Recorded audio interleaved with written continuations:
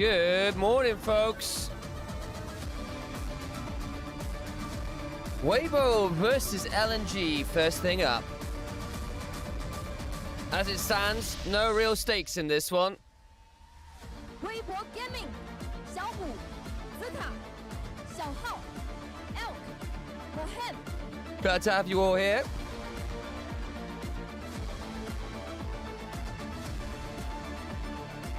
It is I, Initialise, bringing you through the first series of the day.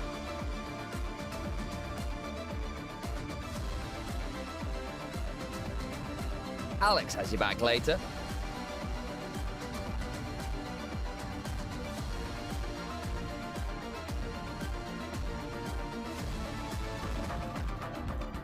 Should be getting into draft relatively shortly. Of course, LNG now coming out next.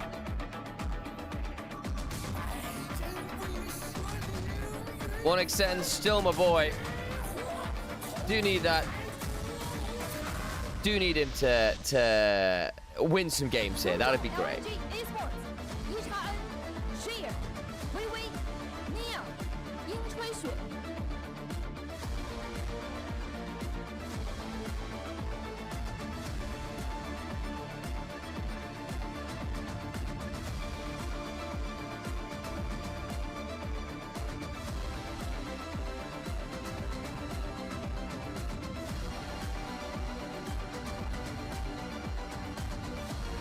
Here come LNG, doing all the little fan interactions on the way out. Taking the time, having some fun with it. Hey, Jared, good to see you. Hey, Duo. Need to switch this over to Twitch activity feed and see you all. Hey, Renzi.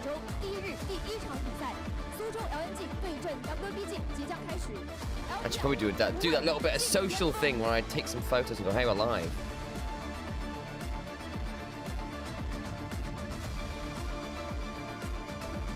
Better posture for that. There we go. Probably better. There we go. Smile, chat. There we go.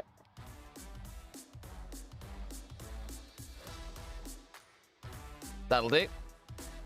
Neither the Belveth game. I need one that works. When you got your Belveth game, monkey paw or not, what was the damage on that Belveth again? Top 5 worst damage performance of all time in the LPL. But you did get your Belveth game.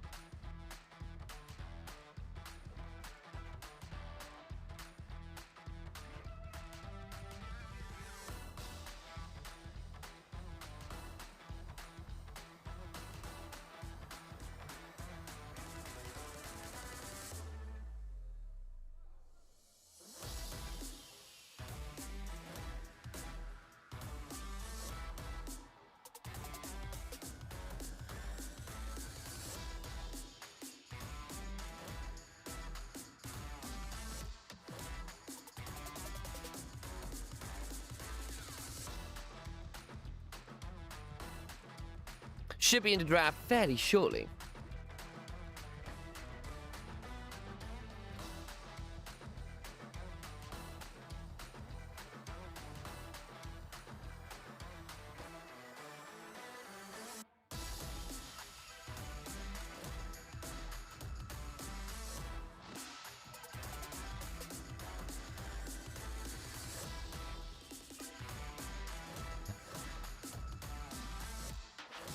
That's why I need another. But I said you got your monkey's paw curl, got the Belveth game. But what's this? Actually, 1 second. 1 second. We should be able to have a better camera angle than this. Ah. There we go. I was thinking that felt like the old camera, and in fact it was. That's why. Fair bit.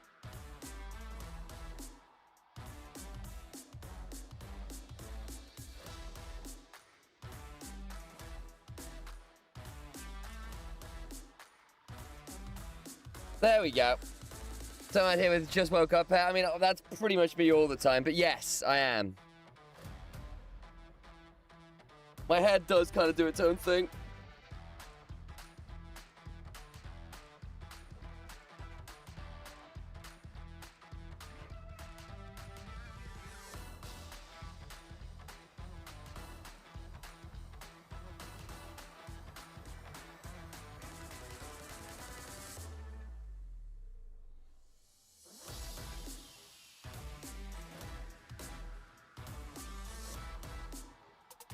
Hey, Filthy Pheasant. Good to see you.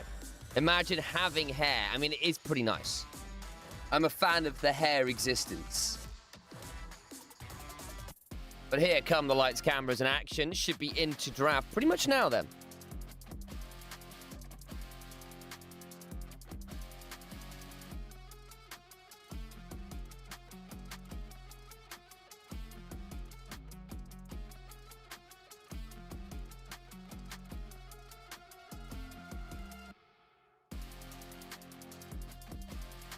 Don't forget the Discord post. Yeah, I'm going to give that a look after picks and bans. I need to stay locked in a little bit before that. Imagine having a head. Well, that's a whole conversation in itself, isn't it?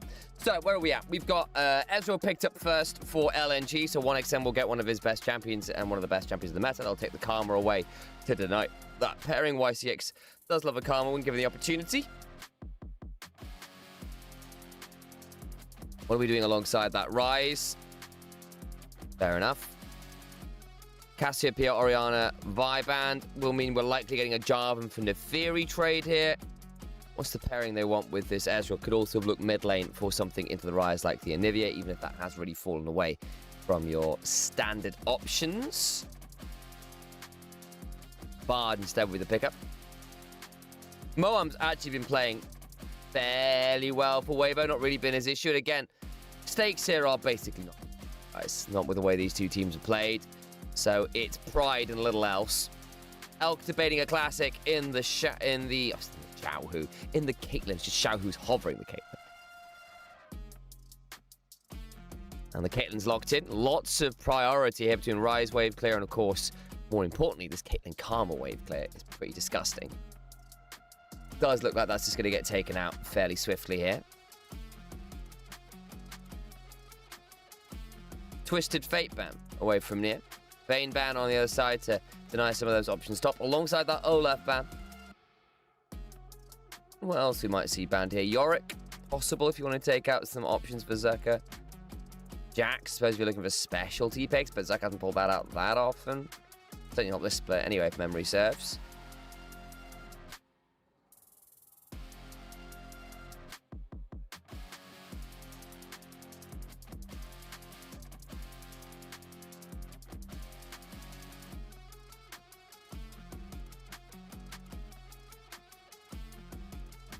You're trying to roast me, Duo, and frankly, the reason I'm not engaging with your texts and chats because, you know, if I was going to read something, it better be worth my time. And well, what's the chance of that going? God, they didn't even ask for the roast. Didn't even ask for the roast. Duo, don't highlight it. Why have we highlighted this?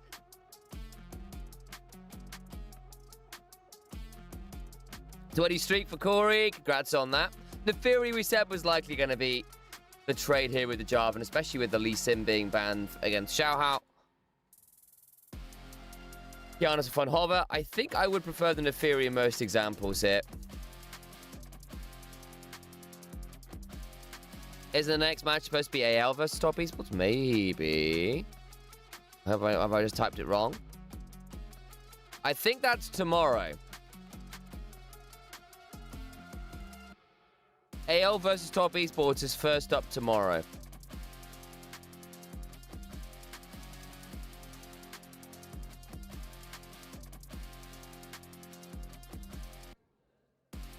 Fandom is wrong. Stuff got moved around. Yes, I know. Right. So I know stuff got moved around, but I thought it was just LNG versus Weibo getting added to the start. But that might just be things being... But I So I think, as I understand it, it is JG versus TT today. No, everything moved. Oh, good grief. Craig had a schedule. Right, I've not seen that. I just thought it was something else being right. I'll change that now once we get in. WBG versus EDG last, right? AL versus TES, fine. Cool, we'll switch that up. Thanks for the heads up on that. So, we ended up with Neferi and Bessa topside, 2 diving options. Not the most setup for it. Rise, Rune Prisons, and Caitlyn traps, and maybe a Karma tether, but lots of good dive regardless. Other side, Nia's picked up his Yone, by the way. Been a while. Yone in general really hasn't had that much success here in a bit, but it's a fun champion. Don't get me wrong. You can follow up on the job very easily with your NR, as you can with an equalizer. See whether you can survive the lane versus the rise, which is no easy thing to do. Right, we'll run some ads and get into game proper. Boop.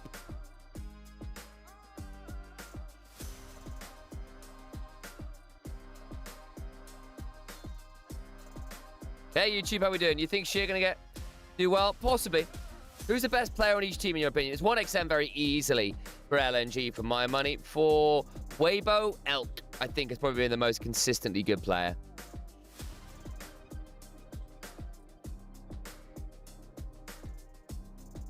Still, I think I would largely favor Weibo over LNG on current form, but it's a very close thing. Neither of these teams have been looking particularly good right now. It's not been easy for either squad. They are unfortunately both merchants of fumbling.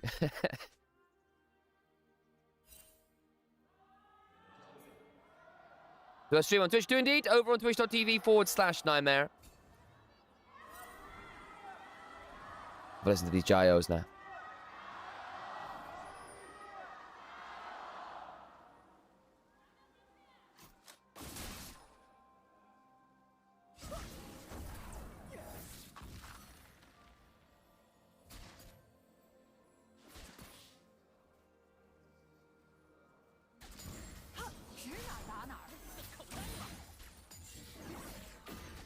My personal suspicion is Weibo will beat LNG. I think LNG have looked very, very mediocre. They just can't team fight. And Weibo have been problematic, don't get me wrong.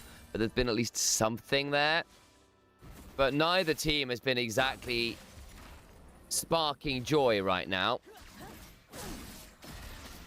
Second, let me just double check the feed quality. Oh, it's on the right one. Okay, that's fine.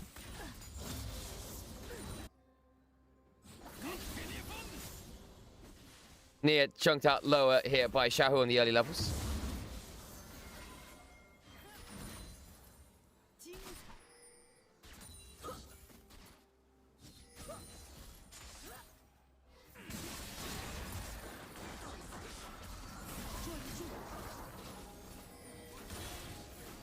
Xiaohu had a little look in bot side, left a little low, but he's fine.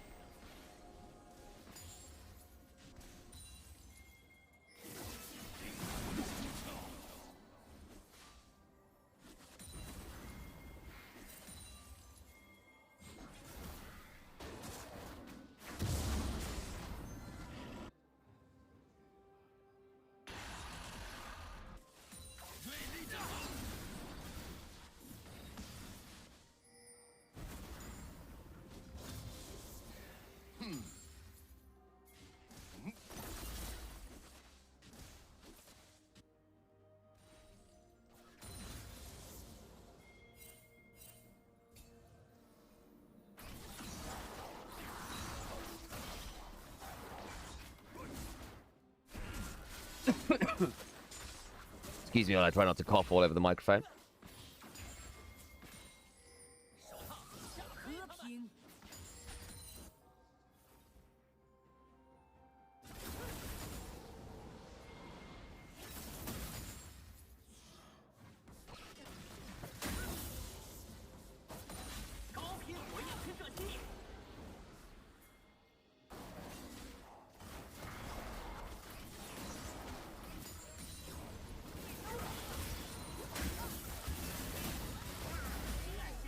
Zucker bounced around a bit.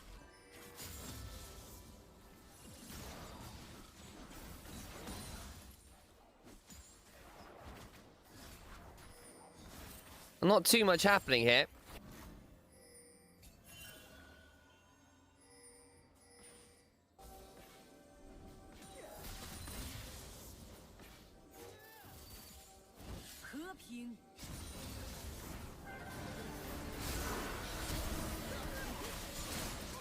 Wei Wei does survive the play there as they went through that little magical journey. Get themselves the ghost off Elk and summoners off Moam, so that's not the end of the world. Xiaohu now comes pattering across with a little pack. They're going to try and punish on the romp take. I had a feeling they were coming over. There's some dogs, about it. Elk gets a hold. A plate or two. Jarvan's going right back where they started. 1xn eats a Piltover Pacemaker, and that kind of sucks. Unfortunately, he's on trap as well. Ugh. Got a heal and exhaust, so I think it's probably okay, but still nasty space to be. Don't like being under the turret versus Caitlyn. As you can see, it's pretty miserable.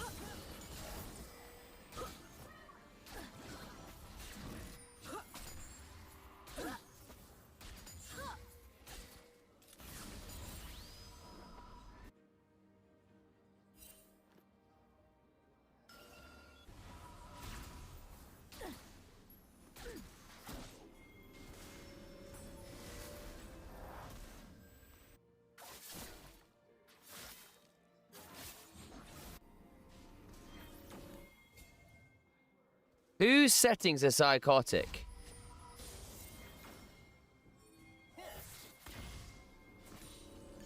Is the clean feed? Yeah, as far as I can tell, this is just the colors they have for the clean feed. This is actually how Summoner's Rift largely works. But yeah, this is just the LPL colors.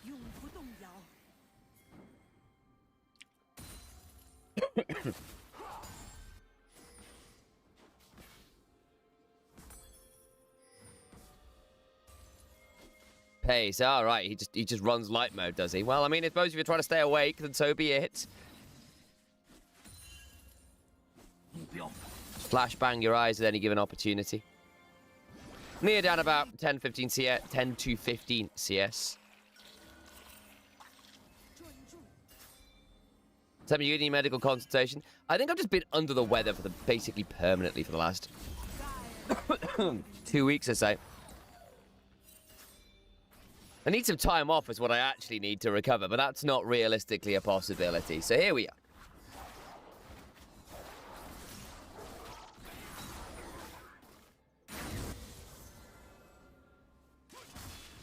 Lots of tea. Who's winning this? I think Weibo realistically are the better team. Not by a huge margin with how poor both teams have been. But Weibo have probably got on average the better players and have looked on average better. Do we trust Graves as Doctor? Is Doctor of bot lane specifically, which tells me they're an OG. They've been in the field for a very long time. Had to switch professions unwillingly to jungle.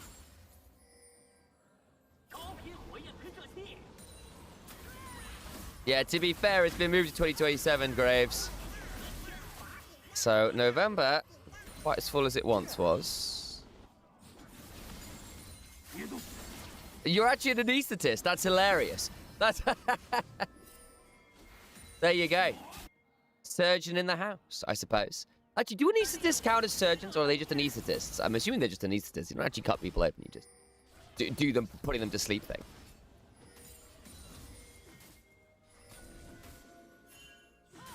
Yeah. I thought that one through and went not as sure about that. YCX has got a magical journey. I might be looking to put Zucker to sleep. Instead of consideration of a fight over grubs, Zucker could roam down, has got shoved, but the supports are here in the river in general. Weiwei now looking at Zucker, who's a bit overextended, trying to get this wave shove in priority. Gets hit with a double electro harpoon, has to flash the flag and drag. Moam here. Gets hit with the empowered auto. Shia left a little low, but so is Zucker.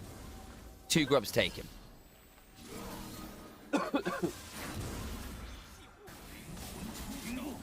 Got a flash out of Zucker and a grub for traded 2 grubs.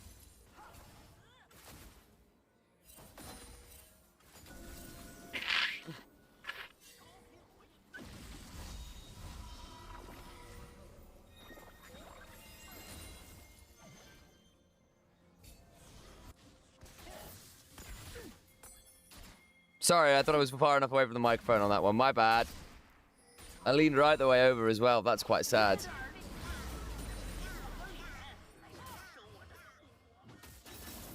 My bad. I shall endeavour to move even further the next time.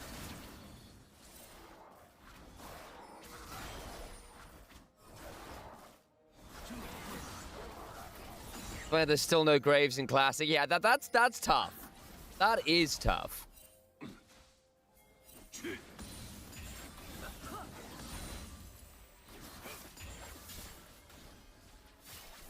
Jungle with Graves in Classic to make a point. Ah, duo, never change.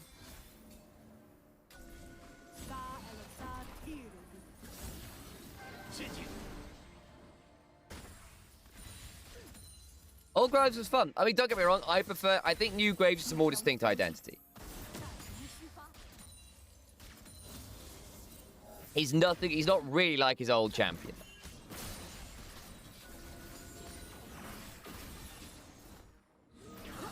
Hey, late game.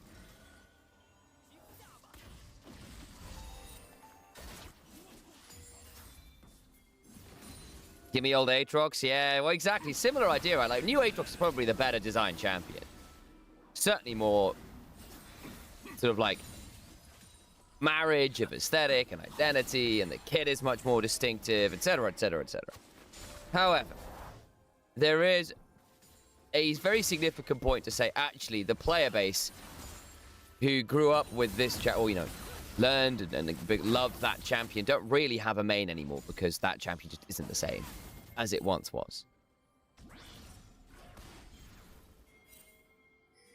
And there is an issue there. Like, actually, people who liked old Aatrox probably are going to be a lot more split on new Aatrox because it's just not the same kit in any real way.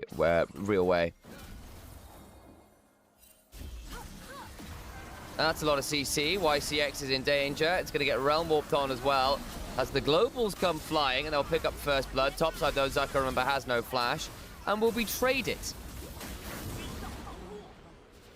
Sheer gets it in the end with a bit of burn.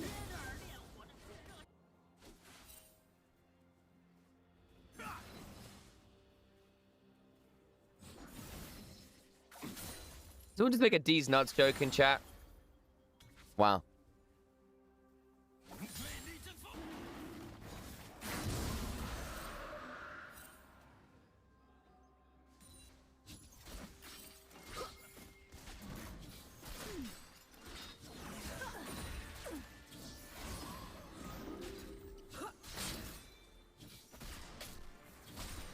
Look at the replay. Tag with the equalizer. And then up comes Jarvan. No flash. Not a lot that Sheer can do there, really.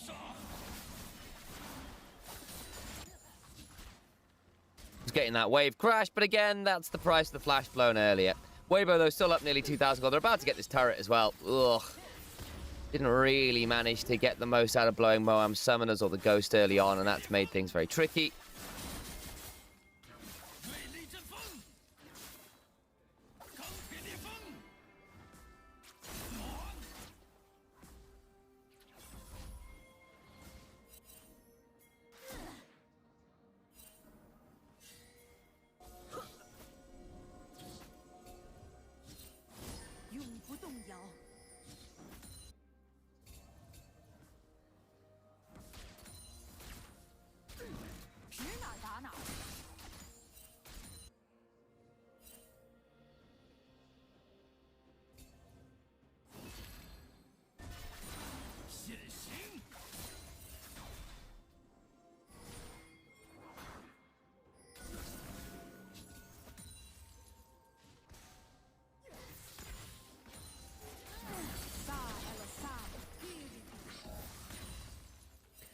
Bit of a roll swap top side.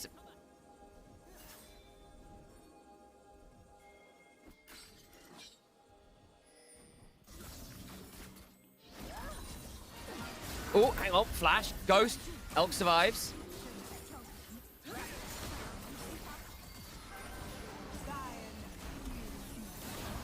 One extend hops over the wall. One shift this time.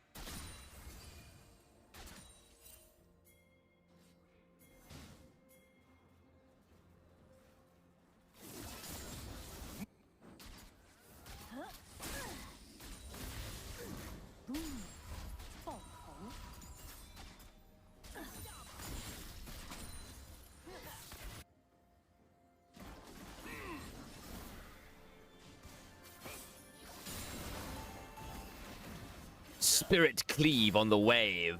Weiwei is here, but I don't think there's any way he survives if he goes in there.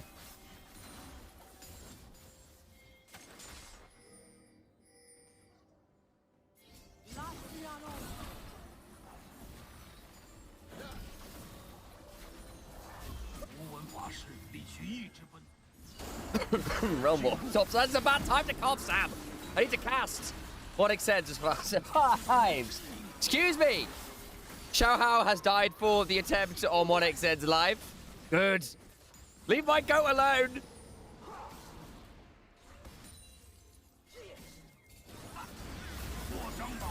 Xiao Hao will just go on that one. Not enough perma spinning. Where's the Lylair? I'm trying. Moab, buddy, pal. Renewal, not gonna proc. Folks, if you're in danger on Karma, genuinely, Mantra W is incredibly strong. The amount of sustain you get from that is what basically gives Karma a lot of her survivability. You Mantra W, then use E to buy time with the extra shield, and then by the time you take that, you kind of get to the end of it, you get a huge amount of a heal. Also, how most like high-level pro Karmas will use Karma as a pick champion. Speed yourself up with the E and or a heal if needed with the tether, and it's a very long route that isn't skill shot reliant. It's point and click. It just takes a second to arm.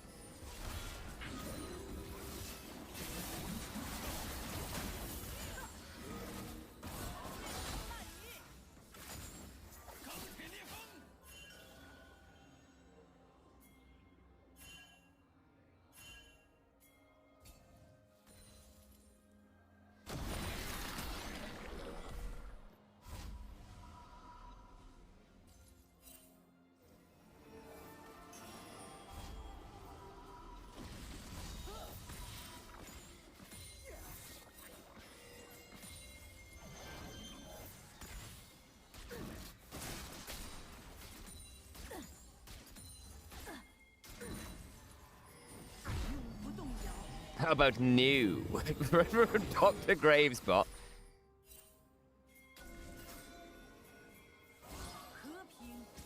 Yeah, honestly, Nitron, I'm there with you.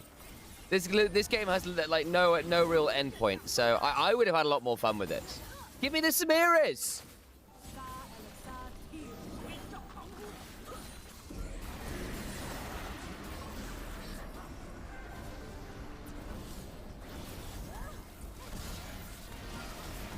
Oh, that's a good tempered fate. Saves the turret. Public execution, though.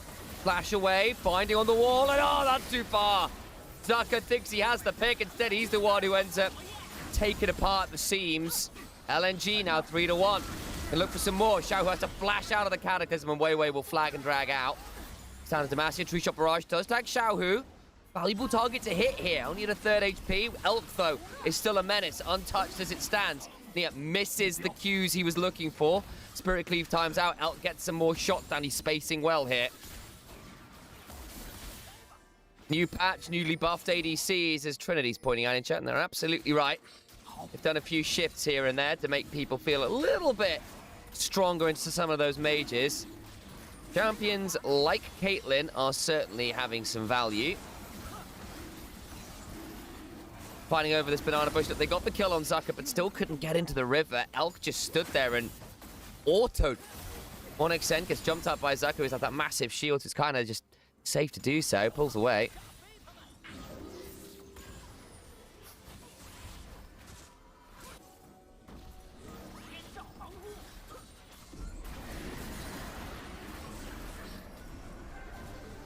And here's that attempted shove with the Herald. They got a lot of knockups, but it's a tempered fate on the turret that saves that. Still, that's basically everyone knocked up. 1xN golden. Wasn't able to immediately turn around, but it meant that Zucker went in. And this looked really good then from LNG, but they couldn't find their way into the bloody river, so they still lose a dragon. They're still down that little element, which is potentially problematic. Have halved the gold lead somewhat. Could use a turret here. But hey, so be it. Nia at 2-0 has kind of actually managed to undo the early lane lead, and now I think this Yone is going to be in an alright spot on a side lane. Blade of Rune King's done. Got the upgraded Berserker Greaves, the...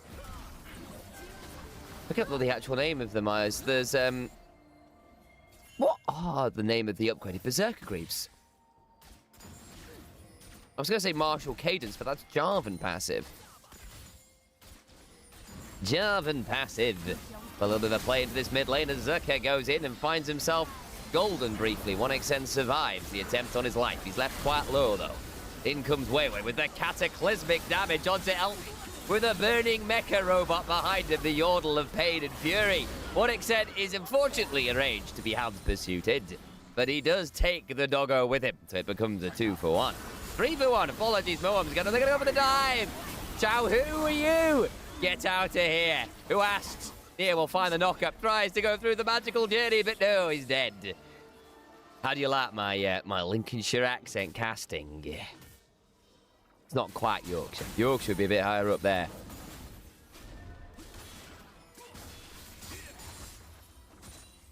Gotta have fun with it when you're ill, guys. Gotta have fun with it. Whimsy is required. The replay. Wannixen hit with a public execution, but it's abstained with the power of a tempered fate. In comes the teleportation, but it's onto a trap. Just don't mention tiramisu. Ooh, too soon, too soon, too soon. Need Ivan next game. Been a while since I've had to cast an Ivan. And then just ends up being a little deep near, tries to get out, but unfortunately ends up taking tower aggro by queuing through.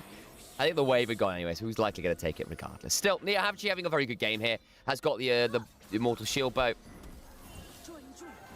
Y6 will break the tether there with the Magical Journey. Yeah, but I'd say this Yone's in a very good spot at this point. The gold lead is gone. I think LNG in an all-right spot here in that sense. They've been team fighting better than they have Gunmetal. Gunmetal Greaves, that's the one. Thank you, Trinity. Appreciate you. Sorry, again, limited screen space. So if I ever need to tab out to do anything on Discord or whatever.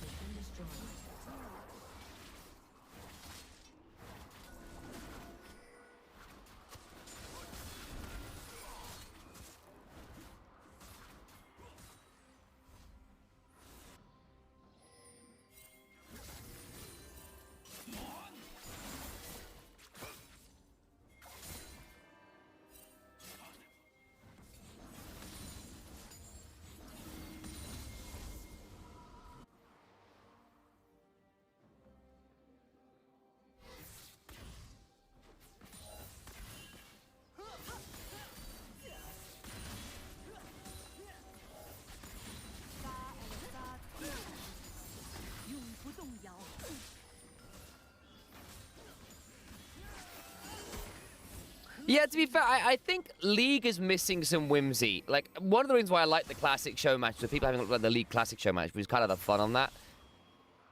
And I do think for things like the studio shows, it's kind of fun to have that opportunity. El got hit by a Temper Fate. He's in a lot of danger here. Ooh, just shy on the Fate Sealed. Teleport, and the turret doesn't quite fall, and Weiwei's dead. That's too far from LNG. How on earth was Elk not hit by that Fate Sealed?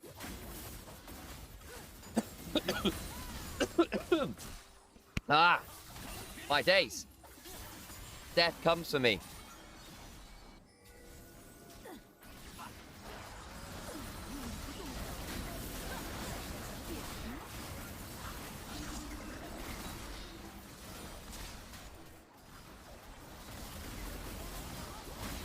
Down goes the Baron, and it does fall. They'll take that one. Weibo now in a great spot. Oh, man, that turret was an auto off falling as well. That's so tough. Was it just bad timing? Was that all it was? Off timing? Oh. That's tough, because the thing is, they kill Elk there. It's a done deal. The fact they don't, he gets to walk away with the majority of his health bar is really problematic. They will stop Soul Point. So let's have a look at this. We will get the replay. Tempered Fate's there. Elk's caught. Timing. It's early. You're right, guys. It's early. Both Weiwei and Nia are half a second early.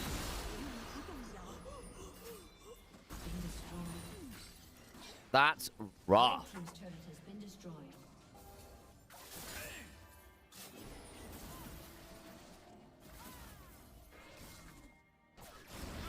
100% give Discworld death consent. I've just been listening through the Fifth Elephant, going back through some of the Sam Vimes books, and they've been phenomenal. So Terry was quite the author. Zucker will backstep, I suppose front step, that Cosmic Binding. Unfortunately, he isn't a 1v3, and is therefore a likely a dead man, but that's a good public execution. Zucker, or YCX rather, has to flash away from Zucker. But does survive, costs him a couple extra summoners. 1xN also down, flash and exhaust, so something happened in mid lane. Yeah, it looks like it got jumped on. Did survive. Flashed away from the Dark and Daggers, there would have been a lot of danger. There you go. Summoners required, but does survive.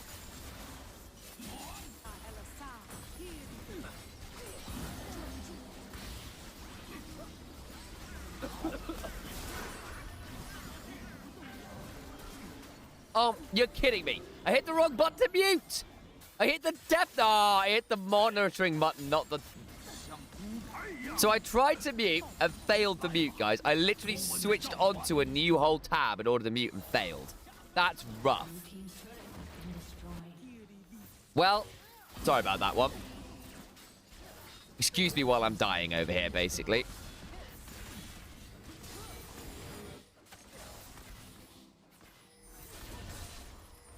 It was kind of mid trying not to cough, so there was a certain amount of distraction.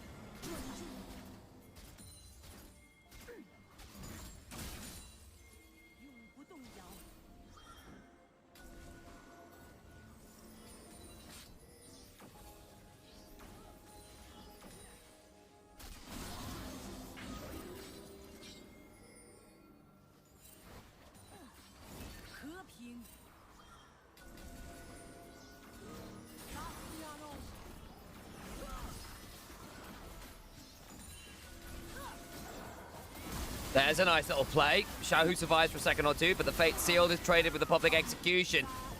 And unfortunately, they're going to go 1-for-1. YCX survive. I'm sorry, Nia is going to get body blocked there. That's important by Sheer and the scrap shield. YCX traded for Xiaohu. The health bar's not great there on Nia's going to back away. Still only a 2,000 gold lead for Weibo, so not hugely meaningful.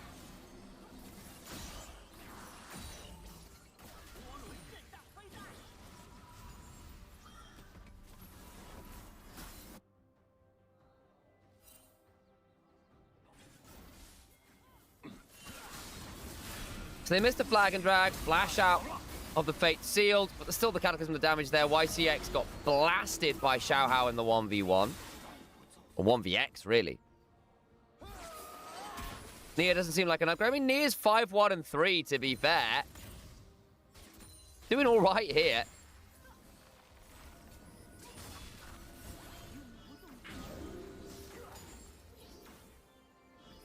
Bulldog, to be fair to him, looked pretty good in the first split or so, split and a half for LNG. The problem was that once he hit best of fives, his champion pool became very problematic for Fearless. He just didn't have a particularly good, effective champion pool.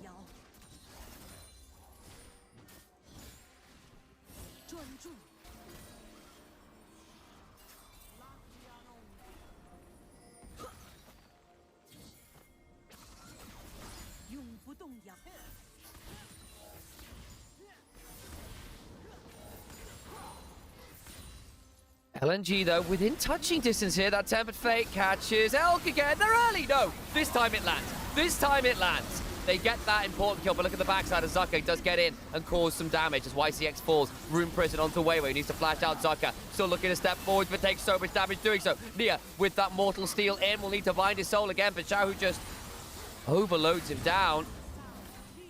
And despite the pick on Elk, they take too much damage on the back end of the play. Lose an extra member. TP in, though. Weibo might still be in danger here. 1xN back in the play. TP in from Zucker will deny too much more. 8 seconds on Baron. Maybe that's the next port of call instead. Elk kept his summoners. Worth noting.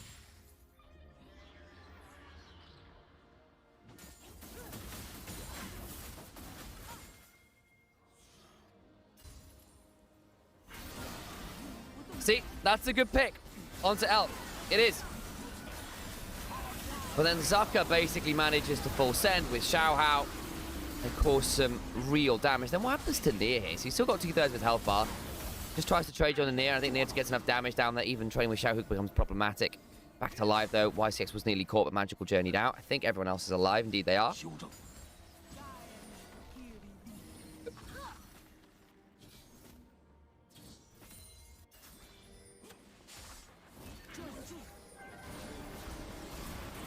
Damage onto Moam. He's dead. Zucker. Still pretty scary here even at 1 and 3. They'll kill off YCX as their counter pursuit and I'll get the reset. Zucker being run at though has not really got many ways out. Will Public Execution as a dream. Nia does fall. That's unfortunate. And Zucker survives. All the while Weiwei and 1xN left real low. Elk over with the 90 caliber net. The flag and drag is there to try and keep 1xN alive, but it's too little too late. And LNG once again are unable to team fight cleanly. Triple kill to Elk, who picks his moment and pounces well. That likely is the game. LNG's really prominent Achilles heel, frankly at this point, it's an Achilles leg, is that they just can't team fight consistently. They just can't. This roster at this point, the chemistry has been a little inert. Nexus turrets bare and broken. Weibo will win game 1.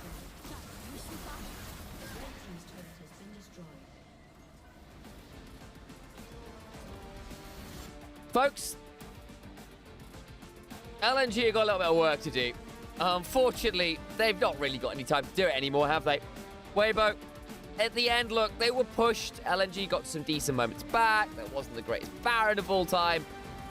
But there will always be a critical fail in at least one major team fight from LNG. There just will be. Such is LNG.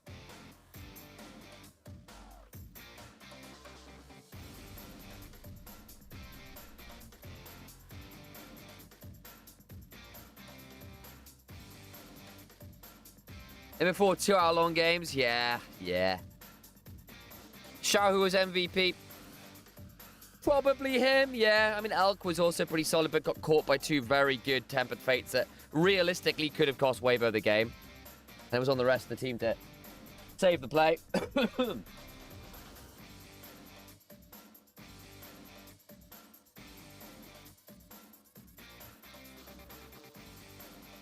Yeah, Xiao who did a lot of work there. I mean, credit to Nia, did a decent amount of damage, but also 1xN, that's not great damage there. I mean, I grant you the Ezreal wasn't really in a lot of the side lane plays, and they didn't team fight. So what do you know?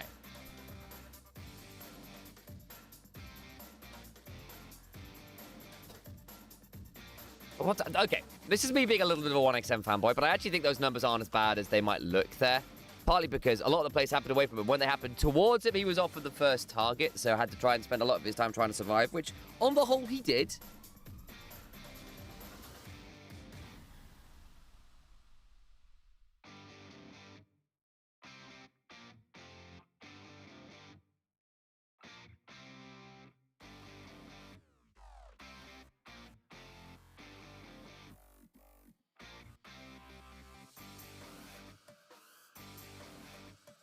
Oh, I'm going to run and get some more coffee, I think, guys.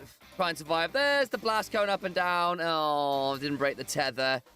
Oh, no.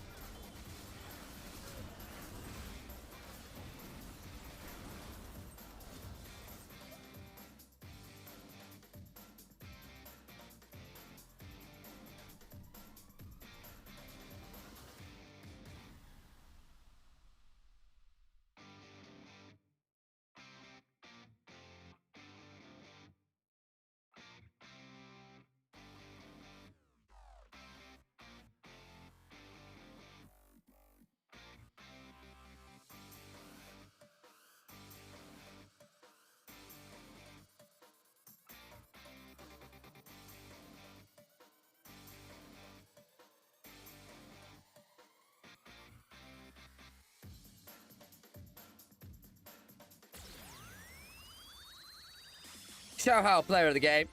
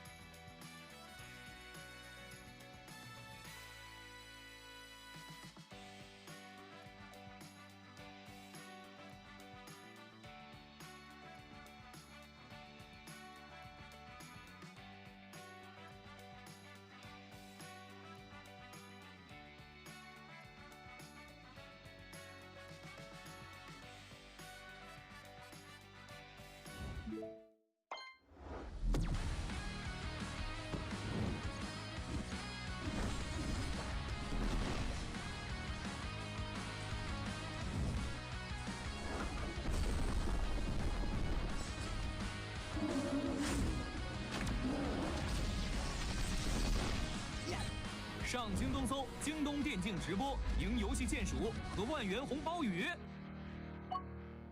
京东。哇，这个老吉普走位怎么这么丝滑？有后轮转向，走位就是这么丝滑喽。海豹08标配100万级后轮转向和双枪空选，架控随心所欲，走位够灵，稳住就行。The energy roadmap has been planned, with the current share of clean electricity at 73%.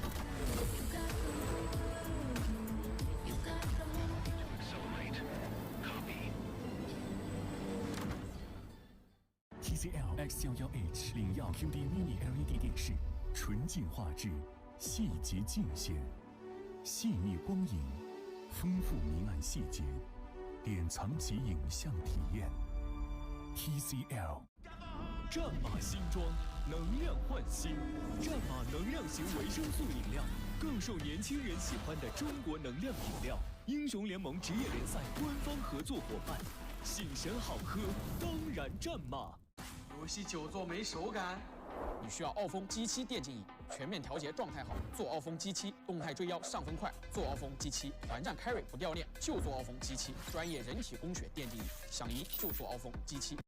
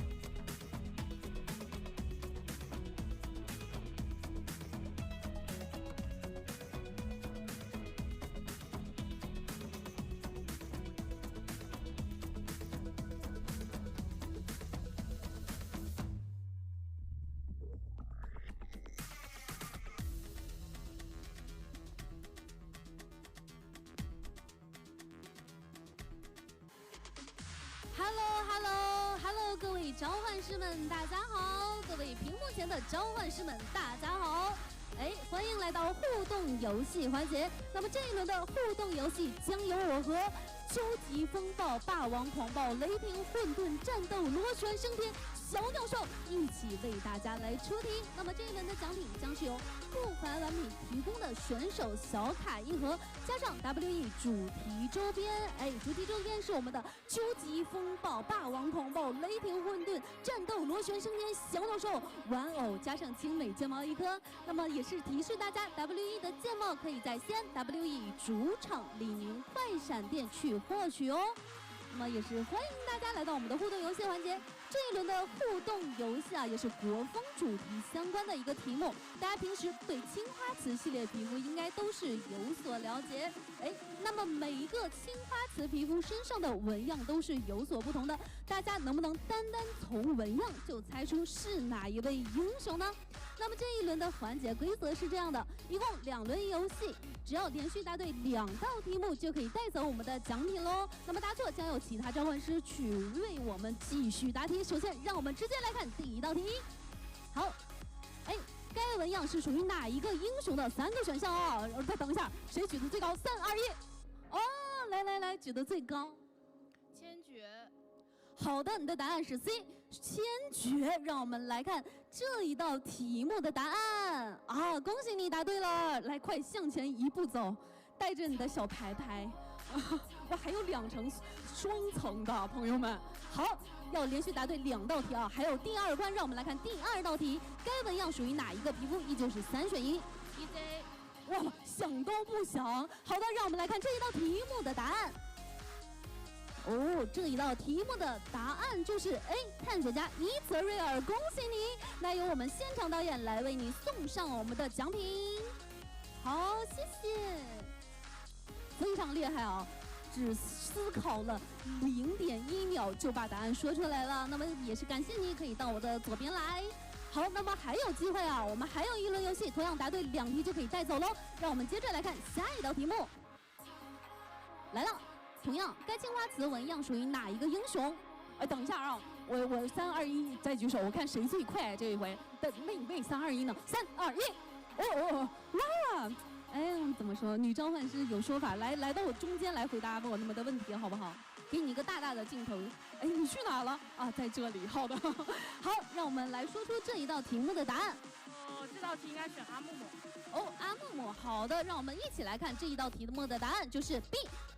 阿木木，恭喜你！好的，可以站在我的右边和小鸟兽挨着。OK， 让我们直接来看下一道题目，第2关是哪一个英雄呢？应该是丽桑卓。应该是啊，是的。好的，你要坚定你自己的选择，好不好？让我们来看这一道题目的答案。恭喜你答对了，由我们现场导演为你送上我们的周边礼品，恭喜，谢谢你！哇，非常可爱的小鸟兽，感谢你的参与。那么这一轮的互动游戏环节就是这样了，感谢大家的耐心等待与参与。那么接下来，让我们把时间还给我们的解说席。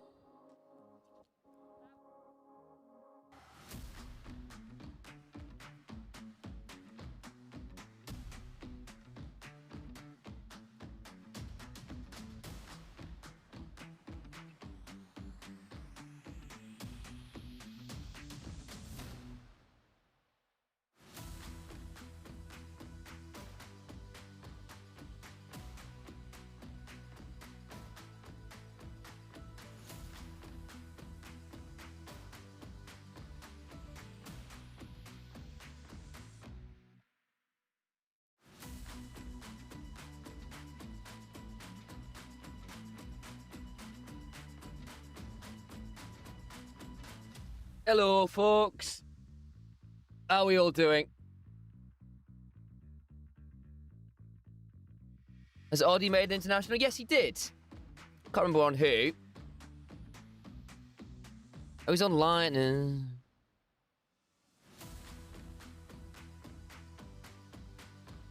I remember that whole thing now. That's right. Hello, folks.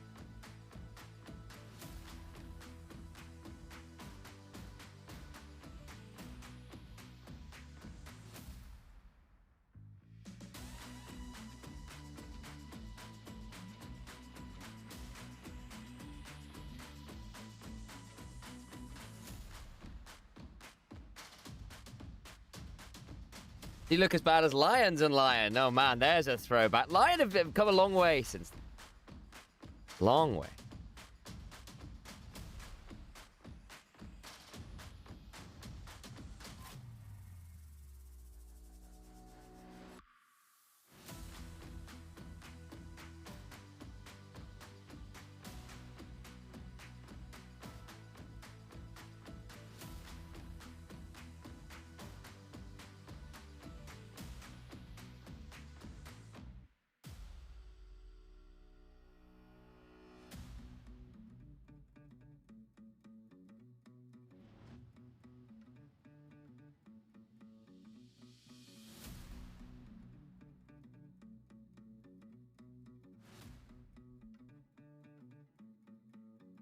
I was literally convinced the org must have named him after him for him to be still on and play. It's like thinking Arsenal were named after Arsene Wenger, you know?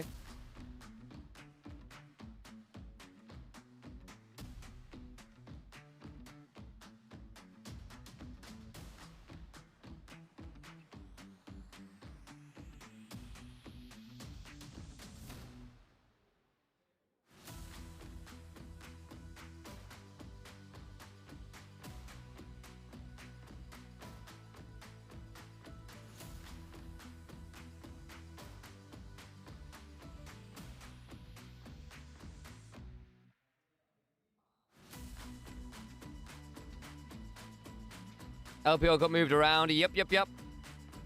The fandom page is a lie. It has lied to you as it has lied to me.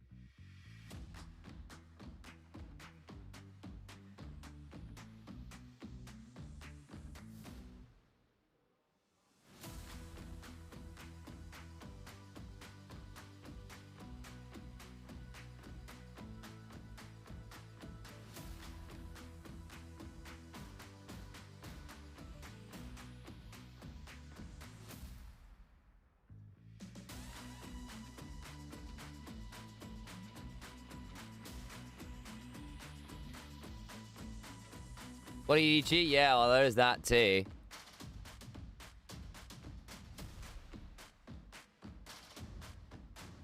There is that too.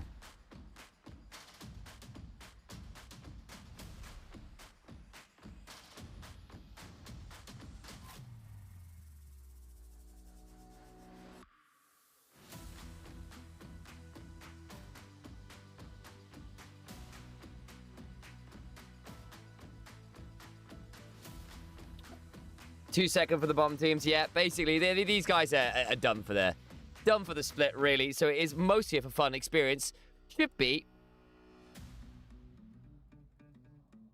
into draft shortly.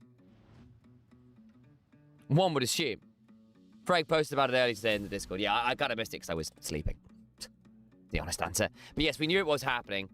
I just thought it was just TT and LNG being added. I didn't realize they'd switched AL and TES around as well. Fairly significant change.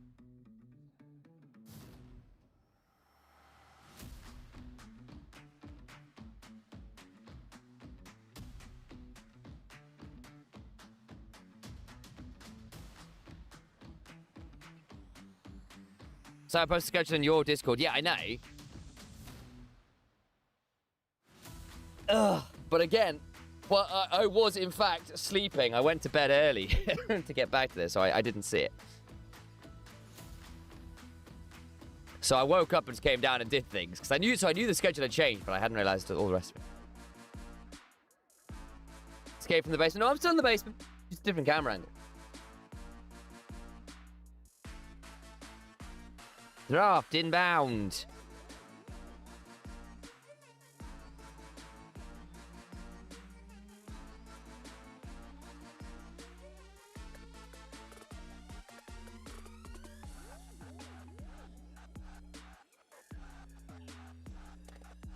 I'm saying I posted there after so you can keep an eye on for the rest of the week. Right. Sorry, I can't grant you. I thought it was just for today. I am now with you. Thank you, Trinity. I understand the context. Bans against Xiaohao still in that Lee Sin. Lulu banned against YCX, who does so love that champion when given the opportunity. Nocturne then becomes the first pick. Fair enough. It'll be Lucian Milio in trade. Very easy to break the fear tether via multiple different methods between the fire kick, the relentless pursuit, breath of life as an emergency. All those things. Ash is being considered here.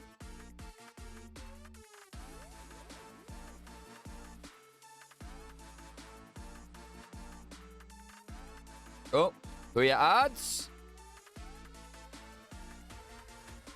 Go forth and leave us. Leave us, who are your odds? So there's that Ash we were talking about.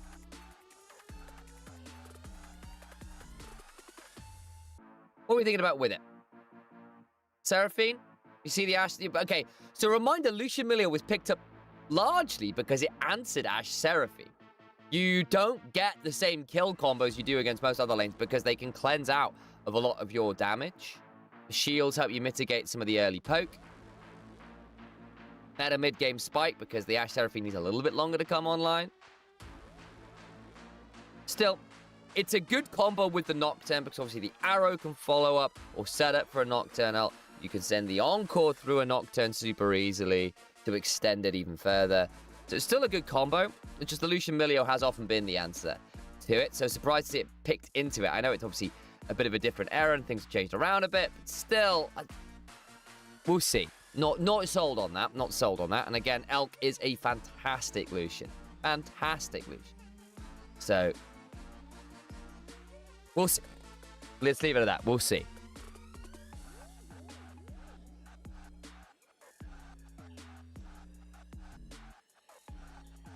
What must we do next? The Trundle early pickup.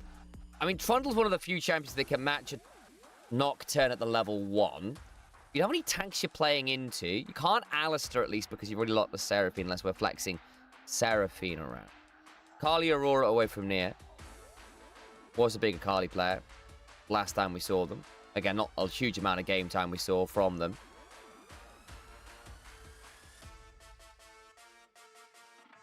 So this will be Vayne and probably another top lane ban. You could take away a Xiao pick, I guess, but the Syndra's already gone. Cass is out as well. Yeah, I think I'd go for something like a Gnar or a Yorick. Yeah, Gnar or Yorick would have been the two bans, so they can get rid of the Gnar. This probably then becomes a Yorick slam. So you are a little shy on CC then. Very shy on CC. Locke is a great skirmisher. And you've got great skirmishing in general. Trundle, Lucian. Your CC is very limited. You've got a decent amount of move speed and target access. You can certainly blow someone up with raw damage, but you are very, very light on the CC here. Galio with the Nocturne. Trundle makes you suffer, but it is a good combo here. And Trundle has less fun into shields. Oh, go on, Sheer. I mean, Yorick is the obvious choice, right? But Sheer is a massive Camille player. Yorick if you want the split push, Cassante if you want the front line. You're into a Trundle, though. Are you really gonna... So this, if you pick the Cassante, it is for comp and not for... And not really taking consideration of what the enemy team is trying to do there. Because obviously you've already locked in the... There's already the Trundle. So Trundle's now actually got... Blind Trundle has now got stats to steal. I think the Yorick might have been smarter. But then, because then this also just becomes a Yorick for a neck.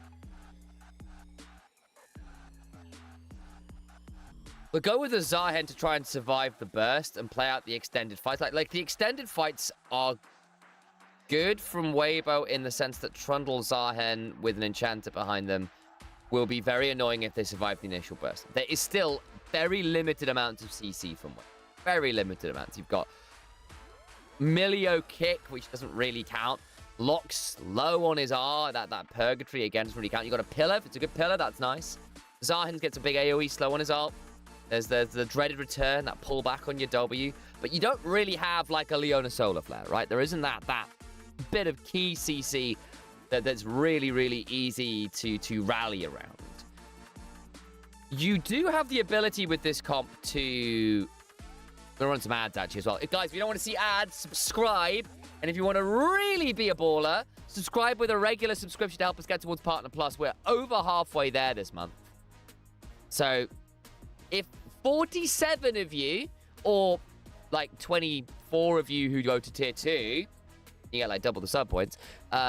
We get to do some cool things. I get more money from Twitch, which would be awesome. But there's those ads. If you don't want to see them, then do that subscribing thing. But yeah, I think Weibo's got... What they want to do is have LNG dive into them, and then have Zahen and Trundle basically counterpunch and pillar behind them, and you kind of play to counter-engage. That's just survive the initial burst and play from there. It means you don't have a lot of ability to start plays of your own. So if you do fall behind, you run out of proactive moves quite quickly, and that's always a risk. You've got ways to punish LNG's comp, but they're the ones who can pull the trigger in a way that you just can't.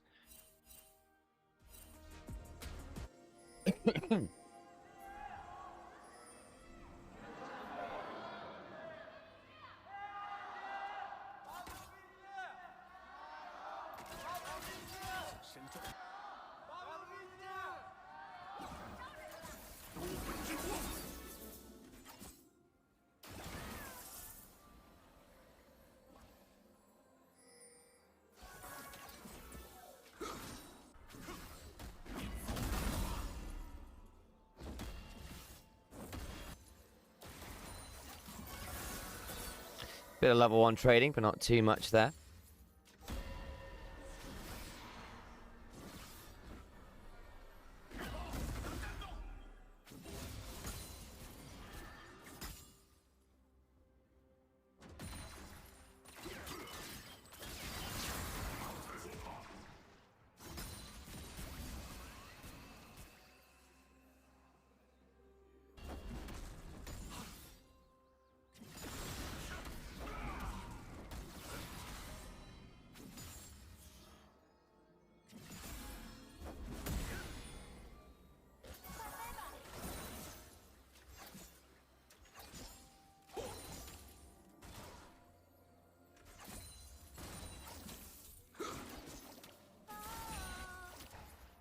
Hello, Seraphine.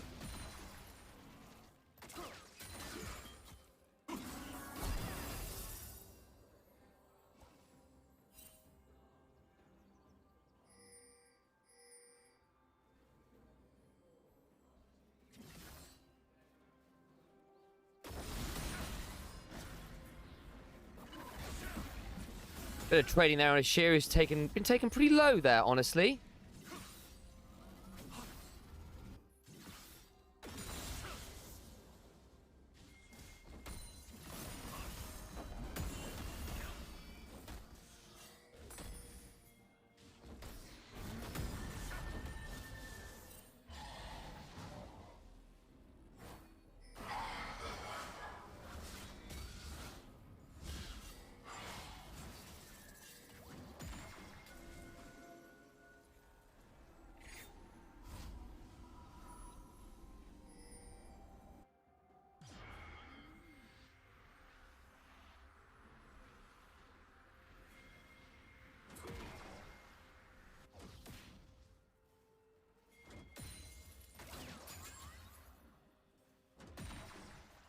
Not too much more about this early game as yet.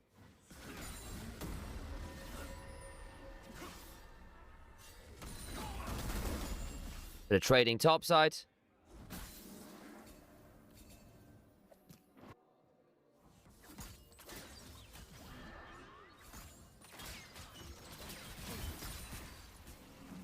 Xiaohu with an early zone off of Nia here, who's gonna go justice punching in with that ground slam after.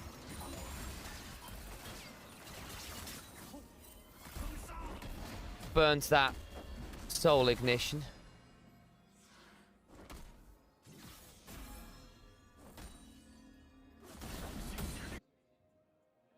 Wait.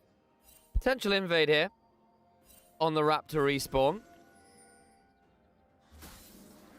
Well, no, there's a ward there. This gets interesting. Red buff, free red buff. Lands the initial Duskbringer. Pillar comes down, but is now off. This will be the Smite 5 Nia coming over, nabbing away some of those smaller raptors at the very least. There'll be a Smite over the big chicken. Resets. Now they have to walk through this little bush and not have the most fun. Shahu down at a third. I don't know about this one, Weibo. Where's the bot lanes? They're coming. They're buying a bit of time. Justice punch in. Doesn't land what the punch they're hoping for. Shahu gets around that corner. Down to 790 odd HP. Smite fight won by Weiwei. Cone comes up. No one dies. Now LNG might have a little bit of interesting time getting back to lane. Weiwei's here. Elk, don't overplay your hand here, mate. You gotta have to have an idea that the Nocturne's around. Relentless Pursuit. Hit by the beat drop slow. Some stage presence notes.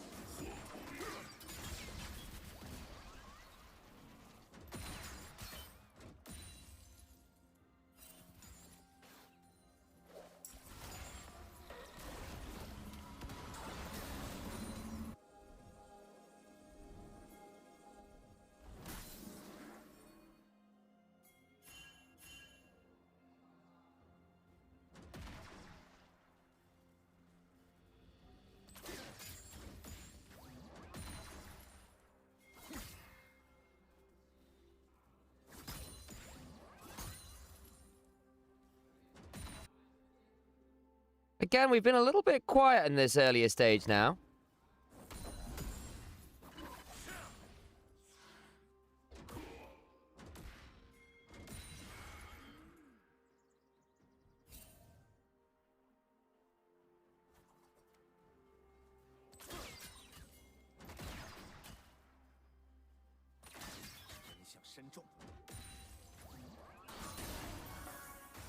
No one's really been able to pull the trigger especially well yet. We have got Nocturne at level 6, so that might be the play. Chunk onto Shahu, but again, no real follow-up, and Ritual Nails come flying.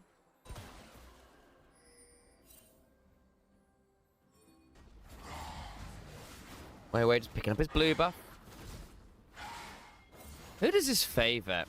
I mean, LNG survived the early game, and now they're at the point where they can start making proactive moves with the double globals and triple globals. Actually, the Seraphine, not the Seraphine, the Ashe ult counts the Enchanted Crystalline Arrow. So I think they're going to want to group up pretty aggressively. Looking to steal away the red buff is Xiao Hao. Okay. I think that should be the end of it. It'll be traded for the dragon, is what it'll be traded for. I don't think they want to face check this, especially with the Trundle top side, so I think Weibo is going to give this up.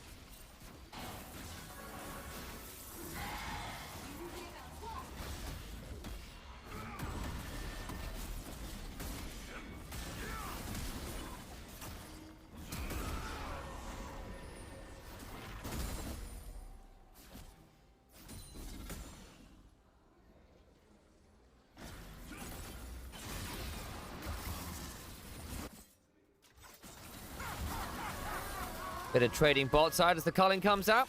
Scrub's taken by, at least one, by the Trundle. It's going to take it over towards that Scuttle Crab. Nocturne's around, so taking 2. Take that as the general win, I think. Trundle bonks a few more things. The bonkening.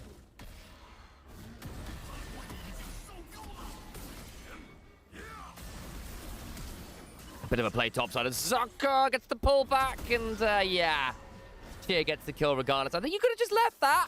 You didn't need to pull him under the turret. Well, it's done now.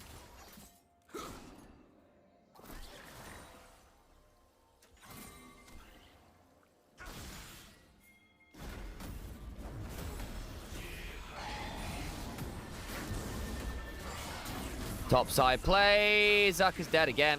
Out comes the paranoia, and they've just managed to find 2 in a row there. Zucker fighting himself at 0 and 2 is not great news, it must be said.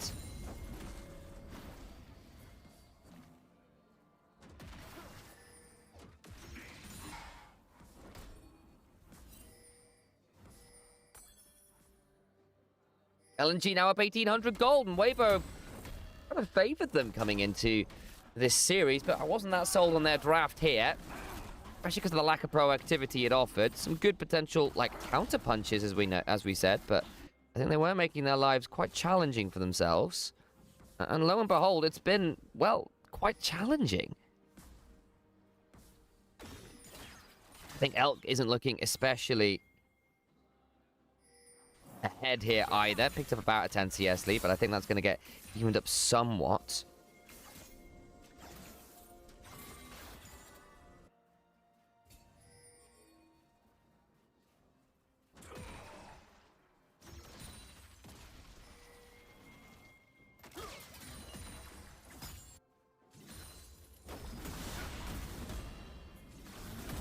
Top side, a little bit of booping back and forth.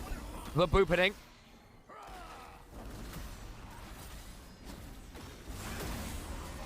Knock up.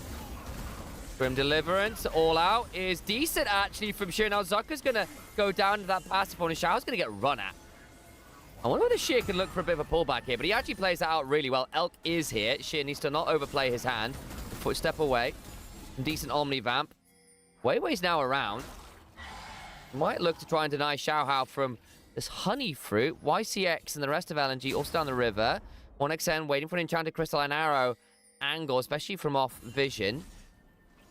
Doesn't fire it off, doesn't fire it off. Okay. On for the Wild Arrows build, by the way. I've started seeing that a little bit more again. You feel like you can get through the early lane, it does feel good. But Sheer here, solo kill. And gets a gank, gets the kill there. Gets a gank from the Trundle, survives that. Playing a good game here, honestly.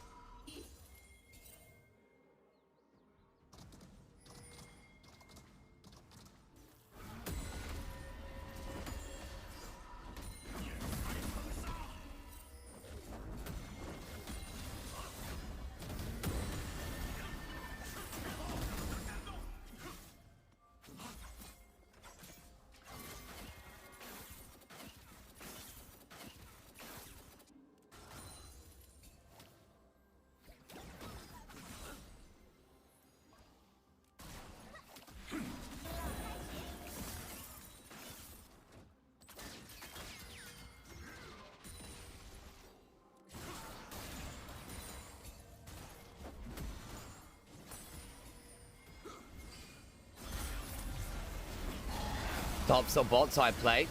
Blow up Moam. That's unfortunate. Well, still be around. Shear's got his Q3 stacked.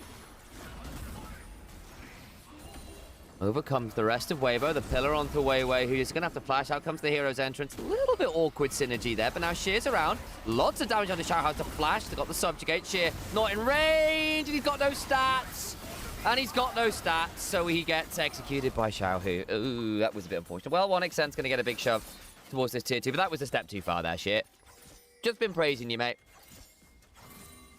For the moment Xiaohao flashed, you didn't need to go any further, especially with that flash being just shy. Feels really rough. Ah, nice pillar. Pillar of Ice. What the artist formerly known as Pillar of Filth. The art was formerly known as Pillar of Filth.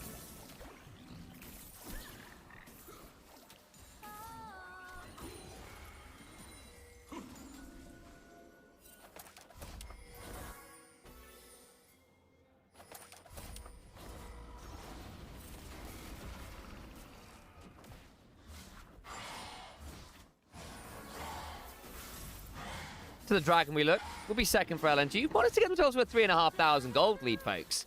They're pretty happy here. This is looking pretty good for them. Again, they're the team with the proactivity. There is a world where they overplay their hand. And again, we've seen that LNG's team fighting is not what we call spectacular. So there is a very real chance that they fumble this yet.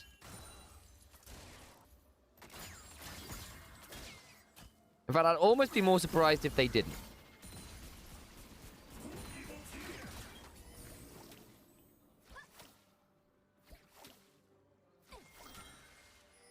But we shall see.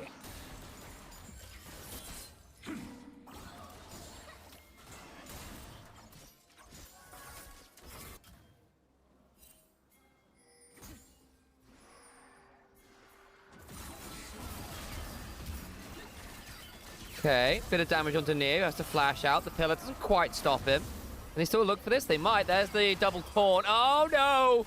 Oh, Weibo! What are we doing, guys? Moam does just about break the tether, but he's going to get run at, and he's out of cooldowns here. Will give himself a warm hug. Elk is in danger, hit by the Encore into the all-out under his own turret. That means that Moam here, I think the fear tether's going to not quite proc, and Weiwei can't quite kill him, but that's fine. Still zoned away. They'll get the kill in mid lane as well. Look, okay. Well, LNG, who needs a team fight when you can just run at people under turrets?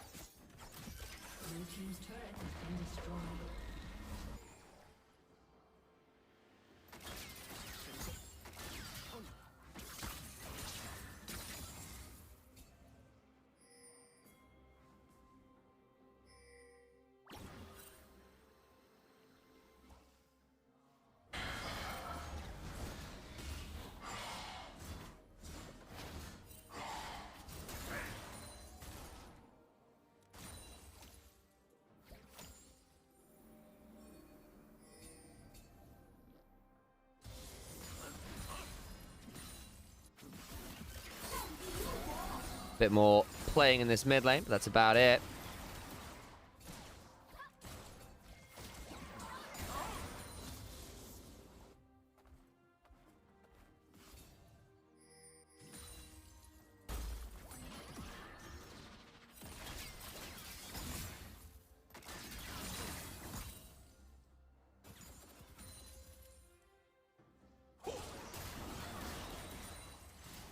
Dragon 2.5 minutes away.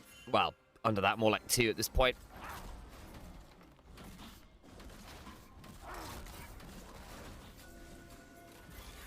But it is, as they say, looking a little bit done. Okay, there's some damage, and Weiwei just picks up a kill onto Elk. And my statement remains rather true.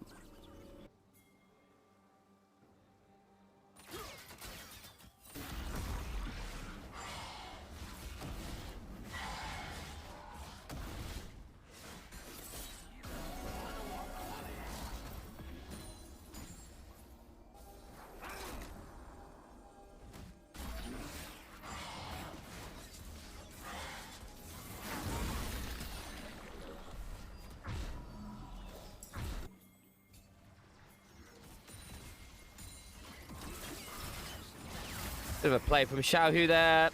Ashen Pursuit, Soul Ignition. Isn't doing all that much into the Galio, it must be said. Though he is a magic damage tank into, a magic damage carry, which, is, it's the way of these things. 5,500 gold, currently.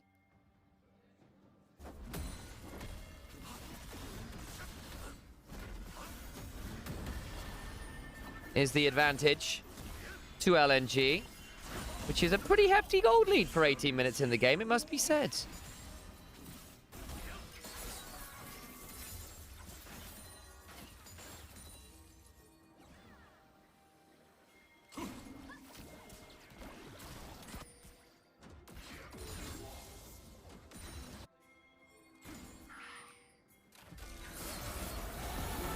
There's the Encore! Xiaohao survives with the flash, but is now in danger, and it's a bit of an awkward flank angle from Xiao, who's hit immediately by the Enchanted Crystalline Arrow, and goes Zucker. That's good damage to the Grim Deliverance, not the Grand Deliverance. All the while, Elk trying to find some decent damage. There's a bit of a weird old Purgatory Skull being claimed. Zucker with the knock-up, and again, LNG, the team fighting, still kind of sucks. 5,500 gold up, and they still lose one. A lot of summoners blown. But Weibo find themselves a potentially important win here. They'll deny Soul Point. 1xM with a Hurricane second, by the way. Didn't do quite a lot of melees and short-range champions. That makes some sense to me.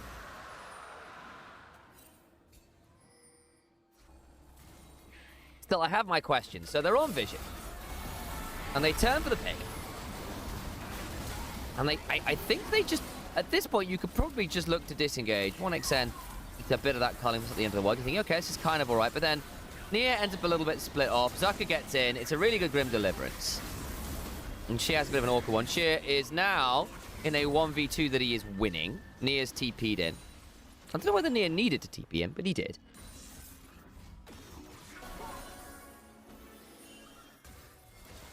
Elk at 0, 2, and 2 is not having the most fun here. At least he's at 2 items, you know. Paranoia. They can't see anything. Oh, that's annoying. They know. See him now. Interrupt that back. Xiaohu. Soul Ignition can heal himself up. The fear is there. It's a lot of damage. We'll try an Ashen Pursuit away, but there's a high note, and 1xM will hit him with a Frost Shot. Down goes the mid laner. 2 and 1 was the only person with the kills on Weibo. That means this Baron that's up could be a little problematic. You got tanks. And an Ashe should be able to burn through it fairly well.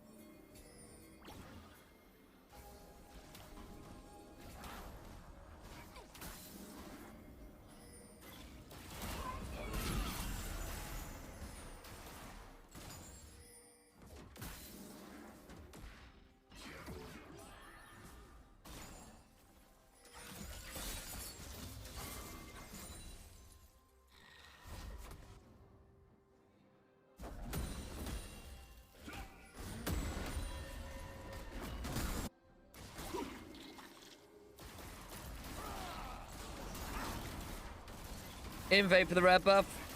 Watch, that's just Elk picking it up. What am I talking about? I'm thinking, oh, that's a... Look at that, it's the same team's colours. Oops.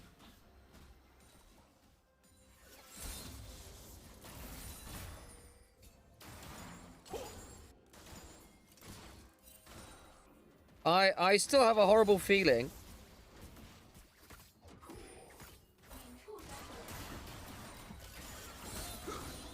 Weibo might be able to come back from this purely by virtue of LNG going to be forced to team fight at some point in the near future. There's the culling.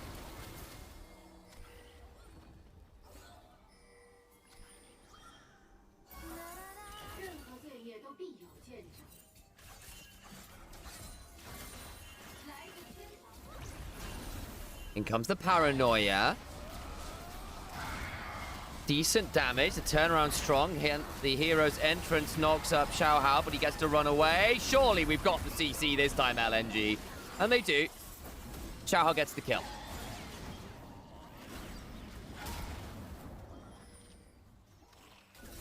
To the Baron.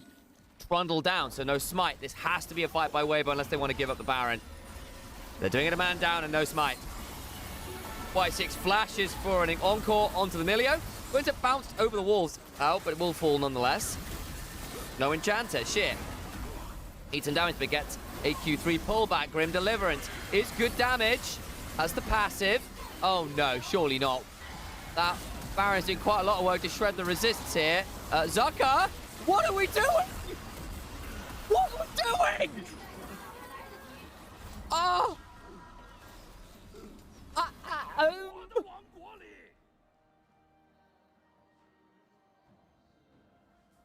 I'm mildly speechless. They didn't get the Baron for the record. I don't even know if anyone's got the Baron. I think the Baron might actually just be dead. I think the Baron might just be gone entirely. So, they get the pick additionally onto Mo, and you think, this is fine. Good work. And then Zucker ends up with a glorious Grim Deliverance, while the Baron has shredded all of the Resist 7.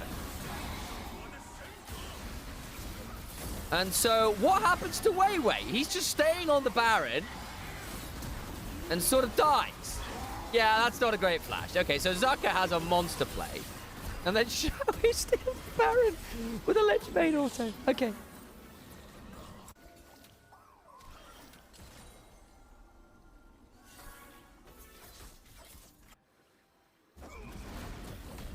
Well, no one gets the Baron then. I mean, LNG is still up 6,500 gold, but you see what I mean about the capacity for throwing here, right, folks?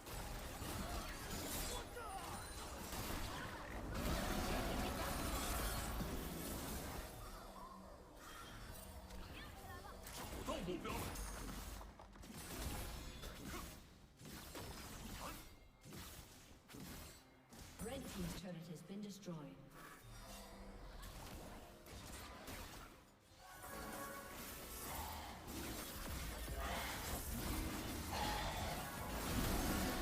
Well, Dragon will be picked up by LNG, and that's sole point.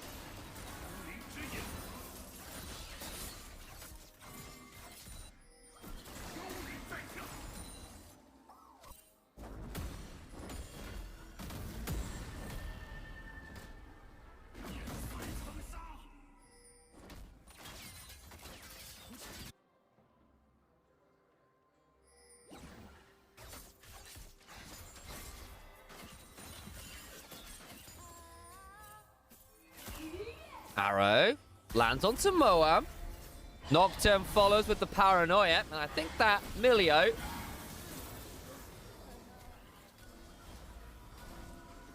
is just gone. I was trying to think of a pun to go with Milio. Couldn't think of one. Gave up on it. I apologize, Master Wayne.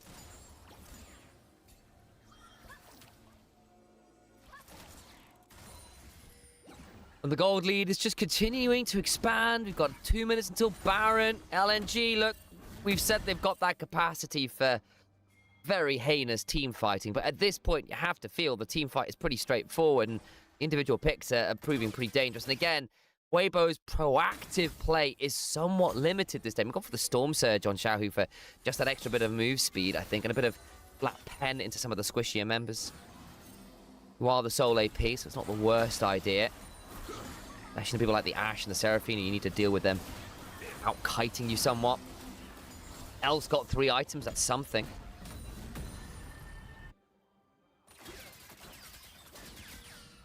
Still doesn't feel fantastic, though, it must be said.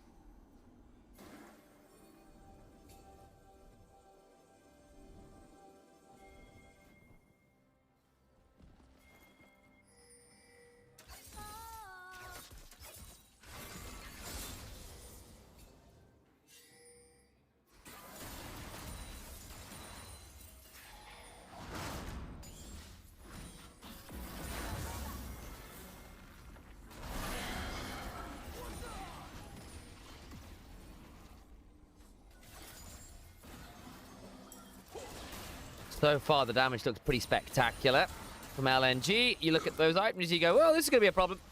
It's been a relatively slow game, honestly, with the exception of that fumble on the Baron. We've got a minute till Dragon, and that'd be Ocean Soul for a comp with Seraphine and 2 tanks.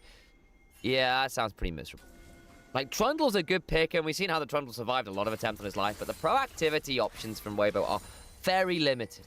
Very limited. It's kind of like a flanking Xiaohu or Zucker, but they've not really been able to play towards the side lane, especially because the Nocturnes made their lives really hellish on that front. There's the death cap for Xiaohu. That's a fairly big spike, actually. That'll be enough to blow up someone swiftly. I think it will have to be swiftly. And the TP into the mid lane.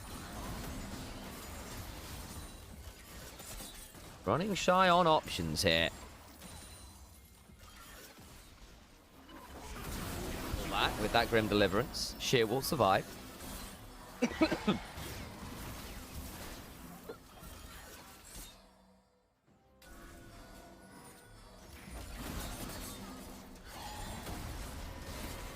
Arrow, flash from Zucker, but it means it lands onto the Milio?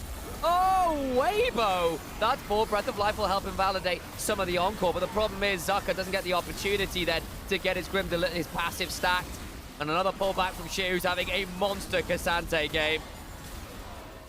As LNG smell more than blood in the water.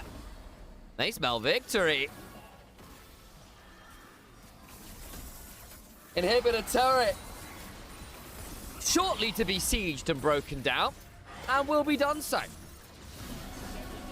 And with 3 members dead and Elk and Moam alone with limited resources to work with, must do the impossible for Weibo and hold the line.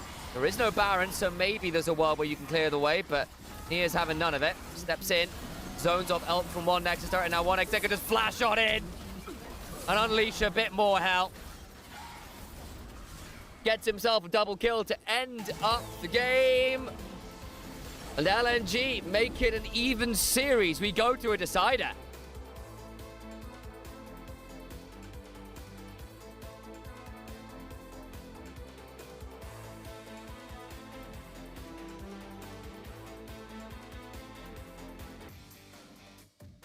So close to Xiaohu cleaning up with the resets. Yeah, again, it's just...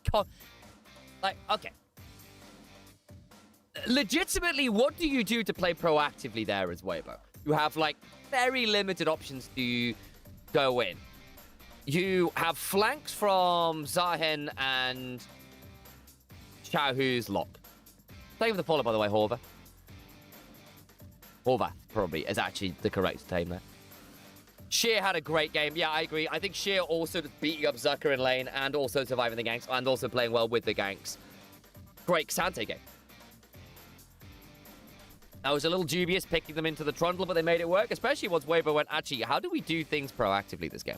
Like, again, you could theoretically see a world where between the Breath of Life and the Pillar, and the mobility, you kind of kite out the initial play LNG and then look to counter punches. They've overreached themselves, especially if they don't play that well in the team fights in general. Didn't really get that option, did they? That one fight around the Baron, which really could have thrown LNG's game in another composition. Didn't end up being that much of a problem. Sheer topping out the damage charts as Cassante, my game.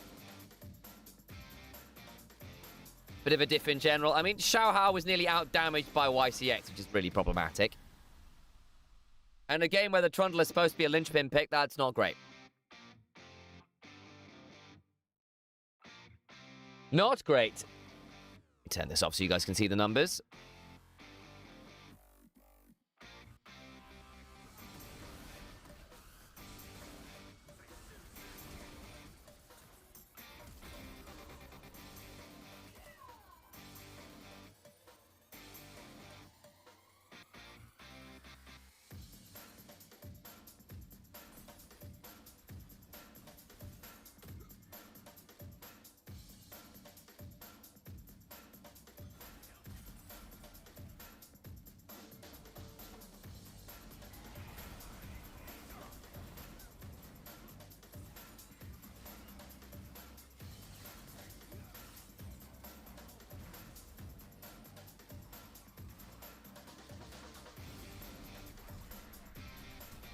Yeah, it's just like basically every play that LNG made felt pretty good. And again, Sheer and 1XM, when they get to play the game, are good. It's just the synergy has been so dubious at best.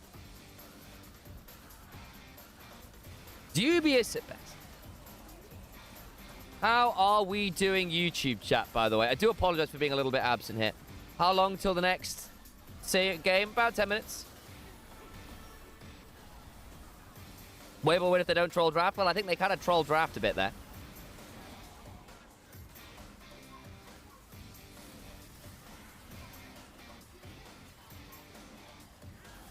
Why is Weibo so bad in game 2? I think it was a bad draft, frankly. I wasn't a fan of the draft.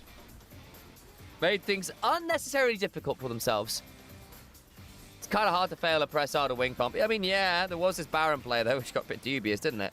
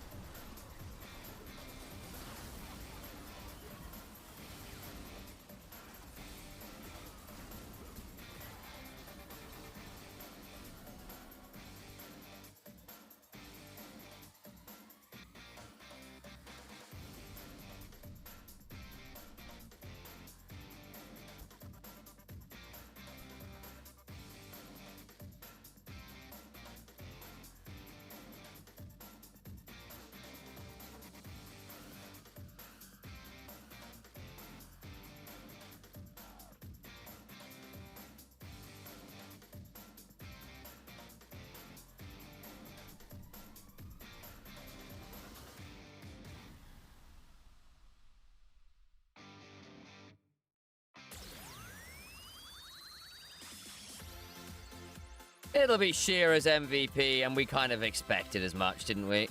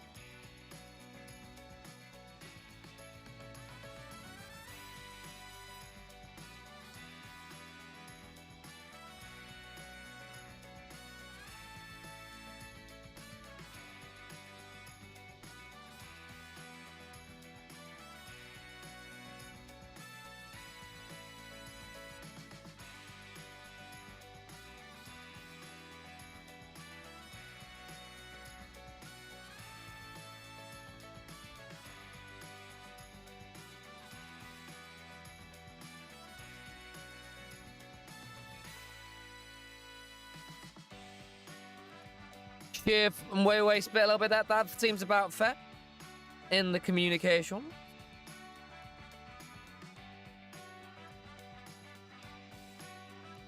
But I say, the fact that they nearly did fail the press hard and win comp is a bit sad.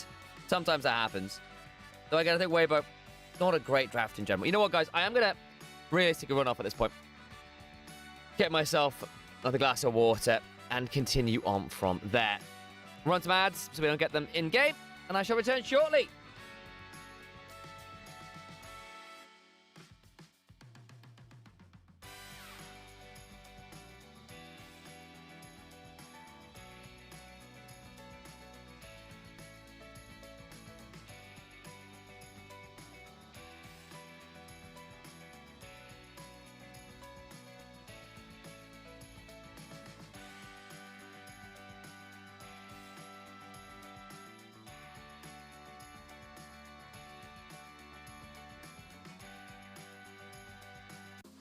You say you've got a story to tell, so tell it to me now.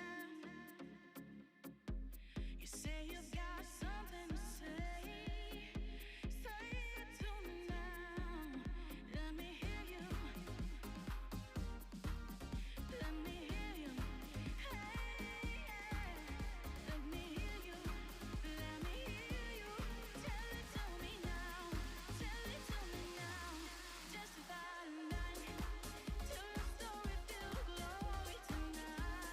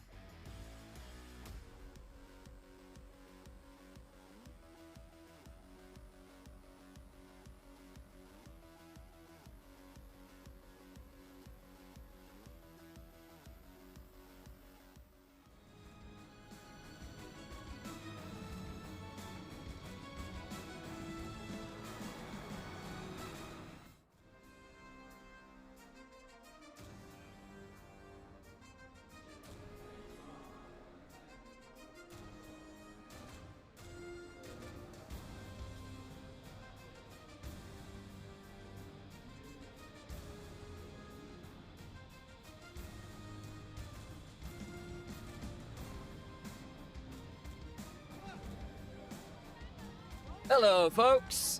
Oh.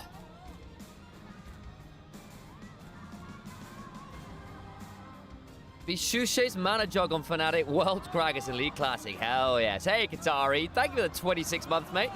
Almost a year. How are we all doing?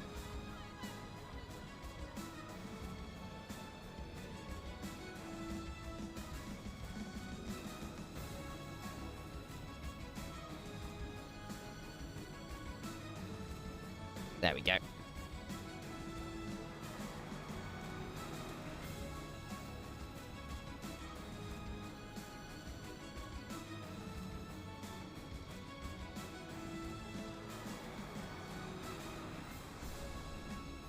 Is it 1-1? It is. It is 1-1. It is glamorous. I hate to tell you. LNG, what a game. And frankly, they deserve to, because Weibo had an awful draft game too.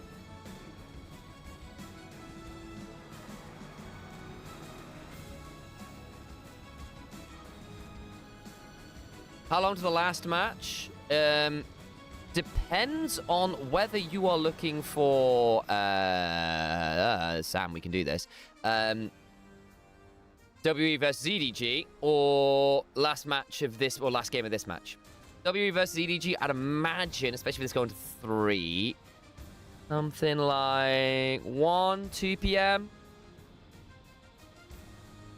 UK time. So something like 2 CEST would be my guess.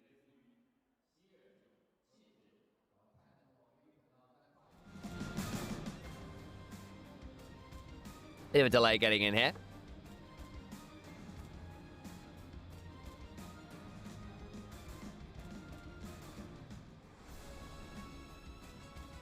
That's a chunky bracelet, what except?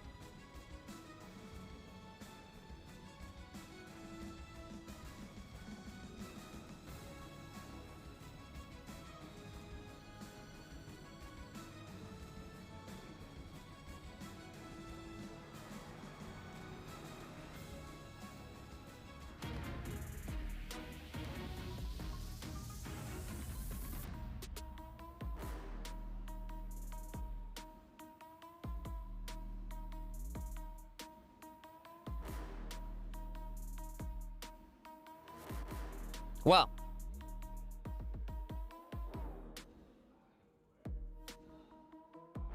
to the draft we go. LNG versus Weibo Gaming.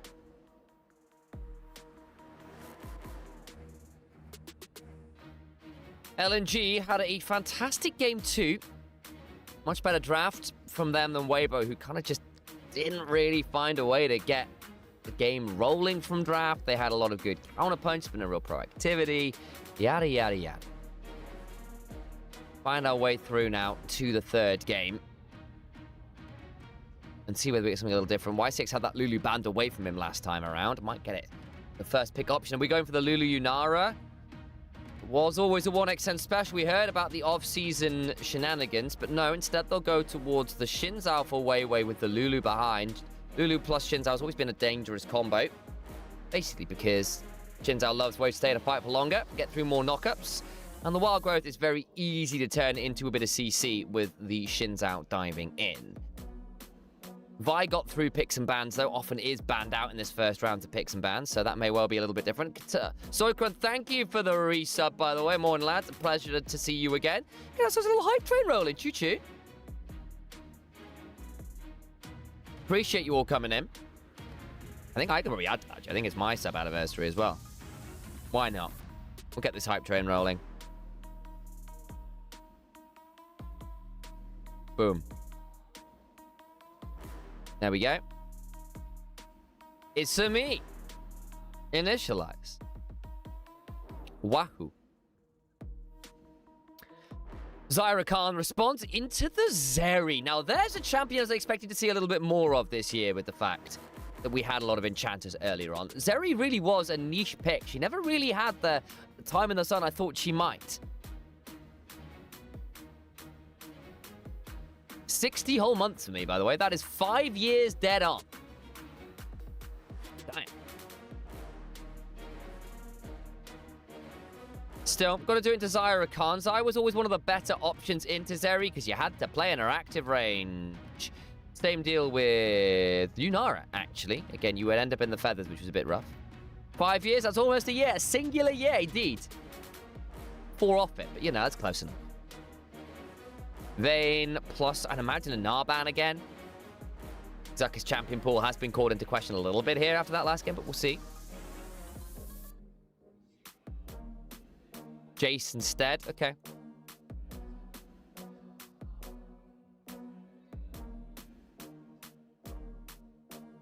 What are we banning here? LNG might look for the Gnar themselves, actually, for sheer. So it might end up being a ban of it here. Renekton still up. Might be a Renekton angle for one of these two players, as is the Yorick. Silas the ban instead. In fairness, with the Vial, quickness. Yeah, a couple good ults to take there, and it has felt like a fairly comfortable pick for all of our mid laners in general. Nah, well, we kind of called that. Double top ban into the Gnar pick. Probably is just Renekton. We've got no Olaf, no Jax, no Jace, no Vayne. 4 picks from the 2 previous games, courtesy of Fearless Rolls. Victor. Or Xiaohu. Alongside the Varus. Varus going top. Okay, so they have gone for the Varus flex top. Unless we want to see a Gnar mid. Annie, I mean, you've got the Zeri already. You don't necessarily need loads and loads of consistent damage from mid, just a bit more setup. Aurora would provide some of that with the ability to throw out that big ult. Also relatively slippery with the across the veil, with the between worlds. You can drag Vi quite significantly out of safe range, but Weibo bringing back Old Faithful of the Varus flex top. Better options for them to start plays this time around. Vi, Rakan combo, very easy to make work. Rakan loves the ability to battle dance to a jungler, battle dance to another member going forward, and then press the quickness, and then go for the grand entrance. Rather than just doing all of his own stunts, the battle dance is quicker, you get 2 arches of it, allows you to come in at a much more unanticipated angle. All those kinds of things give you a lot more space. We're nearly at another level of the hype train, bro. Just one more little sub. Come on, guys. One more little sub. Help us get towards partner plays, which would be really awesome. I'm going to get rid of these Weibo ads as well. In fact, I should have run some ads, which I've not done. But it'll be all right. I believe... Woo, didn't mean to do that. My bad. But because I am a generous overlord, I won't do that right now. Actually, you know what? I will. Because I need to, in case we get them in the game. So we'll do it. But if you don't want to see the ads, then just subscribe. That's the play. You avoid the ads by subscribing.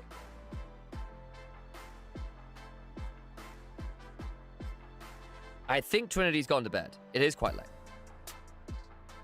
For them, specifically.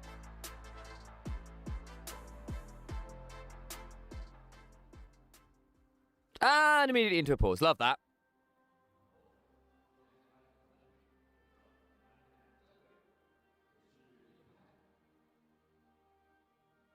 This is just as allowing us to get through the ads without it being a problem. Well, it is a Weibo member who pressed, I think that's Elk, isn't it? It's their fault. Blame them. Don't do that. But often it is the person who's first on camera who's the one who's called for the pause. Often. Not always, but often.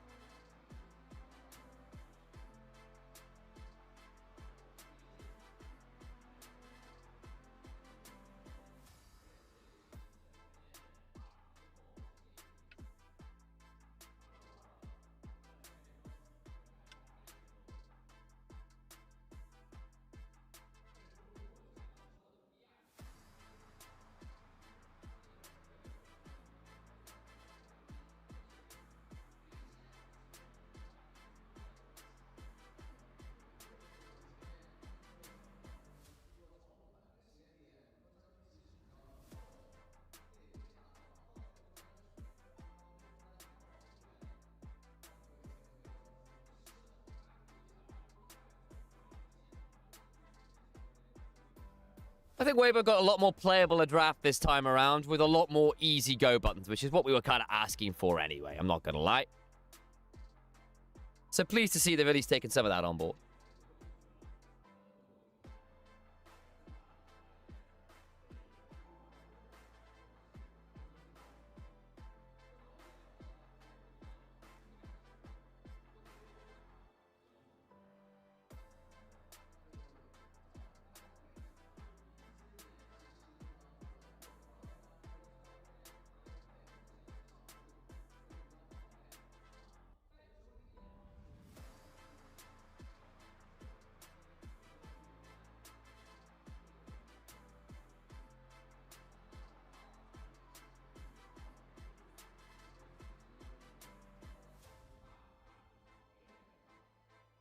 To the riff we go, finally. Huzzah.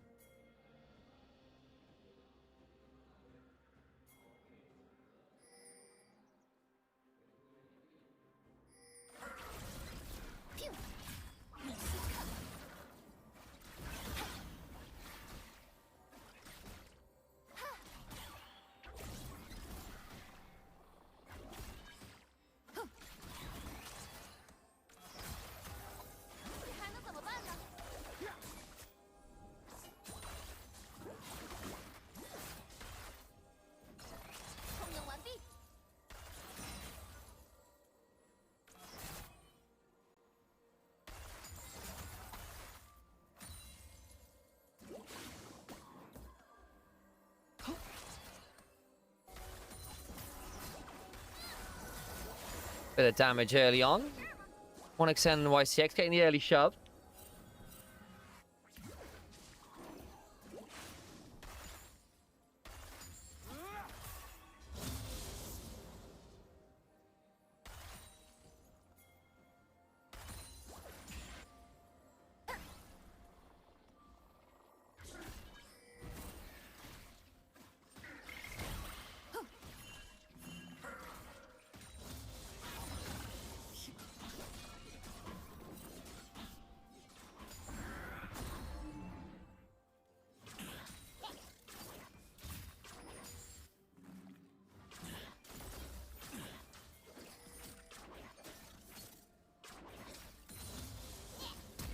There's a flash. Out we go. Whoa, I'm dead. Nice play from 1xn. The flash in is significant. Top side, Zucker having a flash out.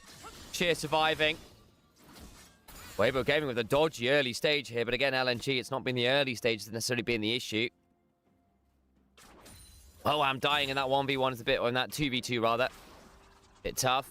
I'm assuming he looks for the interrupt on these backs, and it's a mistake. Yeah. It's glitter lanced.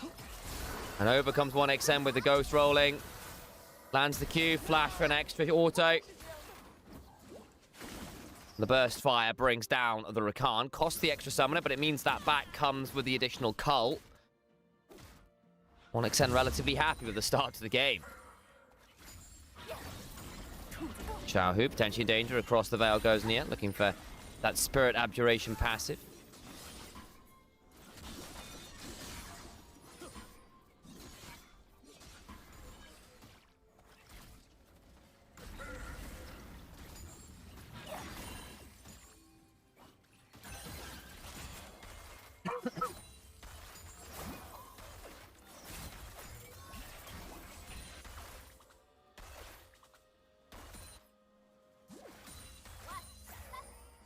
The shove continues bot side.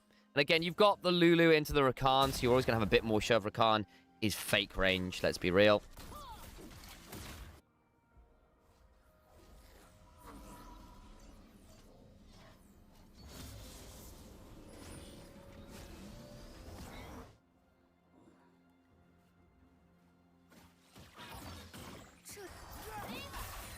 Nice shield there, blocks out some of the damage. They're going to go in, but 1xn dashes out with the Spark Surge. It's got the Conqueror stacked, but doesn't lead to anything.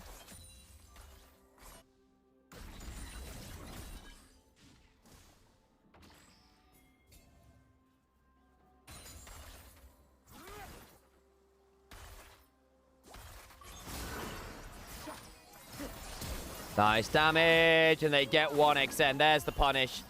with the flash not being enough from YCX to help keep people alive, and turnaround is good, and that gets Elk a kill.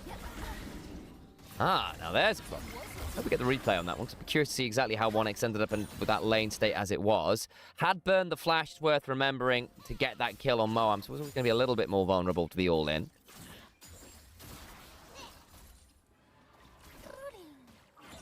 是不是很美？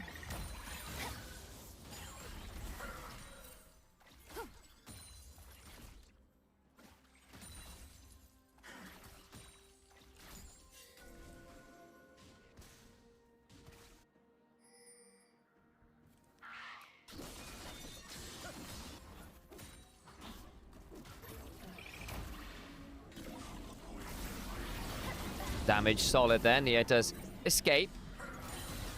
Shao throws down that Hextech Storm. Arcane Storm, Hextech Rain. That's the one.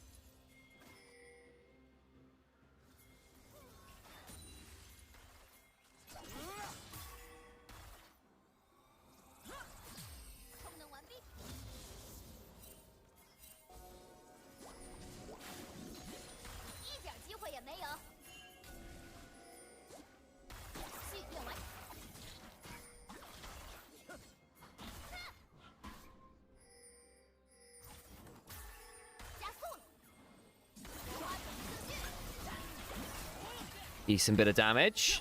Playing in this river, Nia left low, but not down. Look at Xiao Hao on the flank. Look to Vault Breaker in here. Nice Hextech Ray. Nia's been left really low, but that's the flash in the exhaust is good. The Vault Breaker, the gravity field. Xiao Hao flashing, Elk gets Nia. All the while, look at 1xN who's rolling with the Ghost. Doesn't have the level 6, but the burst fire is still strong. In goes Weiwei, the knock-up. Not quite enough for Y6. We'll get it with the help picks. The feather's still flying. When's the next feather caller? Not quite there. Ends up being, I believe, a 2-for-1 in favor of LNG. Just about.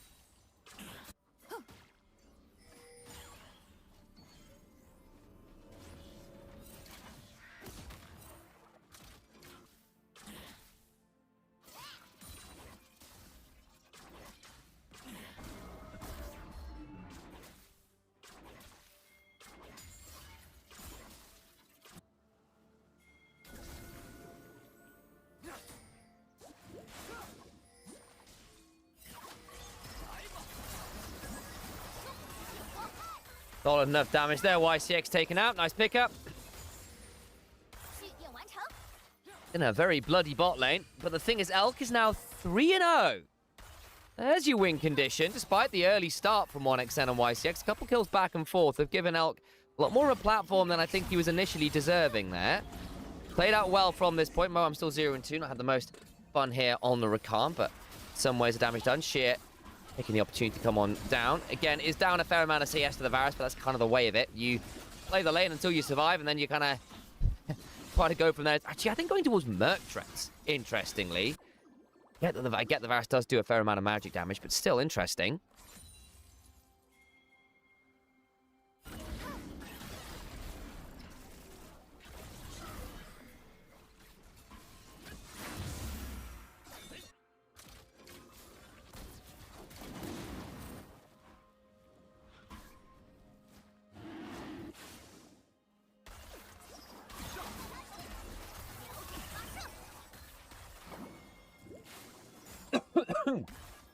Still coughing away here. Doing my best to avoid it in the mic. Oops. Dragon taken by Weibo. Up about 1,200 gold now. I think for LNG, they're going to be relying on 1xN to do a lot of work in these team fights with the option on the other side for Weibo is Elk getting super fed. You've got a lot of zone control here. Pure in the river first. Feathers, gravity field. The nasty pick tools of the Varasalt, the Vial, Khan in general. Not simple to manage.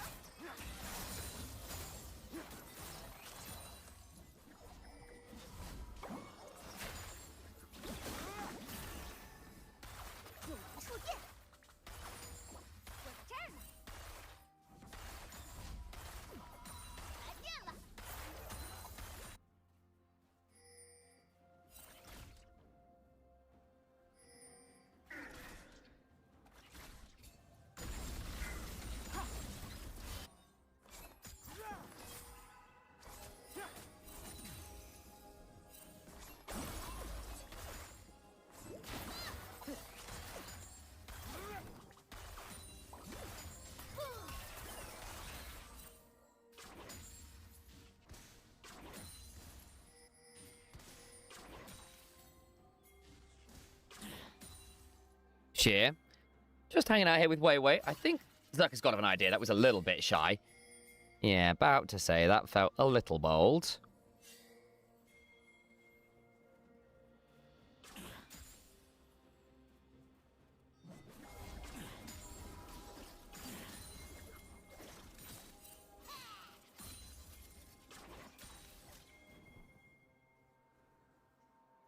He's still here. Still here. Okay, well, here's the replay. Yeah, but I say you're going to see Wei walking in there, surely. Bot side, taking the opportunity to zone 1XN and YCX off the board. Yeah, all right. Well, there's Xiaohao down there.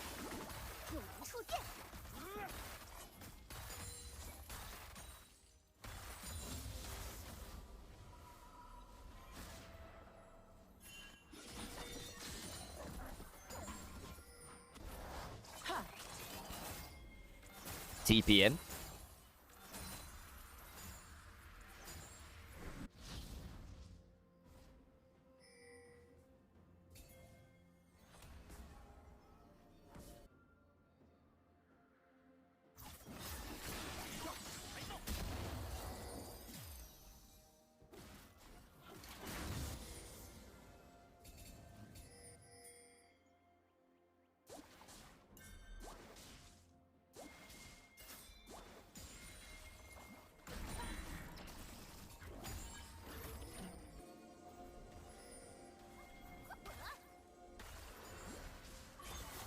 Here's the play. 1XN trying to run away. Flash out from the grand entrance and the quickness in. Now, actually, LNG think there might be some ability to turn this around. The Vault Breaker's being charged, and that'll let Xiaohao escape. 1XN, though, still with the Ghost and his ult rolling, is a relatively swift character. By relatively, I mean actually really fast, as Eri gets that ramping move speed now since her minor rework to her ult. The Vi's still here. No flash, no ghost. I think 1XN could be in danger here. Yeah, gonna have to back away. There's that season assist. The healer's in. The grand entrance. Ah, and everyone left too early. Everyone left too early. If first you don't succeed, try again.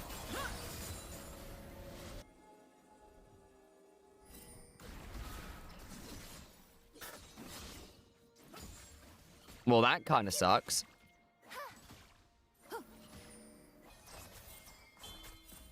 Weibo now in a fantastic spot. The Cole's cashed in for Elk as well. Be able to get this first turret, and this gold lead for this Zyra is going to balloon 100% KP. A great showing here so far. Elk's now very much leading the way. Believe that's gold. Might be team damage, not actually sure.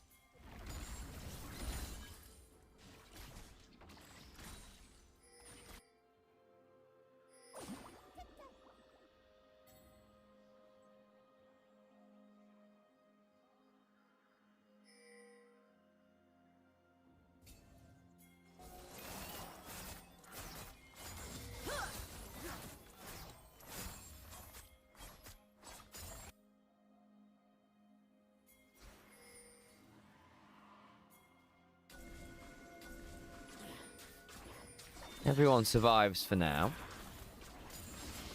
Just about. We're looking for this play topside. Sheer behind a bit of CS, but again, the Varus not really done much more than get a 20 CS lead, but that's kind of fine. You've kept Sheer out of the game in some ways, kept him down a little bit. He's going to get a fair amount of gold now. Nia taking the opportunity to get some of that. The big problem, though, is basically 1XN is now 2,000 gold down because Elk has managed to pick up so much gold. Nice little play from 1XN. Nice to save that turret. Get Elk a little lower than I think you would have liked. Mid lane, or rather topside river. Moam trading with Wei, but they'll give up this ward, I think. Indeed, the control ward is saved from Weibo Gaming. They'll clear out that banana bush in their favor. Herald in 14 seconds. 1XN's burned his ult. I don't think LNG are going to want to fight this. Little bit too significant to play that one out without it, I think.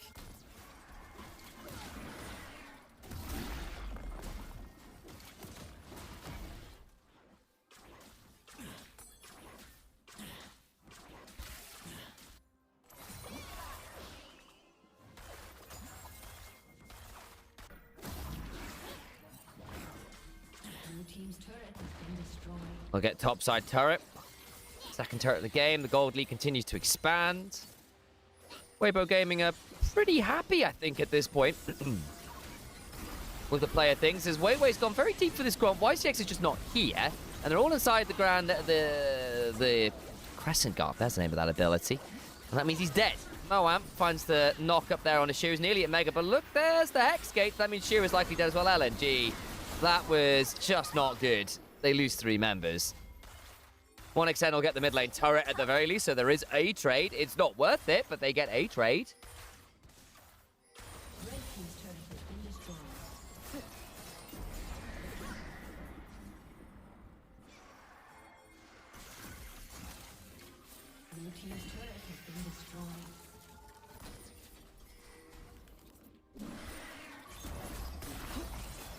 Charge into that mid lane tier 2 with that Herald. Yeah, trying to threaten Moam, but he'll battle dance out. Be okay. YCX now in danger, but Elg's gone very deep to make this play happen. Goes up into the sky with a Feather Storm, but there's a Rocket Belt incoming. They do get that kill. That's actually very nice. Who got the kill? It was the Shinzao. The greatest, but hey, it's done.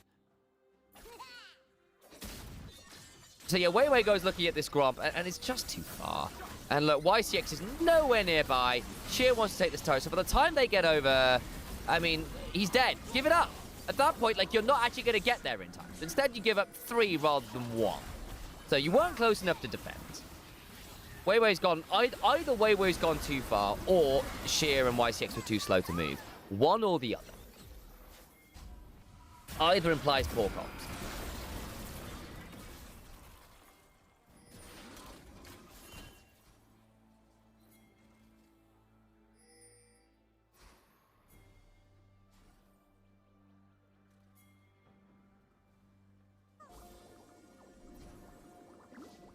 Well, extend now at 2 items. Would love that third, and then maybe having a different conversation. I think Elk's going to get there significantly ahead, though. 2,500 gold up is going to do that for you.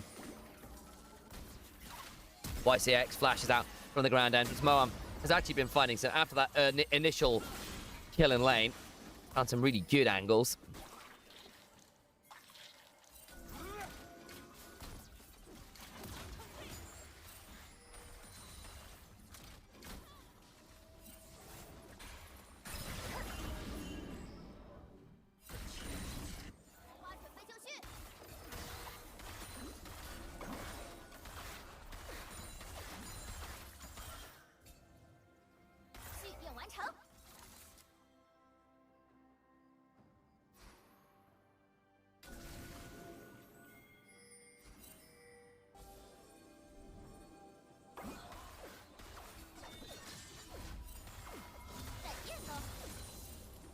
$5,000 gold lead is there from Weibo. This is a much better showing again, isn't it? Nearly at that Dusk and Dawn of the top lane. And that CS lead has now really begun to balloon there. It was about 20. It's really fallen away now. Those outer turrets have fallen down. 4 turrets to 1 currently. And 1xN still ahead in CS. That's nice. But everywhere else is kind of falling apart a bit. And even then, like bot lane, you've still got a 4-kill Xayah, who is leading the way in terms of gold by a significant margin.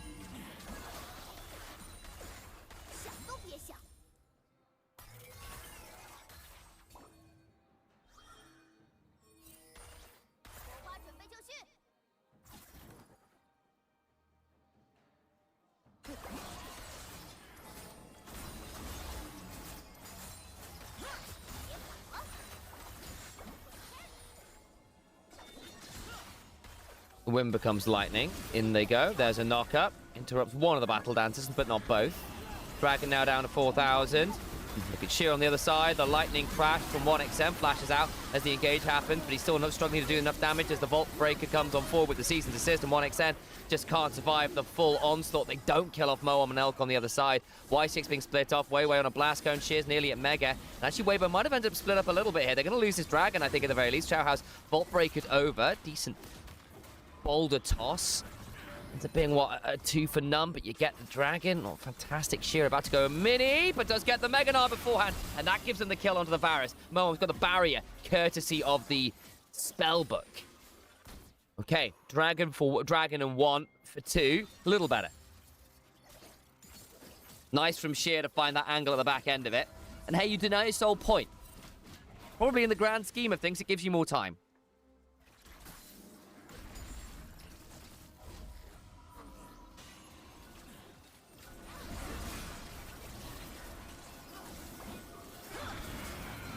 The Chains of Corruption went wide, and you thought there might be an angle as 1xN steps in, gets a decent amount of damage. Don't know whether he needed to flash, but he gets him out of the Arcane Storm, and there's just too much people coming forward. There's Weiwei and Sheer try to threaten this up, but it's only onto Moam, right? It's not the same caliber of target. Weiwei flashed over to try and threaten Elk, who did have to flash out, to be fair. So you did get that off him. Still.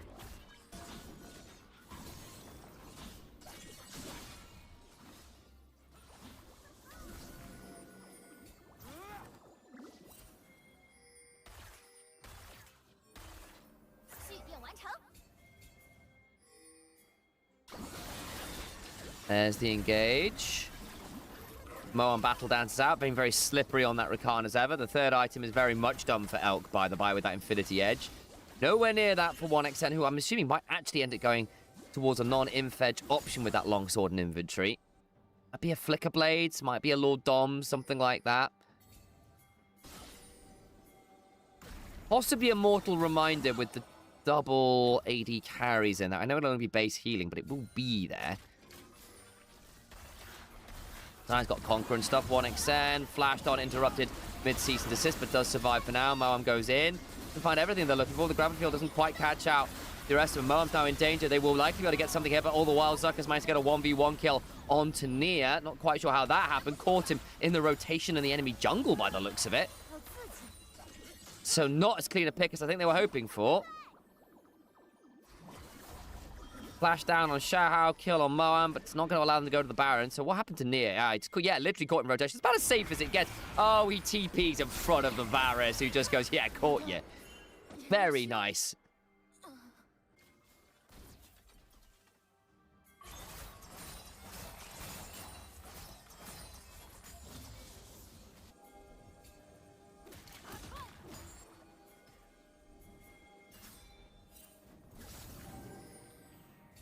Oh, is this the HOK versus LOL debate stuff? Yeah. KPL is pretty big in China, it must be said. 1xN, bit of a chunk. Good morning, comrades. How are games 1 and 2 of the series? Game 1, convincing from Weibo. Game 2, they drafted poorly in LNG, really snowballed into them, and they didn't have a lot of proactive moves. Game 3, they've come back with a much more straightforward draft. 1xN with an early kill in lane, and then Elk managed to pick up 3 kills and suddenly became a real problem. And LNG's team fighting still not that coordinated is the honest answer.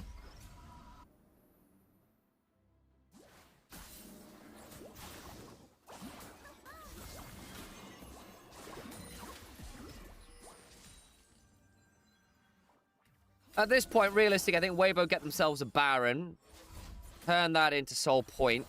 The game's going to feel pretty much over but the crying. I think because that Soul Point was initially denied, it ended up being more like a 35-minute game than a 31, but we'll see.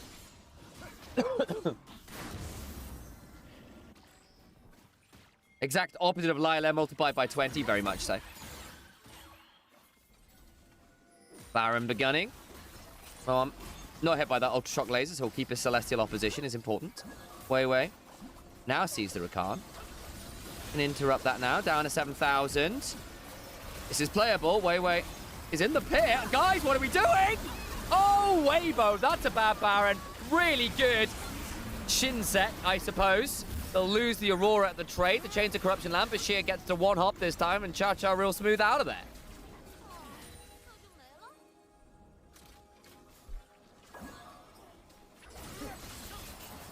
Wind becomes lightning. Zucker looking for some more. The hail of arrows. This could get a bit spicy. Zucker, mate, you have got a Zonya's in a dream. The 3 Talon Strike comes out, and Zucker is dead. Zucker is very dead. Another Zaya's in danger. That's a really good Feather Storm, but 1xN survives. Flashing to try and get some more damage. Triple kill for the Zeri, but she dies. And Weibo with the team fight. Kishao, who was untouched. LNG can't team fight. They just can't. To be fair, it's worth noting Nia was dead there, so it was a 4v5, but still. Baron stolen by the Shins out. Credit to Weiwei for this. It's a really nice play. Flash and the insect. Be gone. And then, well, LNG, like, I thought Zucker had gone too far. Really, he had. Like, this is way too much. The problem with that, without Nia here and Sheer really, really low, they were really only threatened by 1xN, so it's a very good flash from Elk to get as much damage done as he did. Xiaohu with the flash away from the Mega Gnar as well, otherwise that is a one fight from LNG, so credit to Xiaohu for the really clutch flash alongside Elk. They needed those moments, so that was very done deal. Still Baron denied. LNG make the gold not go any further. I mean, that was a good flash from Xiaohu. But really, Nia not being there made it really difficult. He's 0 and 4, guys. That's really tough. And Sheer 0 and 2. Again, a little bit more sympathy there. But yeah, Elk doing some work. That's not bad from 1xN, to be fair. But ain't quite a 6k damage team fight, is it? But that's, to be fair, also with an extra item. So what do you expect? Infinity Edge done. A longsword, I guess, converted into...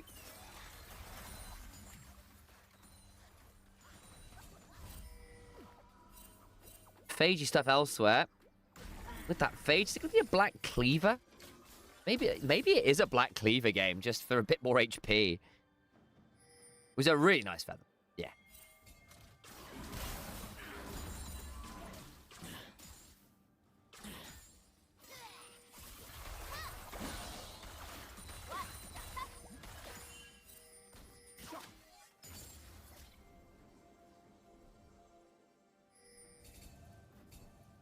I think Weiwei's played an okay game as well. Unfortunately, the solo lanes have had a bit of a tough time. It's the coordination again.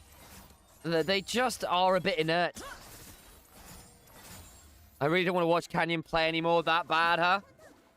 He has become increasingly unreliable, hasn't he, Canyon? I thought he'd been on better form again recently, but...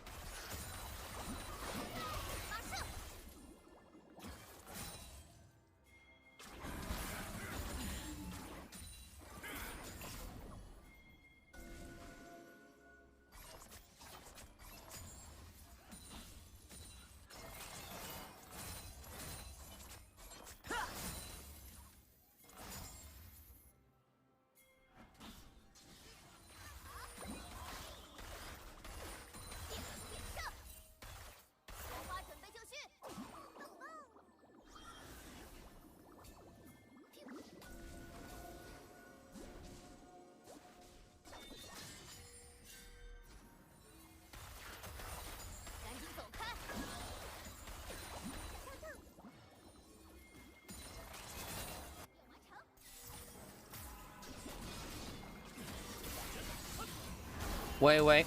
Flashes in. Zucker's going to flash into her, but look at 1xN. Interrupted by a really good flash play for a moment. It's not going to save the life of Zucker. And now 1xN can run at the Rakan and get another. That's big. 2 members down. Xiaohu's going to split push away towards this tier 2, but I think it's going to come at the cost on the other side of that tier 2 of its own. And actually, Xiaohu's going to reset anyway. LNG, you know. It's a bit better again. Wish it was the Hex Plate for the Zeri. Should have known. Not the Black Cleaver. A little late for a Hex Plate, but I guess you've got your crit in now. Now what you just need is as many ults as you can find. That'll turn into a Lord Doms. Yeah, looking for another...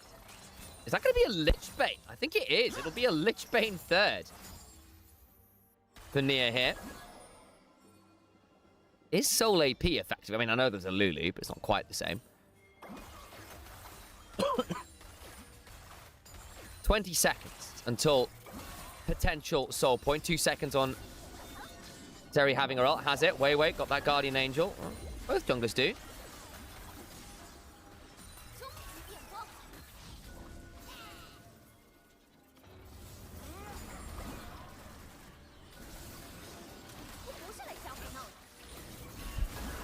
Xiaohao in the pit. Ooh, doesn't quite get interrupted. Means he's not in the pit right now. Dragon still aggroed. Hexgate over. That will be unspotted by LNG. Throwing that Ultra Shock Laser there into the river is 1xN. Look at that Vault Breaker being charged. Back in towards the Dragon down to 4,000 HP. The Feathers are pulled. Lightning Crash comes on in from 1xN. And the Dragon's won by Weiwei. Important Smite Soul denied again. Megadar! Into the knockup!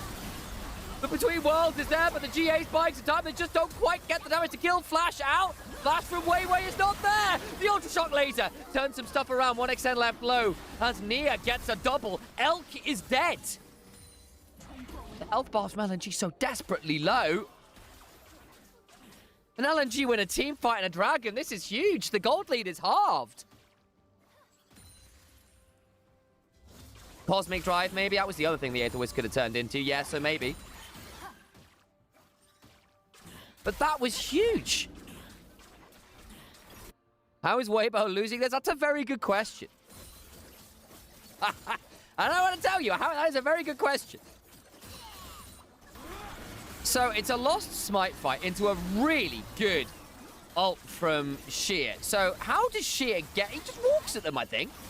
Yeah, he's going to flash over this wall now. And they're all just stood too close to the wall. Hop into flash, yeah. He's exhausted. Flash, Megadar. Doesn't matter that it's exhausted. He still gets Elk into the wall. The Wild Growth knockup gets... So what happens to Elk? He's got half his HP bar. And I guess he just overchased into an Ultra Shock Laser. And Nia lands a really good weirding at the same time. So it's a pairing of the line skill shots just blows up Elk, who doesn't have a GA of his own yet. And it was Storm Surge. Okay, a bit more move speed again. A little bit more additional flat pen. You are Soul AP, so rather than going for the Void Stab, just going for that ability to deal with very squishy characters. Yeah, that's kind of fair. Sheer with the Mega. Going to try and play for the Baron or LNG. Wave have to come over. No Flash, no GA on a lot of members, including, of course, that Vi. Who isn't quite over yet. The Vault Breaker's charged up, doesn't go in. They're going to lose Baron! Right, so they chased Sheer and lose their topside tier 1 anyway to minions. Weibo, what are we doing?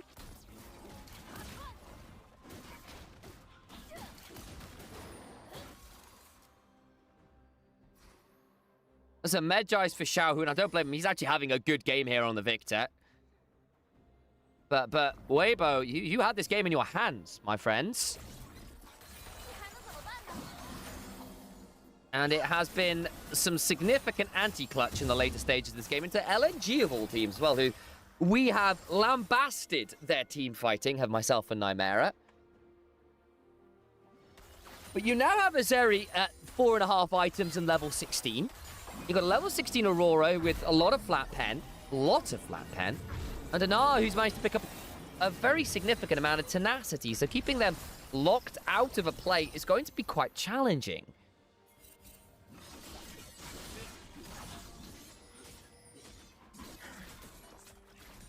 You're really casting it by saying it was going to be a quick series. Yeah, anything but.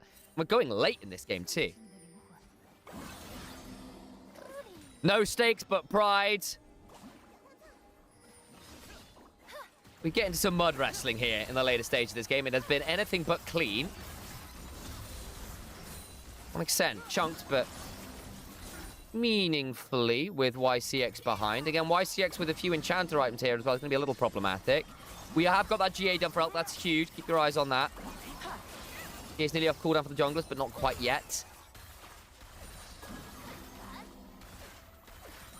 Lord Doms is done for 1xN.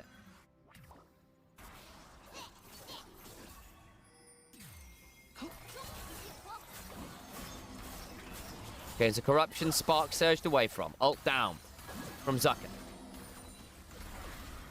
The longest at this stage in the game. Sheer's also 2 levels up over Zucker now, which is crazy. Level 20 Gnar. Shot laser doesn't do that much, but that turret takes a big old chunk there from the crystallized proc. Look at what Xiao Hao spotted. Clears out the wall. They're looking at 1xN. Oh, that lightning crash is nasty. The exhaust is down. Elk also chunked out as Weiwei will Crescent Guard just in case. He'll reset. Baron A mediocre 300 gold Baron power play. It's not exactly potent, is it?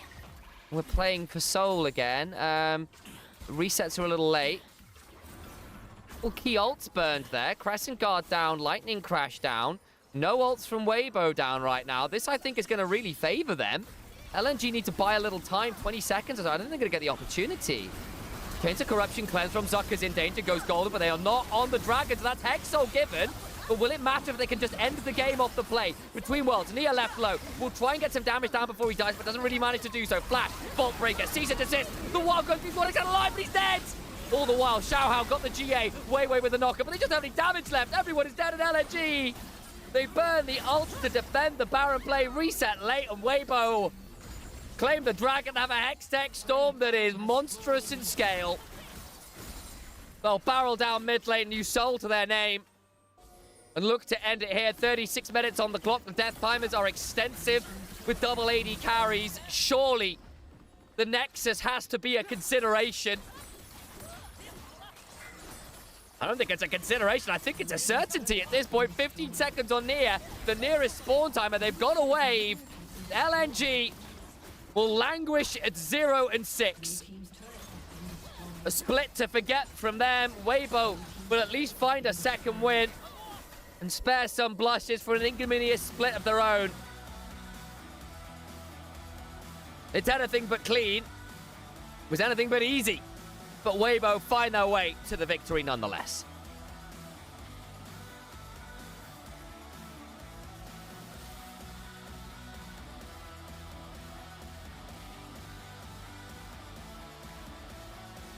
Continues their Baron World setup. So no, it was poor Baron play. Poor Baron play. Poor ult usage as you down your 2 key ults there. Your frontline ult in the Crescent Guard and your Lightning Crash from 1xN. And it was necessary, I think. But still, that's tough to see. Almas, thank you for the follow a little while ago as well. Appreciate you guys. If you guys haven't hit that follow button yet, please do so.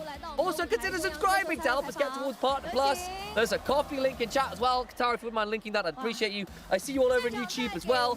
That's probably the best way for you guys to support us. There is hopefully going to be some YouTube premium-y stuff where you can subscribe that way as well. But until such a time as that, we'll have a listen to Xiaohu, who will be interviewed. 欢迎，也再次恭喜你们拿下了你们这个赛段又一场大场的比赛胜利，同时也在今天呢完成了一个对于你们第3赛段常规赛的收官之战了。那此时此刻拿到比赛胜利，简单先跟大家分享一下心情吧。最后赢下来还是挺开心的吧，大家也辛苦了。那我们简单回顾一下今天的比赛。今天第一把，其实你们前期我觉得发挥的非常出色，包括通过中下线权，然后控到了所有的资源，但是中间还是有些小波折的。我觉得很像你们就是整个赛段一些比赛的一些缩影吧。比如说会有一些惊险的情况出现，尤其是中路那一波，在狼弩举上去之后呢，巴德反金，然后呢在那一波完成了一波反杀，实现了经济的反超。包括在中后期你们有一些简单的掉点的情况，你自己在上路也有一小波嘛。你觉得在局内发现这样的问题原因是什么？后续是如何在局内迅速的去做到一些改善和提升的？我觉得是挺多时候我们沟通都做好了，但是还是给了机会吧。然后，因为第一盘大家优势也比较大，所以后边团战阵容也比较好，最后还是赢下来了。而且来到了第2局，虽然说第2局比较遗憾落败，但是对于你在大龙坑抢大龙那一波，相信大家印象还是比较深刻的。问一下大家，觉得虎哥今天打得好不好？你对那波印象深刻吗？第一把吧。第2把就是你抢下了大龙。好像有些忘记了，但是那一波其实你那波抢大龙非常的关键，也是让比赛拖了更长的时间吧。那来到了第3局决胜局啊，刚刚结束，我不知道大家看的心情如何，我看的肾上腺素是拉得非常的高的，中间也是有一些对方找到机会的情况出现。那你们在局内是如何来沟通、来稳住当时的心态和决策的呢？中间我们拼城和就是侠在E的沟通做好了，但是可能没有配合好吧，然后给对面吃了几个关键龙，但是打到后边，因为我们有魏和洛2个强锁嘛，然后霞的发育也很好，所以最后还是赢下来了。对，霞在前期非常早就在应该是13分钟的时候就已经达到2件套，有这个荒野剑，所以前期还是取得了不小的优势的。然后可能是在小龙就是视野那一波拍到，然后让他们拿到了小龙，但是最后通过电龙魂的那一波龙团，你们拿下了比赛的胜利。能不能跟大家分享一下电龙魂的那一波你们是如何去配合的呢？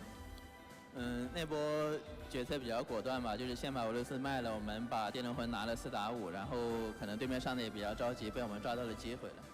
好，那也想问一下虎哥，因为在上一场大场比赛结束之后，其实你自己是解锁了在 LPL 的7500助攻这个里程碑的，而且你是第3位解锁这个里程碑的选手。虎哥也是名老将，有非常丰富的经验，其实一路走来应该也经历了非常多的波折，也经历过高光，也经历过低谷，然后现在也是作为 WBG 的队长。回顾第3赛段，能不能够简单分享一下，先跟大家分享一下解锁这个里程碑的心情吧？感觉第3赛段我们打的不是特别好， Running got 最后也 clean 是 first. 遗憾的以这样的方式收场，然后就 Proud of 跟 you, Trinity. 我们的粉丝们说一声抱歉吧。然后我觉得，你继续说。对，后边我们也会继续努力的吧。继续努力。其实我觉得不管怎么样，沿途路长路短都是风景，然后我觉得就像探险一样啊。经过荆棘之后，你们未来迎来的一定是更加好的未来和阳光，希望你们能够继续加油。那今天呢，也是一个比较特殊的日子，是七夕节嘛，大家都说陪伴是最长情的告白。你的队友、你的粉丝还有我们的召唤师一直在陪伴着你，陪伴着 WBG， 有没有什么话想跟他们说的？在今天这个特殊的日子。Hello, Alex. 非常感谢大家对我们的支持吧，就是我们之前比赛打得很糟糕，但是今天现场还是听到了很多粉丝的加油声吧，然后也比较欣慰吧，然后在这里祝大家七夕节快乐。好，我们也再次把掌声送给小虎，送给 WBG， 感谢你来到我们的赛后采访。接下来我们把画面交还给解说席。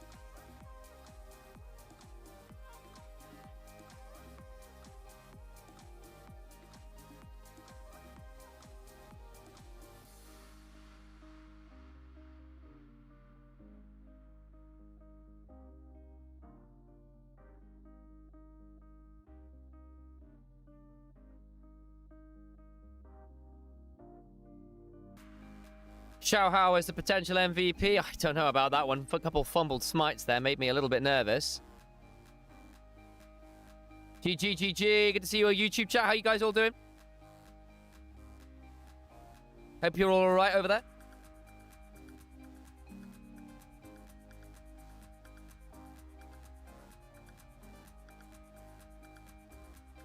How's life on YouTube? Alex should be joining us soon. Have a look at some of these numbers. I shall say hello as well. Aloha. A slightly ill Sam says hello to you all. Literally block off the numbers. Hang on, there we go. Yeah, 93% kill participation, 41% damage share. That's 1xm for you. It's his team to step up a little bit more there. I think Nia again just ain't it right now. It's tough. It's tough. This was a really dodgy overforce, wasn't it?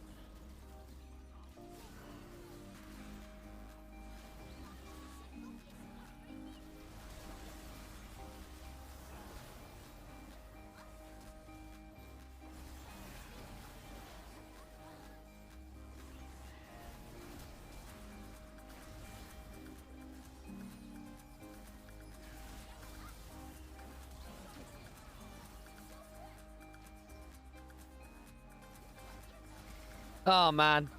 I think Elk also had a pretty good series here on the Zaya. I think proper...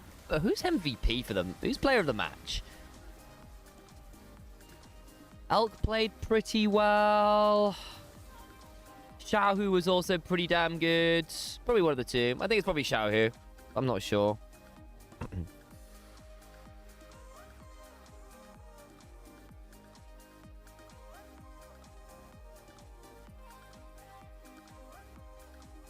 Yeah, I'm hoping 1XM finally gets a shot at a good team. I think he's kind of proven himself to be good, you know? But it's just, like, difficult to find that opportunity.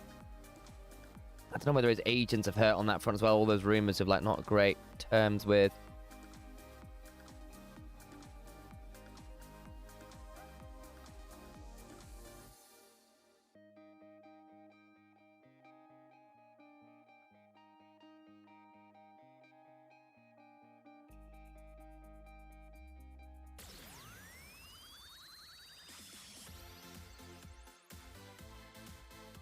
And it'll be Xiaohu who is the MVP.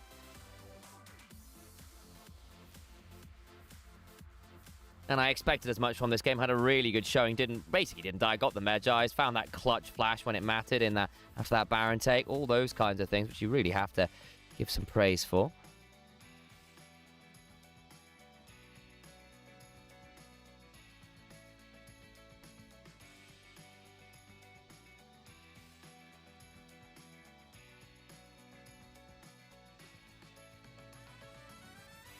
Do, do, do, do.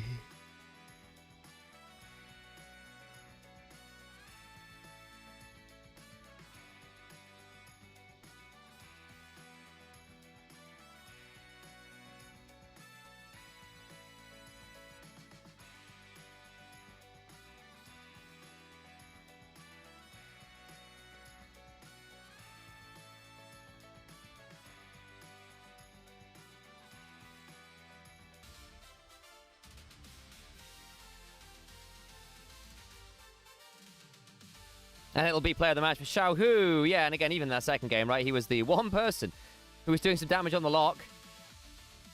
Hello, everyone. Easel. Guy which Weibo said they're going to rebuild around him again. That's true. They're doing that next year. That's the plan. Okay, well, you know, come on, mate. Build around him. And look, Reddit postmat threads will tell you one thing. I think he's not the worst player on this team. I think it's Elk or Xiao who would build around. Agreed. Can't keep Elk. If they could only keep Xiao or the other way around, then I suppose that would have formed a decision. I can't imagine both of them stay on the same team unless there's a huge project thrown at them, but we'll see. I mean, to be fair, I think Xiaohu's also on the longer contract, so I think he's so that's he probably is their franchise player too. Yeah, you know, he's the guy who brought them to the World's Finals. He is. Right, okay, Sam, feel free to stop out. I shall do so. When you want, thank you so much for coming to the first series of the day. Appreciate you. Apologies for slightly copycat, but we did have it. That's all good.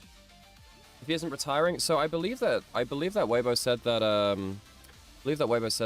oh, we got the camera blur on the background. I don't like the camera blur. I don't like it, folks. Why? It looks like a Zoom call. My thing. Yeah, there you go. Blur be gone. But yeah, I'm gonna be doing the rest of the series today, folks. So, wait, does someone have this volume the whole time? Yes. I'm gonna go upstairs and grab myself a coffee at some point, but then we'll be on for the rest of today. Hello, Katari. Hey, TFC. Hey, Mecha. Hey, Blade. Who else around in chat? Mainly those ones. Hey, Frag, I see you further up. Hey, Pintilus. Hey, Nitron. I'll say hi to the rest of you when you come in chat as well. Hey, John, how's it going? And I'll go check over on YouTube as well. So yes, how did everyone enjoy the first series of the day? I'm aware this had like 0 stakes, so it's not the most interesting game. Couple of votes towards jungle. Hey, Time Lord. Hey, Yoda. How's everyone on the YouTube chat? Let me check in with you now. I see Katara in there. YSL Rye. Andre. Bryla de los Santos. And Alex as well. There's another Alex around. Well, welcome in, everyone. I saw plenty of streaks, mistakes. Sorry. What did I miss? So, Almas followed 30 minutes ago. Thanks to you. Sam resubscribed. Almost a year. 60 months. Stoichrom, Katari. Horvath Pisti. Late game baller with a 10 streak. Montes with streak as well. Catching up. Oh, that was actually no, that might have been no, that was 3 hours ago, not 3 days ago. I got confused there for a second. Okay, right. I'm gonna quickly get myself a coffee, and then we'll move on with our day. I'm gonna put on an ad break, folks. I don't think there was an ad break. I'm gonna put one on now, and then we'll get into our second series today. Anyone's Legend versus Top Esports. That should be a real banger. 拉扯，我们包围。慢点，回来看 TV 的人。看油，夹住了。可以打。慢点，可以。一直没上。慌着。我们大龙。人一波。等一波。我10秒 W， 慢点，我送 W。看我吸 Q。哦，你打他呗，加油。5秒盾，我也大的。有盾了，看我去。没闪，压好没闪。 打脸上，看呀，恐惧了，进住了，打脸上，看进魔，打到底吧，我有 W 了，进魔，一波，对，AD 有闪应该，我也一波吧，2000喂 ，OK， 2000，一个城放出来，或者他赵信他赵信捅过来，你直接打他，直接乱是吧？我觉得我们可以直接热，我保卫 AD 的。 你会什么？先打龙，没打龙吧。看赵信，看 AD。慢点，这里。往下拉。拖着。我有道，可以打，看 AD。你先看吧。AD，还没一。那没大。那。AD 一下。赵信，露。赵信。你们能杀吗？能杀。我追露去了。能一波吗？能一波。中路。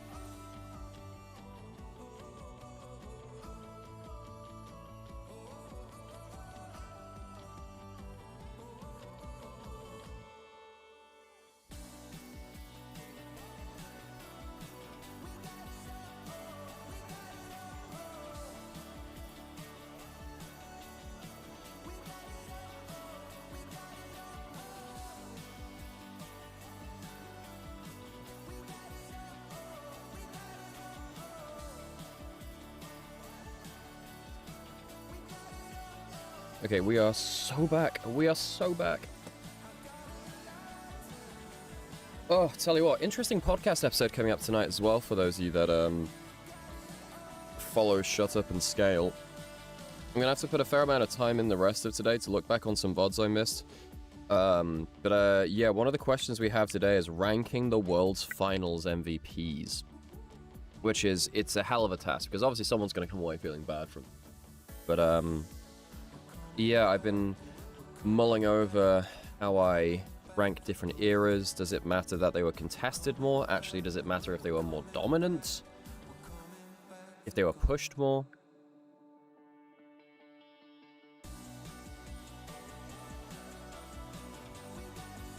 Now, is it just ranking them based on raw ability / level of play? Because that's not always very obvious between years as well. Anyway, complicated question.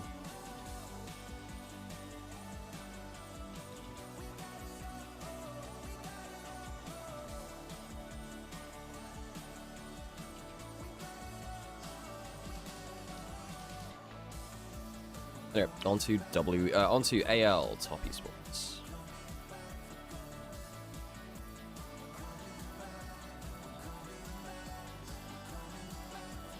There's been no news about Xiaohu or Weibo for 27, just that Xiaohu faced a crossroads given how this year has gone.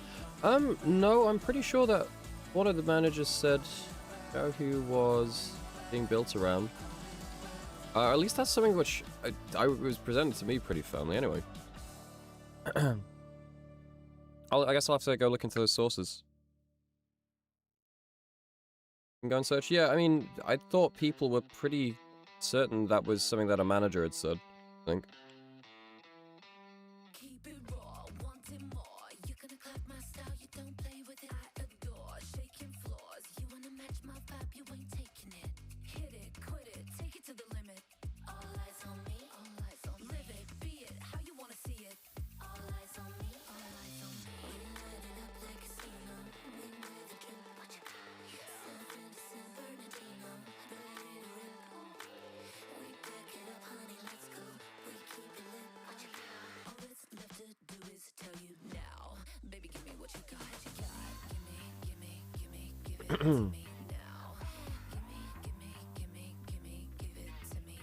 Be gone if you had.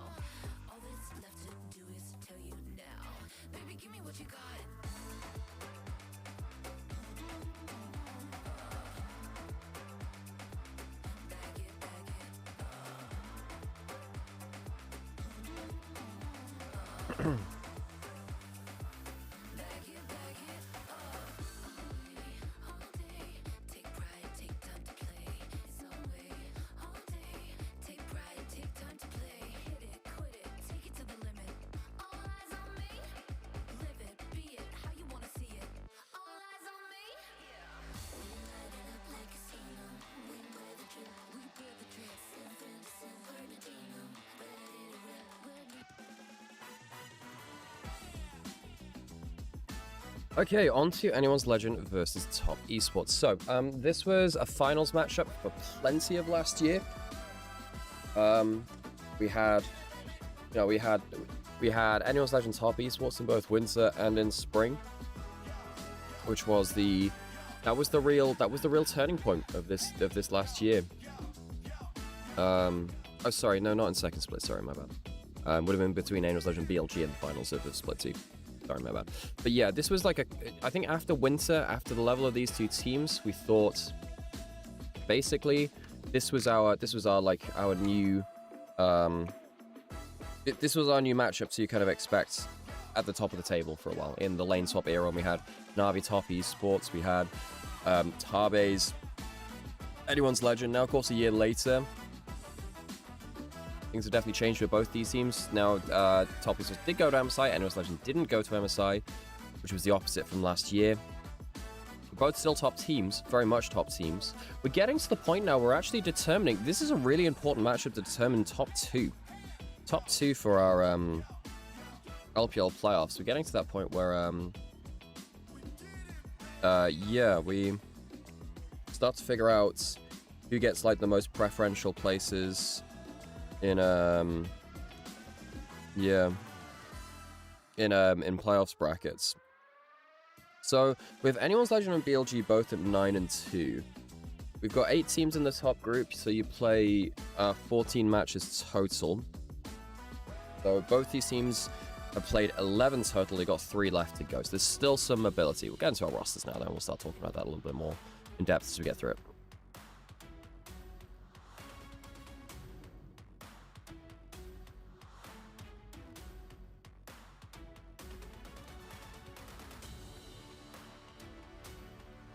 So Anyone's Legend versus Top Esports. No surprises in the roster today, based on what we've seen for, previous bits of the splits. Now, Anyone's Legend, they're on a good streak. It's just, do I trust their level of form right now? I'm not sure I do. Even then, they're on a 4-win streak. They're on a 4-win streak. They're 9 and 2. Anyone's Legend are not a bad team. I have seen cracks in their gameplay. I think their drafts have been not fantastic. I think that their level of play has been up and down based on which member you're looking at, and I don't think everyone's been pushing them that well.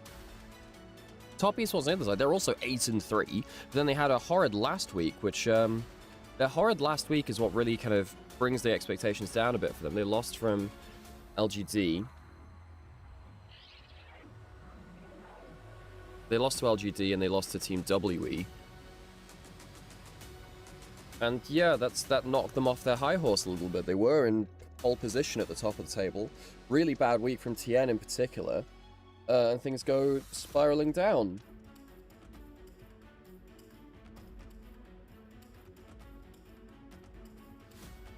Oh yeah, I had a haircut, by the way, so my hair is significantly shorter than it was. It might not look like that way on camera, but ta-da! Less crazy as the zoo compared to. But yeah, I had a haircut. It's the first haircut I've had in like 3 years. LGD had an insane last week. They did, but Top Esports were also dropping games versus TT in the first round robin, LGD in the first round robin. They 2-0'd a BLG that was struggling. For sure, which I suppose is still a note in their favor. You just look at the eye test and you look at how Tien was playing, and it's still like you have to. Oh gosh, I just thought that's turn it back on. I think Top Esports are giving fans a lot to be worried about. Sadly, they've got to bounce back pretty sharpish. I think that some of their drafting hasn't been great, but the big thing here really is Tien. I think that Tien has been very inconsistent. Hey, Simi, how's it going? See you. Yeah, and then anyone's legend on the other side. I don't think... Look, again, they're winning series, but one game in the series has like a bad draft or just a really bad read on the game. So they lose through that. Chahu said that in a loser's interview that communicating was very difficult. Morale is gone. Yes, I remember that would have been the one the other day where they got eliminated, I think. Morale's been gone for a while. Yeah, we heard some rumors about that starter split when they started losing games, that multiple... Well, that was when the changes came through. That people just didn't want to play anymore, and they just wanted out. And you can't really blame them for that, I don't think. I think that's, you know, it's harsh. It's harsh, but you can't blame them for that. Okay, let's get into our walkouts. 欢迎来到赛前采访，我是泱泱。我们邀请到的是 AL 的中单选手 Shanks， 来香克斯跟大家打个招呼吧。大家好，我是 AL 中单香克斯。那最近呢，你们是拿下了一波4连胜啊，而且呢，组内积分也是高居前列，这会不会让你们全队保持在一个比较良性循环的状态当中？你觉得队伍最近状态怎么样呢？我觉得我们状态还有待提升吧，就是我们经常就是打满打到最后一局，就是希望今天能干净利落的影响。哦，那整体还是比较谦虚的。上一次呢，面对同样对手滔博是在7月底，那次你们拿下了比赛的胜利，时隔半个多月，你觉得这一次面对他们，希望自己打出怎样的画面？有没有信心呢？就希望我们还是2-0赢下。好，那期待你们今天比赛的精彩表现，我们峡谷见。欢迎来到赛前采访，我是泱泱。我们邀请到的是滔博的辅助选手卓哥跟大家打个招呼吧。大家好，我是滔博的辅助选手卓。那上场比赛呢，其实大家发现你们的状态相较于前几场比赛提升的非常明显。你觉得自己有没有哪个部分做得更好了呢？感觉我们上一场比赛的话，大家的沟通和纪律性都有一定的提升吧。那上一次和 AL 交手是在7月底嘛，时隔半个多月，有没有去总结哪些经验和教训？你觉得今天面对他们需要格外去注意的？感觉 AL 的野辅联动做得特别好，希望我今天也能跟我们自己家打野辅联动做得好一点，然后盯紧对面的野辅。好，期待你们今天的精彩表现，比赛加油！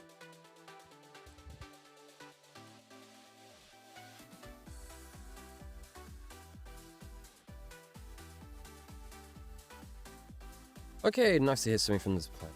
As always. Right. Let's get into our walkouts. Let's get into our game. Now, this I would imagine this is a 3-game series. I would imagine this is a 3-game series.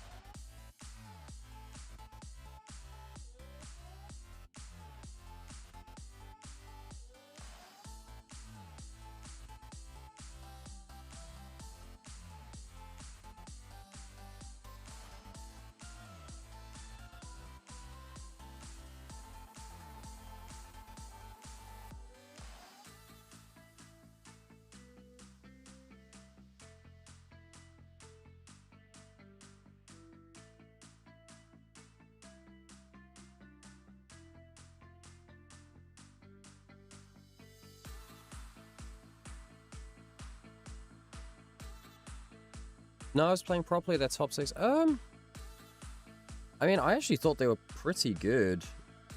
I thought they were actually pretty good. Reminder that they should have probably beaten most of the teams in Split 1 playoffs. They should have done. Sorry, in Split 2. Oh gosh, sorry, which one am I thinking of again? No, sorry, Split 1, they should have beaten most of the teams in playoffs. Yeah, they should have done. I think top Esports really were. They could have been quite easily, like, in contention to go to... I actually think they would have been second. They were really, really close. In Split 1 anyway. Which is insane to think of, but I think they actually could have gotten through to top 2. That was, like, where they could have topped out. It's kind of insane, actually. Alright, into our intro for today. Game 2, anyway.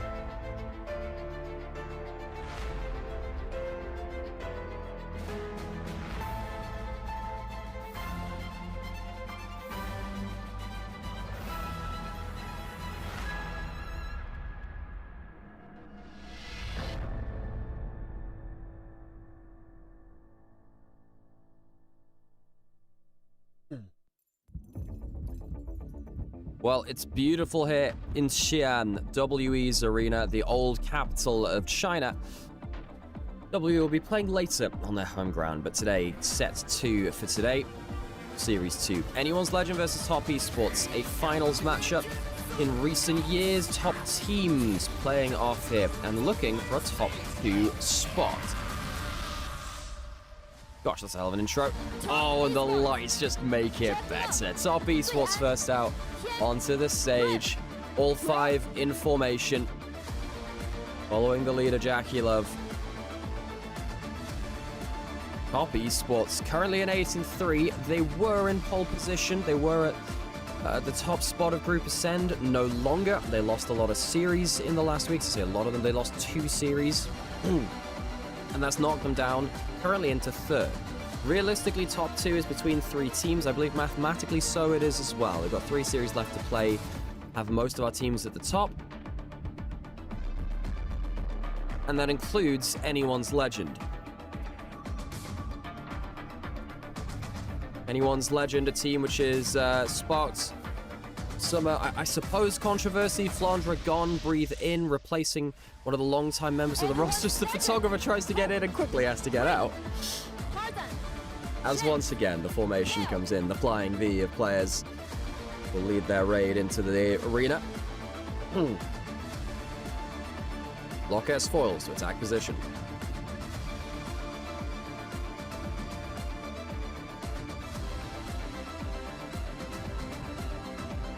Anyone's Legend at 9-2, a series ahead of Top Esports. If they were to lose this, that's when things get interesting, because again, we get very close to each other in the top 3 at the top of the standings. Of course, the other team in the top 3 is BLG, also at 9-2.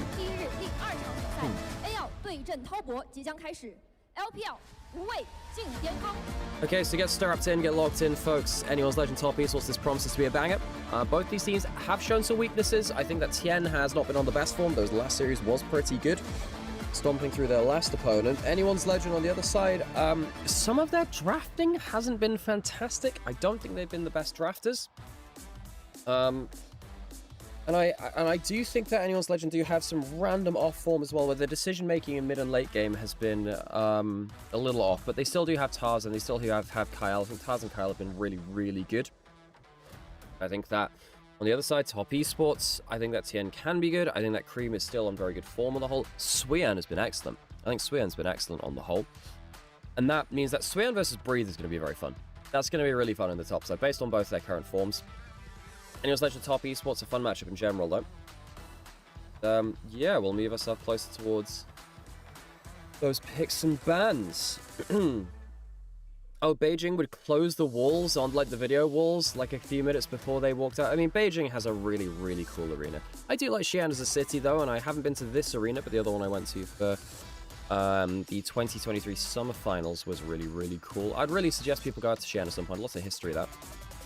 So it's a cultural hub. Okay, we should be, I suppose, not too far away from our draft now. Yeah, I mean, the Beijing arena is really hard to beat. I'd love to go there at some point. Go pilgrimage. Maybe I can bring my old JDG jersey. And yeah, the JDG arena is very, very cool. Yeah, I wonder whether they'll keep this model up, this regular season model up for next year though, because yeah, we've got 5 arenas to travel to. Yeah, 5 arenas to travel to, and it's good to get good use out of them. So I didn't get to catch much of the first series today. I know it was 0 stakes. I saw that game 3 went kind of crazy. The early games, the games before that looked pretty stompish. Anything really stand out in the first series today, folks?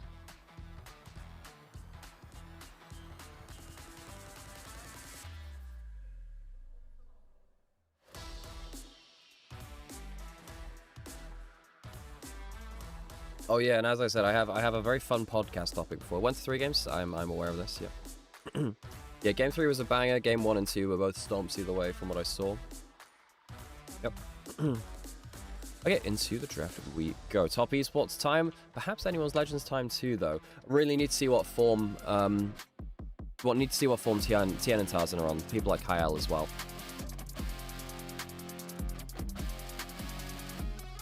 Okay. So let's get into it, I suppose. Hey, Angie, thank you so much for the 36 months of sub. That's almost a year. Incredible, right? Hello, Newcastle with shorter hair. Who is this? I don't know. I just thought I'd try something new. Jarvan first pick. Poppy is available. Orianna is gone. Neferi is up. We have Rise. We have Cassian. No, we don't have Cassian here. Rise Lee Sin is okay. Gives you good skirmishing potential. Gives the ability to get out onto the map with the global. You don't have Ezreal. Oh, sorry, Neferi is gone. My bad, I missed that. I should have locked in harder there. But I think Lee Sin Rise doesn't feel too bad here. Also Shinzo Rise, I guess, but Lee Sin Rise seems... Well, you don't actually have to Lee Sin here. Is there another takeaway you want? I think, look, Lee Sin Rise really puts pressure down on the 2v2. It does mean that even if you lock in a Nivea, you can feel bad. Yeah, Nivea can get jumped on by these quite scarily. Nocturne gives you better side lane presence. Lee Sin gives you better mid jungle. Wow, immediate Ashe Seraphine. Anyone's Legend really wanted to lock in the CC. How's Sam's voice doing? He's been struggling a little bit with it. And despite me currently not sounding great there, my voice is actually much better now, so thank you for asking afterwards. The Ashe Seraphine Jarvan is an incredible engage combo. Top esports needs to be really careful now of leaving themselves in map states where an arrow just ends the game. Now, against JDG, anyone's Legend had an Ashe Seraphine comp, and Hope just missed all his arrows, so the game just felt really unplayable. He was actually very good in the rest of the series, but that game in particular was really not great. Oh, you told him you can give him a free online consultation? Right. I think it's basically just overuse old, like, last couple of weeks and just not resting it, really. We'll be back to normal soon. Nah. Are you an ENT doctor then? Like in ears, nose, and throat? Ent. Let's call them. You want one of the ents? I used to work in a NHS reception for a bit. Oh, anesthetist, right? Okay. Well, so you're a Jin Air specialist then. you put people to sleep. I say that I love Jin Air. Why would I put that? Look, some team has to be put into that joke, right? Some team has to be put into that. Maybe I should have been like Rogue or something like that. However, I also was quite fond of Rogue too. God damn, dunking on teams. Hard art form it is. Okay, so Vayne and Jace banned away to protect the Gnar. Nautilus Karma banned away for lane priority. Or like 2v2 laning. But you're still going to get a Milio last. I don't think top esports are unhappy with this at all. Jekyll is a great Lucian. And then you have the Milio, which can mess with Jarvan before he gets ult, or while he doesn't have ult, because his Q can interrupt the EQ. And then also can cleanse off the CC of the Encore and the Ashe Arrow. I personally would have banned the Lucian instead of the Karma. I understand the Nautilus. I think giving Jaculov Lucian is bad. Now AL, they get Breathe, his Ambassa. Ambassa is a very good champion for Breathe. They now have just ample CC. What does Shanks want to do in mid lane? Do you want a Syndra, have more CC, more pick? Galio is better with... I think Galio is better here, personally. You've got, pretty weirdly range. It's not a long range comp from top esports. You have a job and it's a fine lane. Last pick has to be the Milio, really. So overall composition, Anyone's Legend have some crazy engage dive. Top esports don't have any tank, but they do have a lot of very good skirmishes. I think the skirmishing from top esports should be better. I think the team fighting from Anyone's Legend has a chance to be better too. I don't think it's like a crazy draft win either way. I think that the lanes are even enough. Junglers both have ample opportunities. This seems like an even draft. This is good. I like the fact that we have some even drafts, and it's not just determined by that, because Anyone's Legend have sometimes been one of our worst drafting teams, as have top esports. They both kind of fallen into draft humps at different points. Not troughs, not humps. I don't know why I said humps. Troughs. They're not camels.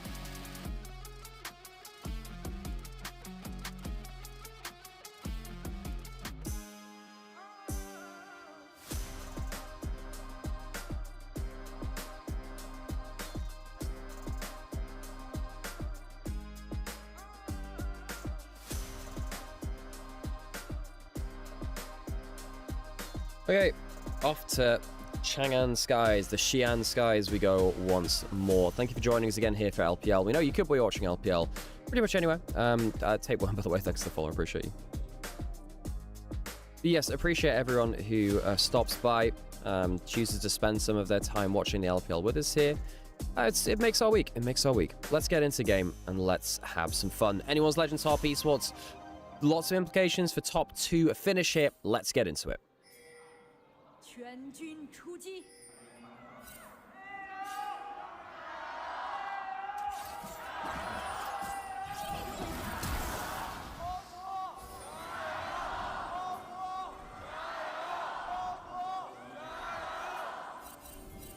Well, there you go. That's our level 1 draw. Had to blow the flash because of the threats of the Seraphine double E. Kyle doesn't have the double up again, but does have the Ashe slows. Hope's taking a lot of damage, but then Jackie gets hit by that slight root. Trading auto attacks for auto attacks. I think Jackie coming worse off from this, but now they're switching targets onto the Milio, and surely that's not great. The Q lands onto the Seraphine and not onto the Ashe, which I suppose helps Anyone's Legend a little bit. Tien's going low. Tien's going very low. HP bars on both sides, starting to blink. Anyone's Legend, I think, just about winning out, but it's quite hard to tell. Anyone's Legend will make it out alive. I thought that AL had the better of that for a bit, but I suppose not. Both bot laners and mid laners are distracted for quite a while there. Lee Sin's now going to start on top side. Going to go towards blue buff, and then I suppose... Oh no, starting Gromp actually. Right, okay, so he's going right the way down.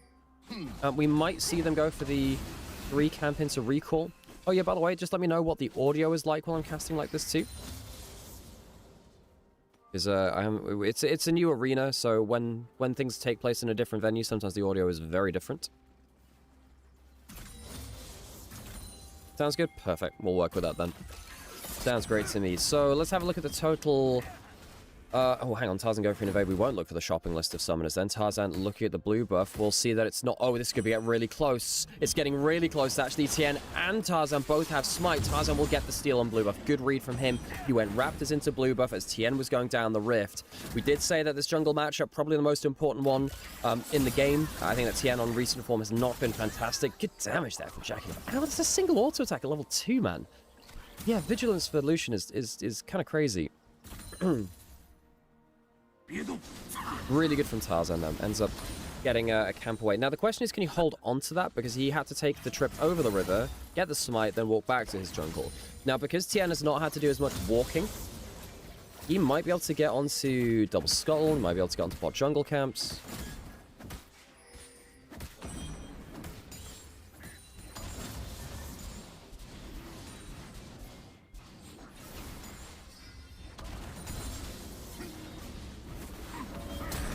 Oh, hang on, flash away from Shax there. I was just quickly throwing my throwing, actually. Oh, hang on, flash forwards there. Tien, no flash, caught up by the taunt, and the counter gank from Tarzan has just torn the heart out of him. We were just saying, okay, can Tien get back into the farming lead? Can he get that camp back? He lost that blue buff. Well, now he's died. He's going to lose the Scuttle Crab on bot side. Tarzan presumably gets to clear through all of his camps for free, so Tien doesn't get either of them. I don't think he's going to lose another camp, but he is going to be down time, and Tarzan is going to be really happily clearing away. You can see that Tien now has to go towards top Scuttle. He might try and go for a Raptor invade or a red buff invade onto topside jungle for anyone's legend. But I don't think Tarzan will care that much, because he could reply in kind and go towards bot lane, hang a flash away. In topside is Suyan. He doesn't care about junglers, he wants a 1v1. Suyan takes a solo kill in top lane against Breed's Ambessa, the new top laner for anyone's legend. No, he knew the matchup, just gets solo killed in it. Great stuff from Suyan. Said he was on an excellent form this split. Came back from MSI and things were working absolutely peachy for him. So Tien does get in for that red buff again. I've been distracted quite a lot by the jungle pathing, actually. Missing what the heck's happening elsewhere. Shank's gonna find out Tien. He's still only level 3. Takes half the HP off him, actually. So no Raptor respawn going to be taken by Tien. He does have Smite. He's thinking about getting the Scuttle Crab on top side. It'll be seen on vision if that does happen. This is the play in mid lane again, where Tien flies in, flash away from the E. The Q misses, and that's kind of the play over. I don't think it's a bad angle by Tien. It's just Jarvan comes in and is in the right place at the right time. Sometimes the enemy jungler is in the right place to respond. And unfortunately for Tien, that was the case there. So Jarvan is now invading into bot side. This is why, look, I missed a bit of action on screen, but I think it's really important to tell what was happening on jungle there. So Tien didn't go for his bot side camps. He went towards top Scuttle into red buff instead. Couldn't get the Raptor respawn. Tarzan now potentially going bot side. We'll see, I suppose. There's a flash for Tuob and knock Jackal of Luck. The knock-up will land, but it's not crazy amounts of damage, and Hope is really, really low, actually. See, they can't really follow up on anything. Now, they know that Jarvan is in that bush, by the way, because they have a bush in the one beyond it, so they'll cancel the recall there. Tien's still farming through his own camps. Every time Tarzan is not farming or getting kills, it's just a slight sigh of relief for Tien, gives him a bit more chance to get back into the game. And now he actually can go for the Raptor respawn. So Tarzan going for that gank here gives Tien a bit more of a lease on life again, which is why so much this early game has come down to efficient use of time and junglers. What's been happening to you, of course, with your summoners and your gank angles. Tien getting a Raptor steal, especially given how that early pathing going, is really kind of big.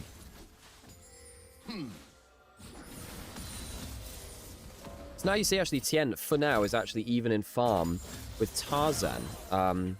Frogs are up. Tarzan will take that. Of course, Tarzan got the assist. I feel like this game should have been so done with Tarzan getting ahead so early. You know, getting the buff steal, then getting the kill, which meant that Tien couldn't really stabilize the early game, or shouldn't have been able to stabilize the early game. That should have been the story of this game, but actually I think with Tarzan not quite capitalizing, Tien's gotten back into the game. And now, look, now because of the solo kill top lane for Suyan as well, I think this is anyone's game again now. He missing there from Shanks. Looking towards that Kaenic Rooker first item. Who has a good draft? They're pretty even drafts. I think that top Esports are better at skirmishing. I think that Anyone's Legend should be better at team fighting. Now, you've got a crazy 5v5 from Anyone's Legend, and I think that if it comes around to objectives and 5v5s, Anyone's Legend are probably winning with this comp. However, I think that top Esports with stuff like Risley's Sin, with winning Nar's side lane matchup and good 1v1 versus the Ambassador, Lucian Milio being an exceptional skirmishing team. If it's like 2v2s and 3v3s, top Esports probably have an advantage there. Look, if you were really to press me for an answer, I prefer going towards a consistent 5v5 than a skirmish team if you're a team not named BLG, on the whole. Why are some Gallios going Kaenic over Hollow Radiance? He has enough wave clear in his kit, and we also see some Abyssal Mask. I actually don't see any Hollow Radiance now, actually, on Galio. It's now it's mainly a battle between Kaenic Rooken or Abyssal for the extra. Hang on, Tarzan, buddy. He has Flash, but I don't think he's too happy there, as you said. This is actually where top Esports feel better, going for a double taunt. I think Shanks loves that, though, because now he just has to face tank the Lee Sin. Safeguard comes out. He's doing quite well at getting some extra damage down there. Tarzan had lost half of his and his mid laner's HP for a ward. Ward will go down. Well, his own ward he plays will die anyway. Jackalov, good damage there again. Does have the culling, puts it mostly into Hope. Hope is not enjoying that and puts a barrier up in response. Okay, grubs are available. We might actually see a fight around grubs. I don't always see that. Stash stops. Galio going on to Tien, who does have the flash and will have to use it. Cataclysm comes round. A flash force from Shanks will take down Tien. Realm Warp force. There is a Mega Gnar charging. There's the taunt. Do they have the Gnar just in range? No, not quite. If that was just a little higher, maybe a Mega Gnar comes through and they can find a fight. So it's a 1 for none in favor of anyone's legend. I think initially it looked pretty okay for top esports because they've taken so much HP off of Tarzan and Shanks, and then Tien gets separated. I would have thought with both flashes up for Tien and Cream that top esports should be able to win that, but anyone's legend just execute better. They separate Tien, and top esports, even in a 3v3 where I'd favor them slightly in that top side, can't get it done. Arrow now flying out. Where's that going towards? Going towards Cream, who's fully caught up. It's going to be a double ground pound. Shanks gets the full combo. No! He messes up his spacing, and Cream gets out for free. Shanks, that's a huge mistake. That should be 100% CC into death. Messes up the kill combo.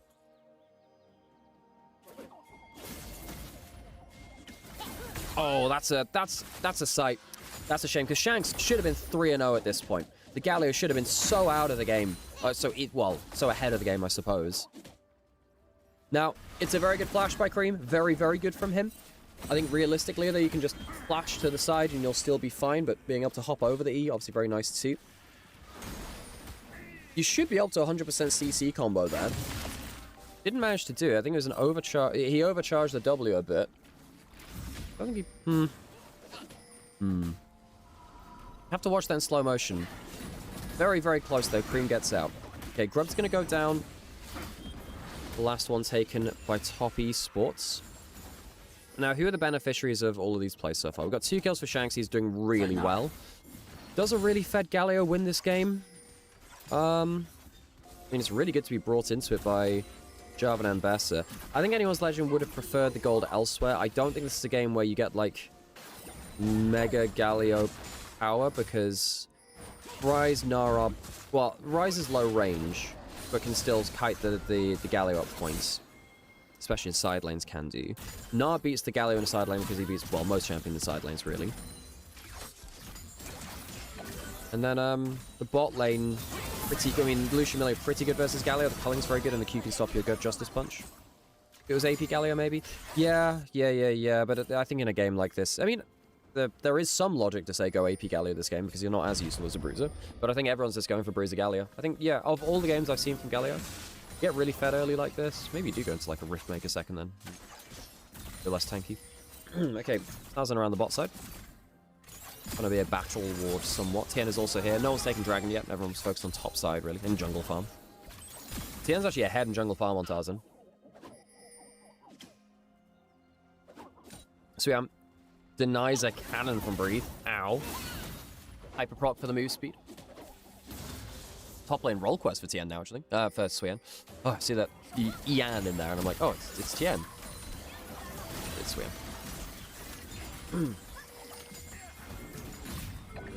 Tien lands the Q, safeguards away. Okay, folks.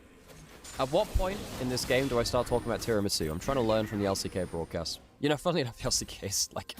That kind of tangent style is what got me into casting. So, as much as that's a joke, I do love me some LCK style casting. The broadcast which I resonate the most with. Hang on, I'm missing there from Breathe. Would have been a nice trade. Doesn't have the electrocute, has Grasp. Oh, I'm your favorite femboy caster. I swear to... Look, okay, what... Look, do I consider this an insult? No, not at all. You know, completely fine. I just don't want the stolen valor of that, you know? You know, there are some... You know, there's some real life people out there which could use that validation instead. Stolen valor, you know. I don't know how to refer to it otherwise, you know what I mean? Okay, Dragon goes over to anyone's legend. Oh yeah, for those of you who didn't spot that on Twitter though, that was just funny. It was just funny. Who is Tiramisu? Yeah, they were a dragon that was around about 400 years ago now. They didn't sit on a hoard of gold, but it was coffee beans instead. Bree's gonna get comboed by Swian. Fight over a Scuttle Crab. We're fighting over a Scuttle Crab. Sure, Tarzan going in. Gets good damage onto Jaculov. Jaculov is gonna get hit by the Galio, and he's out of the fight. This is where the combination from Anyone's Legend feels so much more strong. Tien behind enemy lines. Realm Warp getting into position. Teleport from the Gnar. No ultimate on the Gnar, but will still be able to bring his little boomerang to the play. Flash for the knockup. They need to kill the Lee Sin quickly. I think Anyone's Legend might have overstayed here, perhaps a tad. Tien is gonna go down, we presume, eventually, and he does. Hope is now caught out, though. Ends up being currently a 2-for-1. 2-for-2. Now the Seraphine goes down as well. It's not the world's worst fight for top esports. They recover that remarkably well with the global of Cream and then the teleport from Swian. However, problem is, Breathe does get some alone time on tower, which is, you have to factor that in terms of the gold.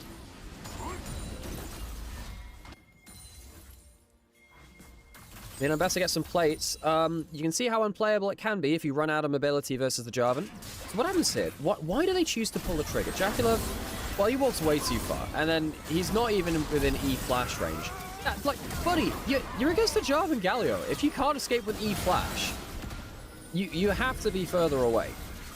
Also separated himself from the Milio, which didn't help. That just wasn't fantastic from Jaculov, actually. I just don't think the range was there. Perhaps he thought that the Rise was moving sooner if he can get him with a Realm Warp. Either way, position does not work out in his favor. But then Anyone's Legend overchased a little bit. The Global and the Teleport used at the same time. Brought numbers to play.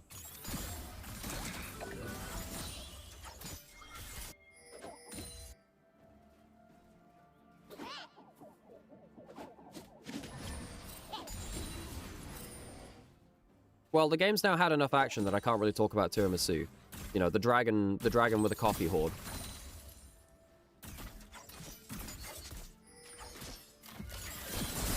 Does anyone want to redeem channel points for a fun fact?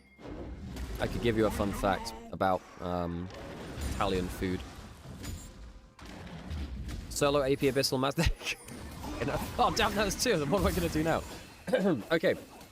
Now, okay, I'll do this in two parts then. Well, this is going, no, I can find a second one. So, your first fun fact is, most Italian food that we know today as known as famous is a relatively recent invention. This isn't unique. Many cultures have a lot of more recent food in their repertoire. Tien, this is going to get found out by the knockup here, actually. It takes half the HP. That's a lot of damage from Tarzan.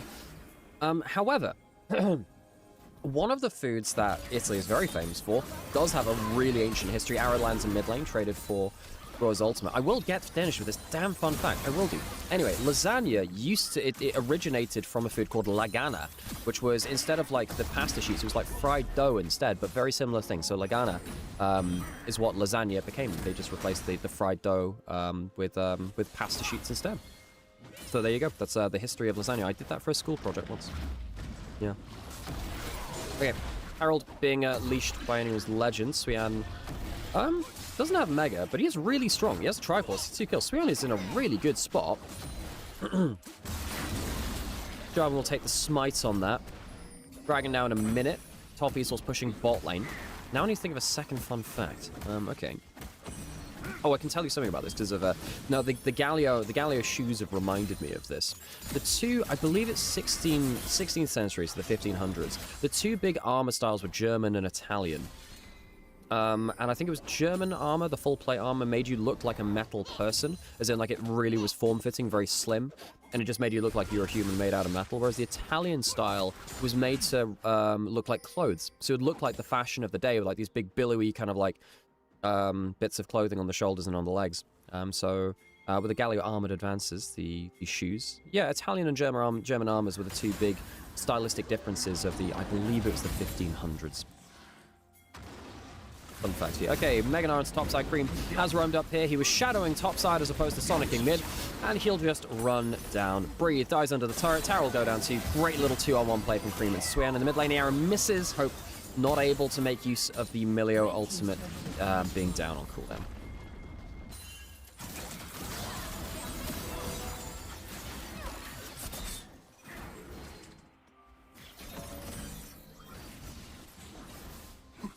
Cream pushing in top lane again. This is something that Scout used to do an awful lot back when he was in the LPL.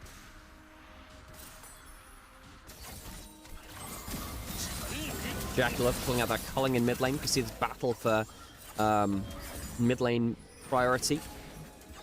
between the Lucian and the Ashe hasn't changed that much. Dragon is alive now, has been alive for a little while. Anyone's Legend got the first. Top Esports at a 2.3 thousand gold advantage. They're in a great spot because they've been playing through, you know, their split skirmish style, their side laning style. The Rise and the Gnar is the BLG classic. They love playing around this too. Jacqueline takes a great trading onto Hope there. Dancing back and forth, Amelia will land the Q. In the 2v3, Jacqueline making some great impact there. Dragon going lower, Tien leashed on that. Breathe is over the wall. Now, Anyone's Legend, they'd love to get into a 5v5, but they're not allowed to. They're not allowed to. The Lucian and the Milio taking control of the mid lane just at the right time. Solo lane's doing their job on the other side of the map. Suyan will be, I suppose, found by Tarzan. Tarzan has the Herald in inventory. Hasn't been able to do anything with it.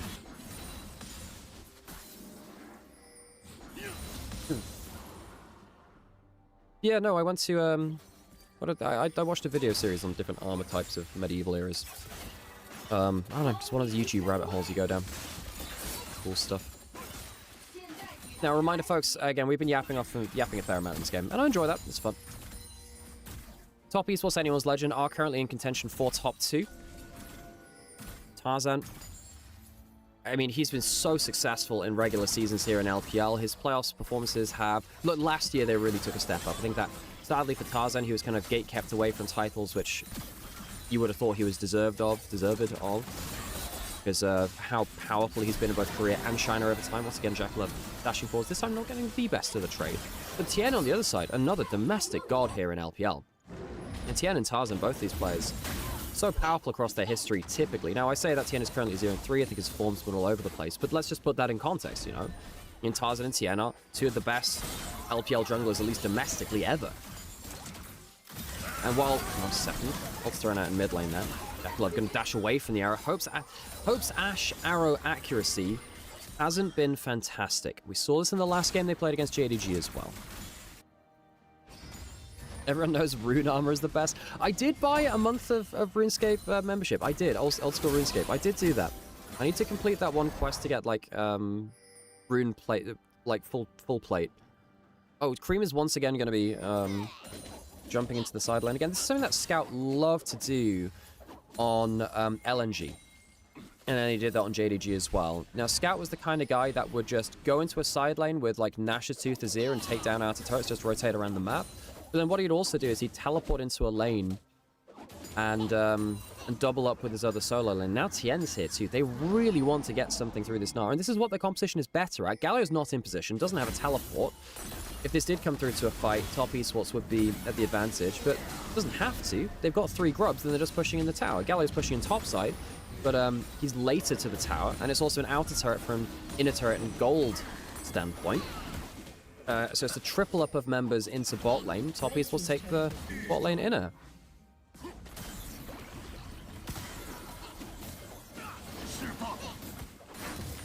Blue buff taken away now.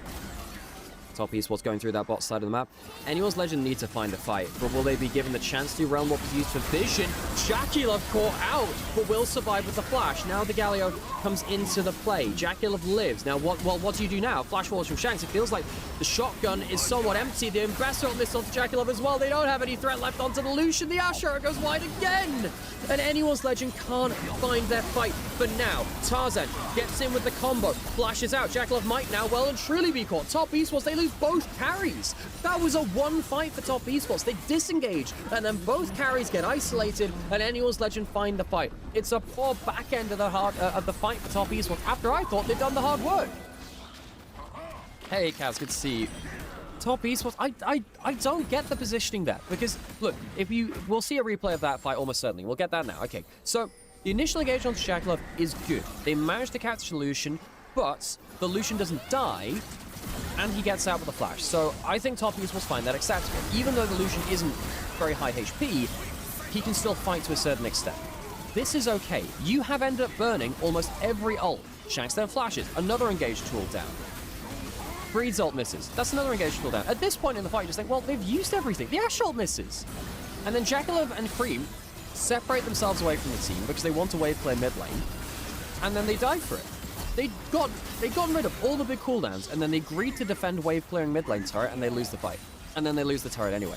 Like, just overall as a team, Top Esports needed to find a way to disengage that a little more cleanly. They had blown all the big ultimates that should have been theirs. Like, the next minute or so. Just play around your skirmish potential instead. You should have been so happy there. Suyan, arrow was flying at him, didn't hit. Now, Suyan is still strong. This guy has Sterex. There are 3 people in his lane. Is anyone else going to need to help him? He has Flash. He has the hop away. He's not going to get hit by the taunts. Presumably, he can flash away from the next skill shot. And he does. He flashes away from everything. Suyan, breaking ankles, survives the 1v3. I don't think he's going to get a kill out of it, but my God, that's a hell of a valuable flash. He flashed the ultimate from the Ambassador, the EQ from the Jarvan. That's insane. Suyan walks out and retains his deathless record. Great flash there. Someone saying in chat, Sunny in chat saying that it's a 0 for Ashe arrow hit rate. That's not great from Poke either. Gone for the Hex Optics Hurricane build. Good damage there. Hurricane better for wave clear and the like. Not really sure we're seeing so much resurgence of that. Mid lane turret being pressed down. Oh, hang on, here's the Garden Galio combo. Cream doesn't have flash, walks up way too deep. Hope flashing forwards onto Jackalov. He'll die too. Here comes Suyan. The Gnar has to be the damage now. We'll take one down. Starting to stack up the lethal tempo. A kick into his waiting arms. Suyan is the AD carry now. Who needs the Lucian? Gnar not able to get that much down, but does have the Mega Gnar. Now he's gotten the full rage bar. Shanks doesn't have the flash from the last mid lane fight. Suyan is the actual carry. Awesome game out of the Gnar so far.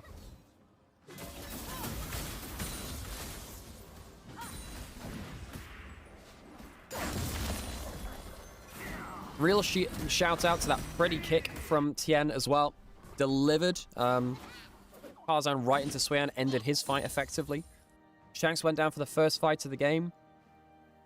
We'll watch a replay of this, of course we will. Because, look, you have a flashless Rise. You're not as safe as you think you might be. They don't have eyes on Galio. Galio's in range. They get the job, Galio combo. Rise basically doesn't get to play the game. Hurricane gets some okay value there from Hope. Flashes forwards, kills the Lucian, but then they don't have enough for the Gnar. The Gnar is genuinely the carry. Gnar is so fed. Good kick back onto Tarzan effectively ends his fight. No extra ability to really threaten Suyan then. And Shanks with no flash after that mid lane play earlier and goes down himself.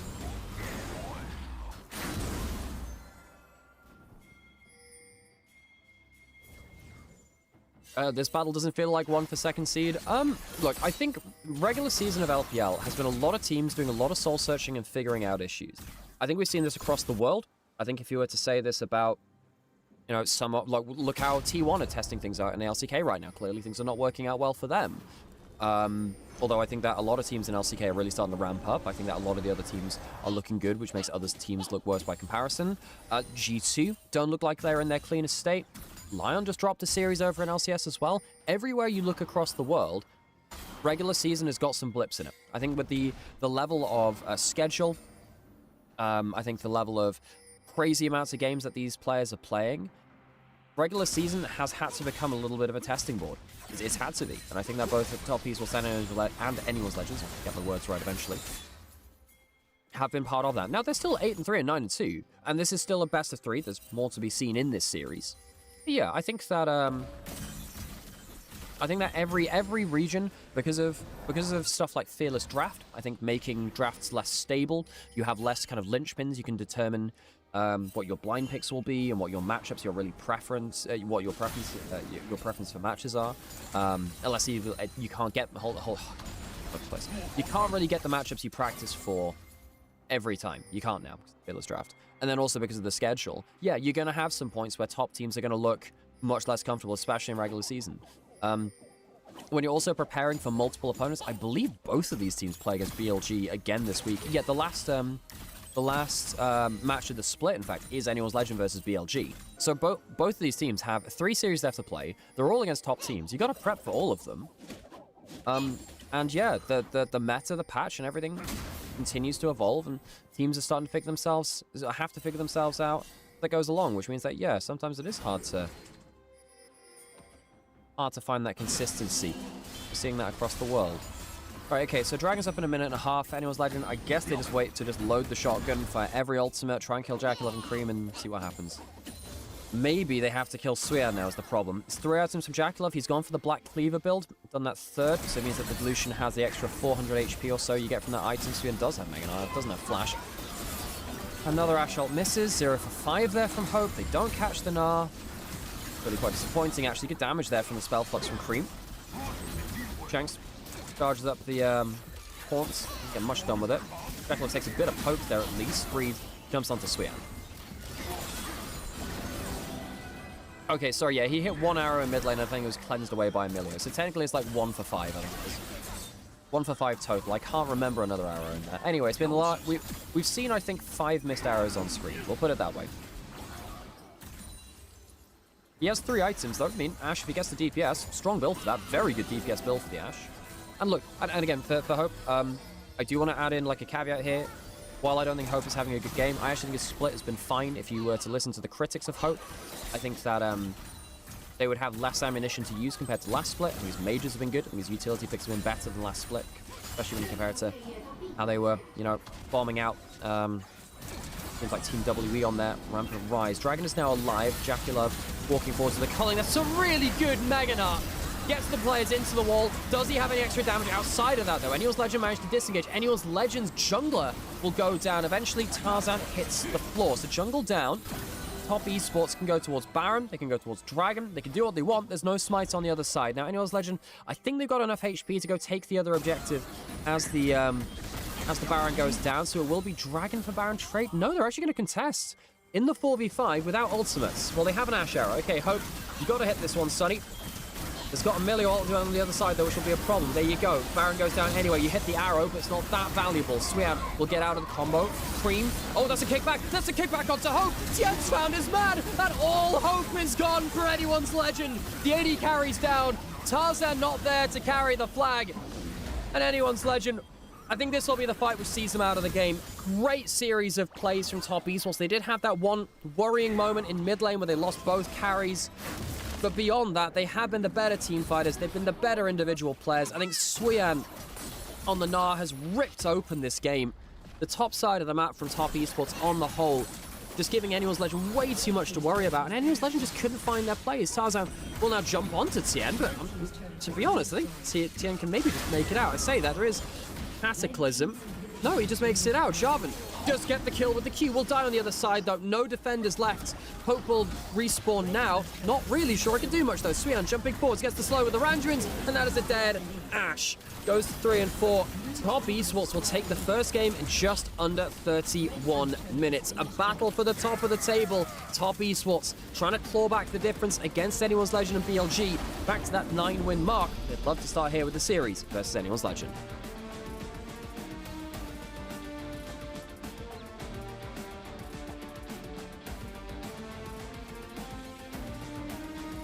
So, now we get to talk about things like player of the game, what do we think went well and went wrong in that game. I think for Anyone's Legend, they picked for a team fight and then just couldn't find the angles to actually engage. I think that they let way too much happen on side lanes. I think that Breathe falling so far behind the Gnar was the killer. That was the real killer. I think, yeah, I think that as soon as Cream... Remember when Cream did that, double up play on top side? That felt like that was when the game exploded, really.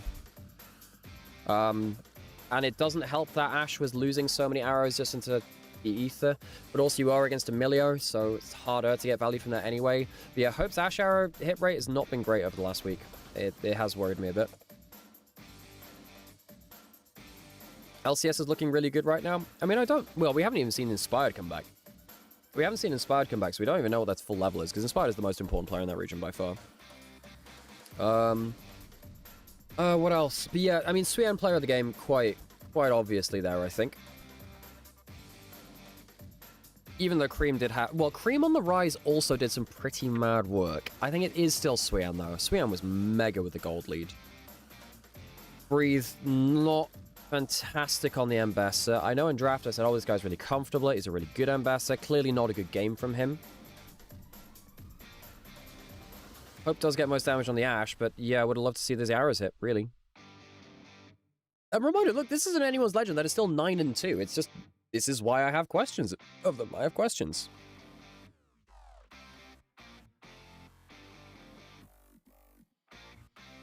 Oh, it's look, guys. Look, you can say fix all you want. It doesn't change the fact that teams will have good games and bad games. Like, just because you're like frustrated at it does not mean that, you know.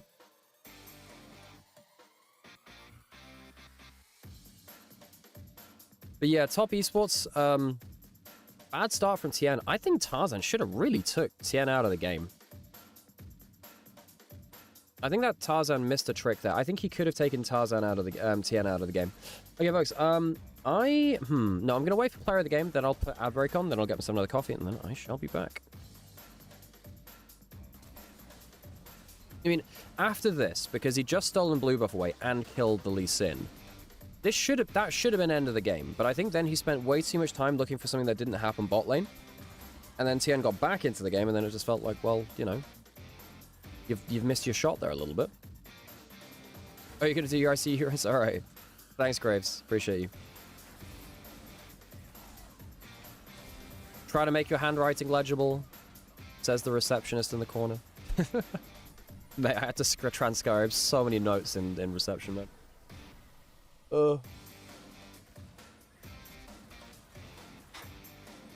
I have also been able to I've been able to like decode like you know, like doctor's hieroglyphs, though. Sometimes you'll just see a squiggle and you're like, yeah, that's paracetamol. Yeah, you know?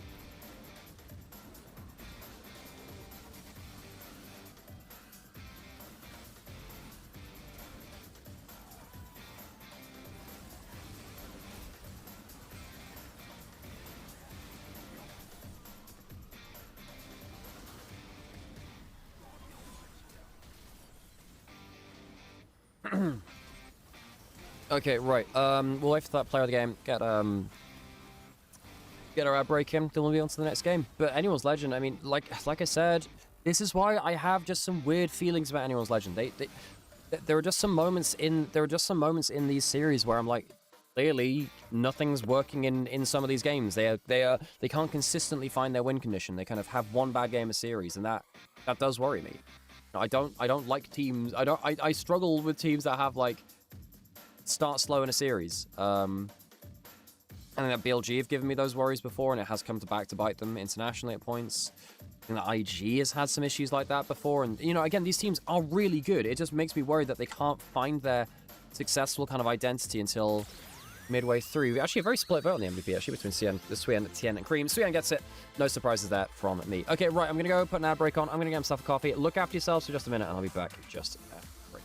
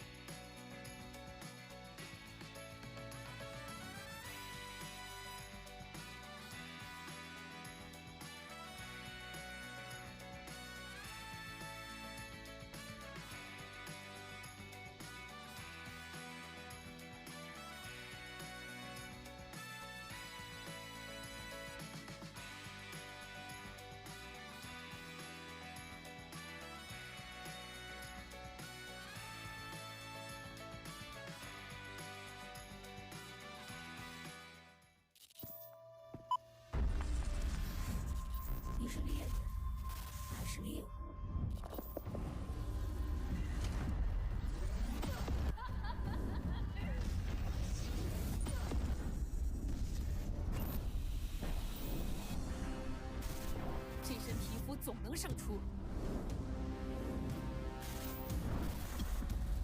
生命时刻到了。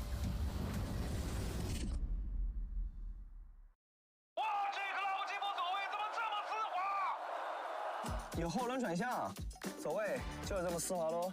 海豹08标配100万级后轮转向和双枪空选，架控随心所欲，走位够灵，稳住就行。今晚碾压局，你的车。就这样了吗？或者说，开局吗？开就开。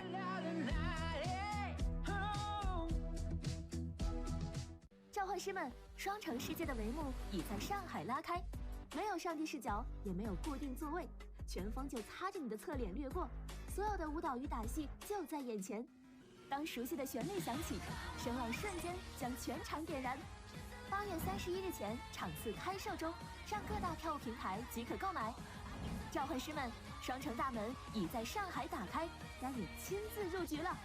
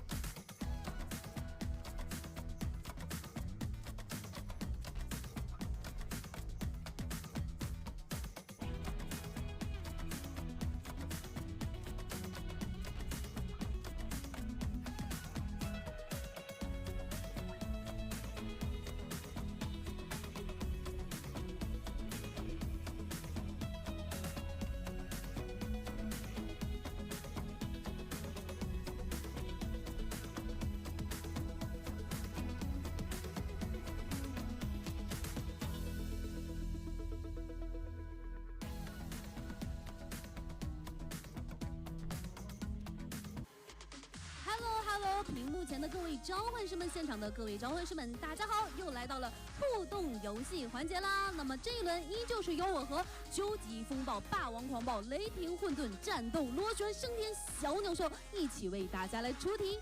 那么这一轮的奖品是由李宁提供的 GT Love 联名款服装2件哦。不知道大家平时有没有观察过我们原画的周围也就是英雄周围小小的配饰，不知道大家还记不记得？那么这一轮我们将根据减脂鲜灵的皮肤来为大家出题哦。那么直接来看第1道题。减脂鲜灵希维尔皮肤原画中被遮挡的部分，好，真的很快，那直接来回答好吗？减脂鲜灵被这个真是。应该是 A 兔子。好的，我看你迫不及待，我以为你马上说出来是兔子。那让我们一起来看这一道题目的答案。恭喜你答对了，那么希维尔被遮挡的部分就是兔子。好，让我们先来看下一道题，要连续答对两道题才可以哦。那么减脂鲜灵娜美原画中被遮挡的部分是什么动物？鱼，小鱼。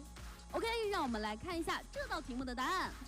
恭喜你又答对了，这道题目的答案就是小鱼。那由我们送上李宁提供的 GT Love 联名款服装1件，恭喜你！快为大家来展示一下，快展示一下！哎，怎么藏起来了还不给大家看啊？非常开心，恭喜你拿到了我们的玲玲提供的 JK Love 联名款服装一件。那么接下来还有机会啊，再答对2道题，还有机会可以拿到我们的奖品呢。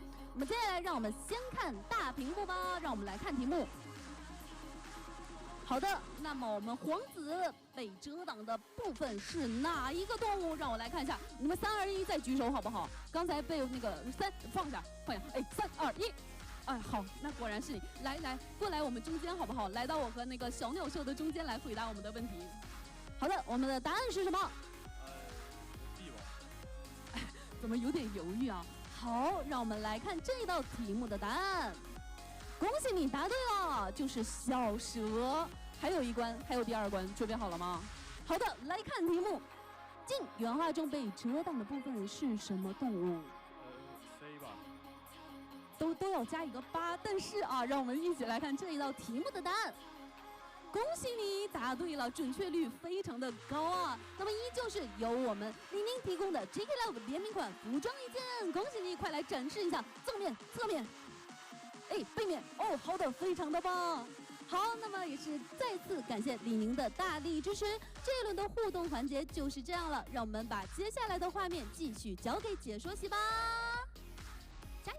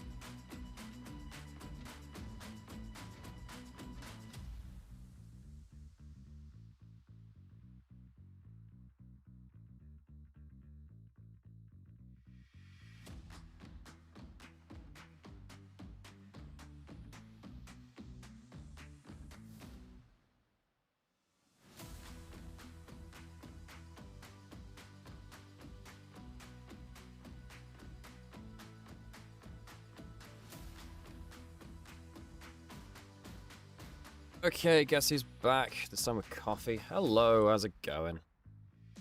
Okay, so top is for anyone's legend. Game 1 down. Swian, player of the game. I think that Swian has been really, really good.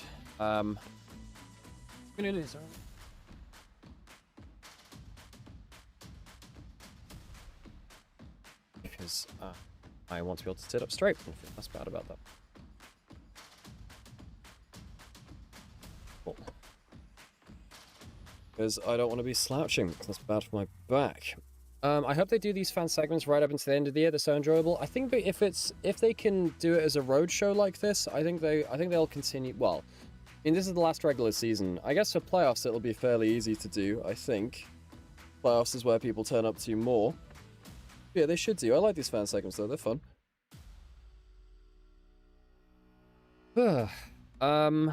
Right. Oh, did everyone see as well that the Star Wars Galactic Racer multiplayer kind of preview is out?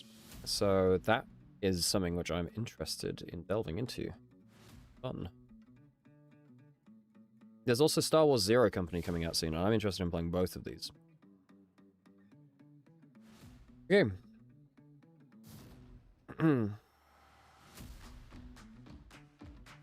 Jackalove almost had it. Yeah, I mean, Jackalove was playing with his life on the line quite seriously in that game. Fun fact for Vasu, yeah. Let me think. XCOM, but Star Wars is in fact a very fun concept, and it works really well. It does work really, really well. Oh, this is quite a common fun fact, but I like this one. For those of you who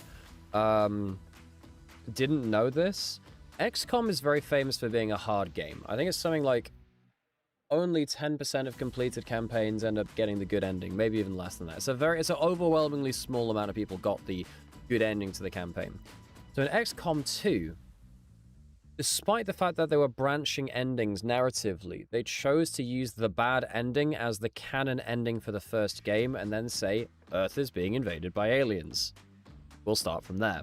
And I think that's just fantastic. So XCOM 2 effectively says, look, enough people lost, enough people lost. XCOM 2 follows the timeline where you lose the first game. Yeah. My September is already fully packed. It's got Blood of the Dawnwalker, Onimusha, and Wolverine. Yeah, you know that Monty is currently walking around in Romania doing like some in real life content on Romania. So cool. So watch out for Monty's stream on Twitch. I think he's live now, in fact, actually. So keep your eyes out for that. Hopefully got some Blood of the Dawnwalker content coming. And with that, right, let's get into game now. Let's stop dilly-dallying.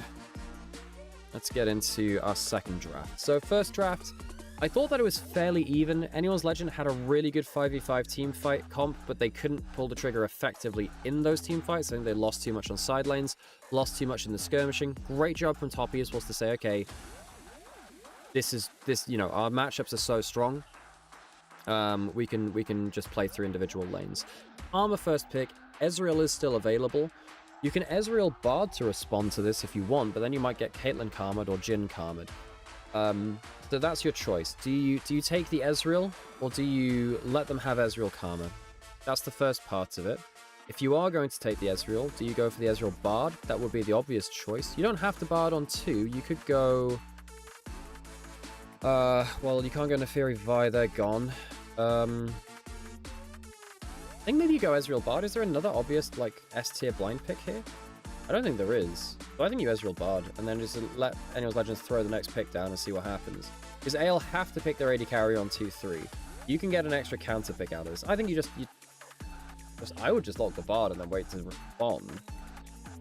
Look, you could throw the lock in, but typically lock is good into the mages. I don't love blind pick. I mean, lock's not bad into Karma. You kill squishy support's okay, but... Is that really that valuable? I'm not sure it's that valuable.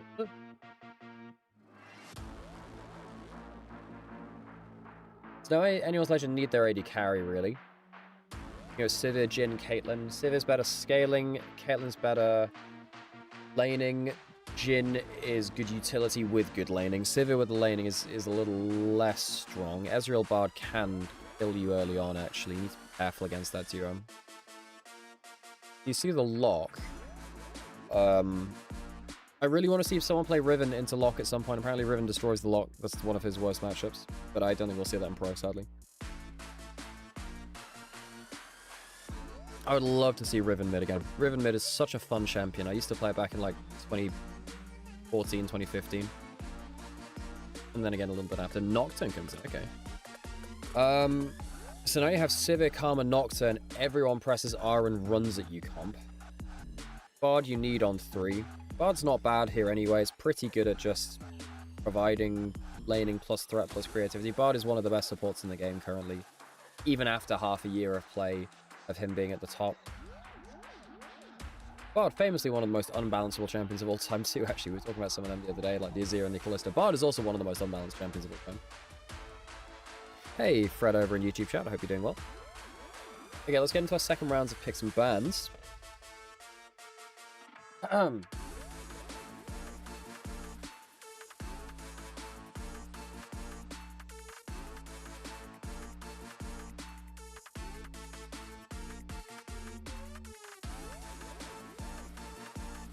So now we don't have any top laners in just yet. Rumble banned away by Top Esports. Vayne banned away. We still have... Now, Jace is on the table. Olaf is on the... No, Olaf isn't on the table, which is helpful. For the Jace. Does either team want to ban the Jace? Top Esports have, like, no frontline currently. I think they'd be happier with a Bruiser, because it gives them a little bit more safety against Sivir, Karma, Nocturne, just kind of running at you. If you don't have any frontline, they're just going to kill you at that point. Jax could actually be okay with some of the champions removed right now. Yorick's still available, of course.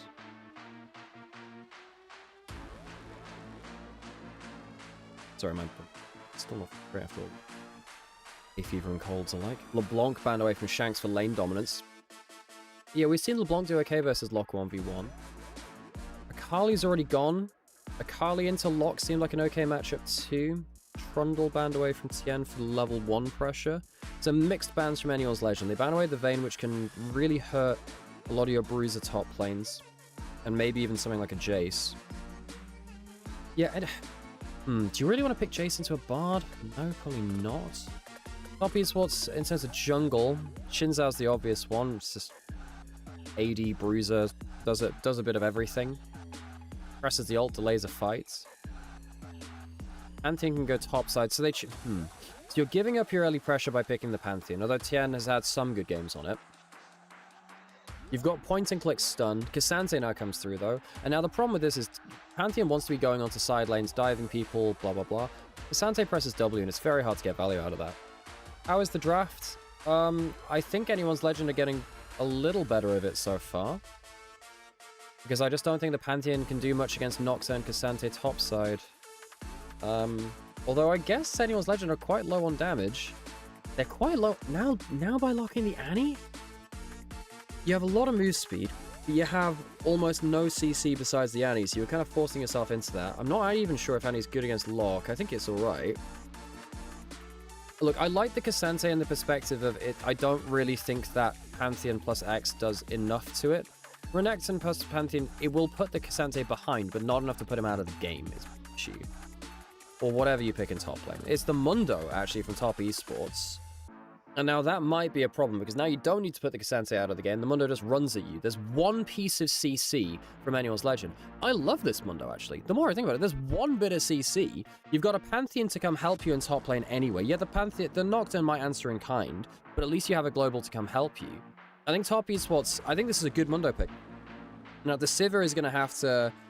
You need to get to, like, 4 item Sivir, really, for anyone's Legend to really feel comfortable in this game. Arian, by the way, thank you for the follow, I appreciate you. And Aurora Comet, also appreciate you for following earlier. Yeah, I'm not going to lie, folks. I think that anyone's Legend don't have enough... I don't think they have enough CC, and they've got a little bit from Cassante, a little bit from Annie. I think that their damage is quite low. I think Sivir is so much the damage is loaded into the Sivir. I'm starting to feel quite worried for anyone's Legend, actually. I don't think... Look, I think last game, I could understand their draft logic, just play for the 5v5, and I think it was their gameplay, which was worse than their draft. This draft doesn't feel fantastic, though, to me. I think that Top Esports come away, you know, with Bard Engage, Pantheon, Skirmishing, Mundo, who has good matchups into the Annie, and the Cassante.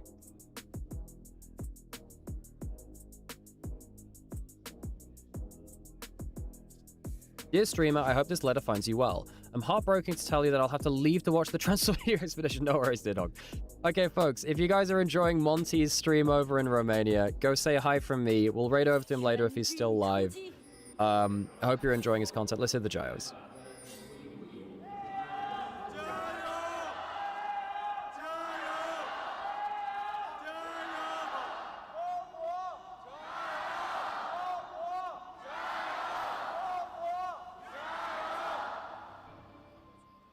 Some lovely loud crowds there. So defensive wards from anyone's Legend. They put wards into both sides. Cream actually spot one out there, actually. Cream getting some damage down to Shanks. Doesn't get all 3 Qs at the level 1, which is how you get your free Electrocute proc, which is frankly not fair. Electrocute there from Annie. Of course, the broken bit of Locke's laning is when he gets his W. That's when he gets so much regen that it feels like you just don't get to kill him. Very annoying.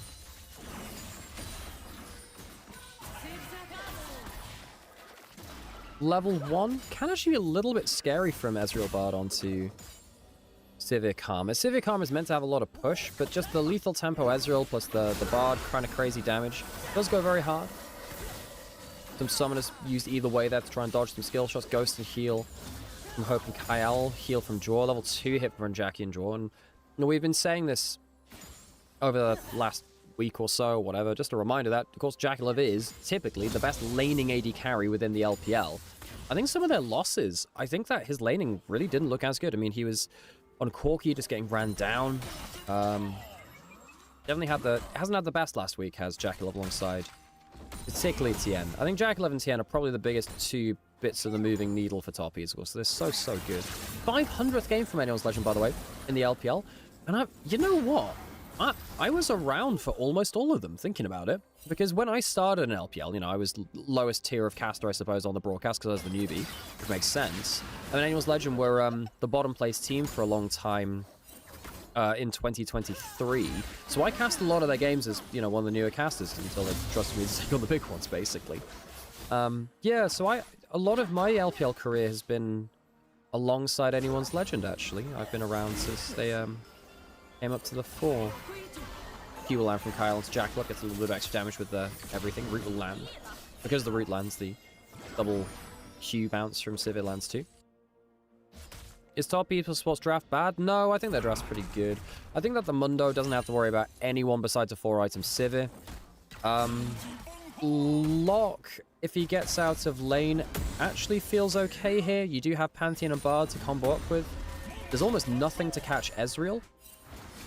I think Anyone's Legend is really hoping that the Sivir gets hyper-fed, but the problem is Anyone's Legend are relying on Hope to do that. And Hope, look, I don't think Hope has been as bad this split as he has been in some previous splits, but Hope is still not the guy you really want to be hyper-carrying right now. In 2022, yes, but I don't think in 2026, Hope is the kind of guy you want to be hyper-carrying, really. Potential smite over this. Tien does get the Raptor camp, actually. Tarzan stunned. Cream keeps Shanks from moving, which means that no one's going to come through there. Magical Journey. They go on to Tarzan. Spell shields used. And it does mean the flash is forced because the Cosmic Miner was coming after Kyle, looking for a bit of poke, perhaps. Summoner for the Roam of Jor. I'm surprised at that. I thought Anyone's Legend had been around for longer. I think Anyone's Legend have been around a little longer. They rebranded from Rogue Warriors a number of years before that. But the grand majority of Anyone's Legends games, I'm pretty sure I've been around to cast, because they're a newer team. Yeah, I think 2022 sounds about right. So I think, or 21 or 22, that sounds about right. Because Rogue Warriors were a thing before that. Rogue Warriors were before my time. I think they had like a year or two before I was there, but they're definitely one of the newest organizations into LPL in terms of the rebrands. NIP being one of the newer ones, right? Of course, NIP replacing V5 in terms of the rebrand. Cream clearing through the way. Got himself that Dark Seal. W from Locke is a clearly fun and balanced ability.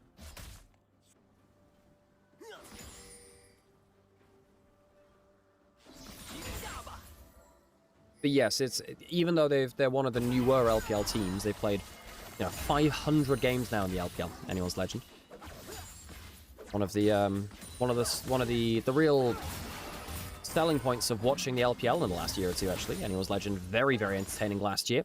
Did very well in the lane swap meta. Did the best of any LPL team across the average of 2025. I think they were a tad better than BLG and Top Esports. No, actually, no, significantly better than them, actually, thinking about it. Even though Top Esports made World Semi-Finals, Anyone's Legend were the international team which people feared more and more. Ooh, Q-Bounce almost there from backswing from Hope. Cream's going for a run down, puts on the movement speed. That's the ultimate. Hope will flash away from it, summon it down. Now, Cream, does he get a chance to reset okay? Jackalope took a lot of damage in that play in the 2v3 from Anyone's Legend. Tien will actually go through this mid lane wave. Does this give him level 6 actually if he gets all of these minions? Walking at Shanks here. Oh, not quite. Ooh, Snibber's dropped down to Tien. Yeah, so Tien actually gets level 6 off of the mid wave. So, typically, at this point, you would be fighting for the Scuttle Crab, which gives you level 6. Because Cream drops mid-wave, actually he gets level 6. Pantheon gets level 6 off of minions, rather than just the Scuttle Crab itself. I say that Tarzan actually doesn't get the level 6 off of his Scuttle Crab either, because he got denied his Scuttle respawn just before this. So he's going to go towards Raptor Camp. Yeah, the Raptor respawn is what I meant. Hang on, Pantheon going into the river. He spots them recalling.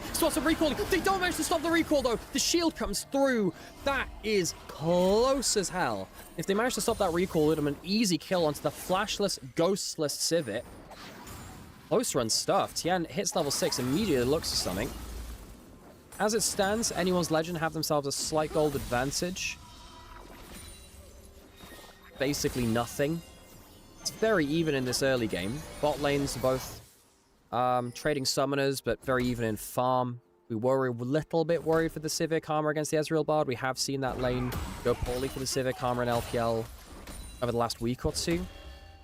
I think there is a problem that will eventually brew in topside, which is Suiyang will get to, like, you know, Heartsteel / Protoplasm / Warmog / whatever the hell he wants, really. And I'm not really sure anyone's Legend have a great answer towards a very, very tanky Mundo. I think that Sivir, once she gets 4 items, yeah, that's your answer. But that's 4 items. Whereas I just think that the Mundo eventually just walks to anyone's Legend. They can't really do that much against it, really, can they?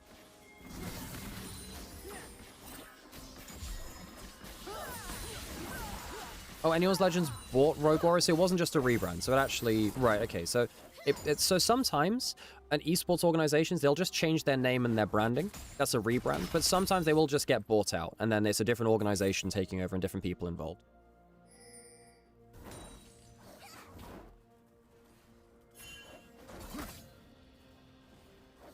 Cream looks like he's going for the Proto Belt first, by the way. He wants the extra HP, which... Not sure I love. I'm not a huge fan of the Proto Belt on the lock. I understand it to a certain extent, but I think if you're going to pick this champion, you've got to do damage with it. Not awful trade there. Does he get the cannon? He does get the cannon. We might see push Mundo. Yeah, that's my worry for anyone's Legend. I think that eventually the Mundo becomes very hard to deal with. In China, they rarely differentiate the org purchasing or if it's just a rebrand. Yeah, that's more of a thing that we do in... from an external perspective, really. Reminder, folks, this is a fight. This is very important for our top 2. Dragon is available. Grubs are available.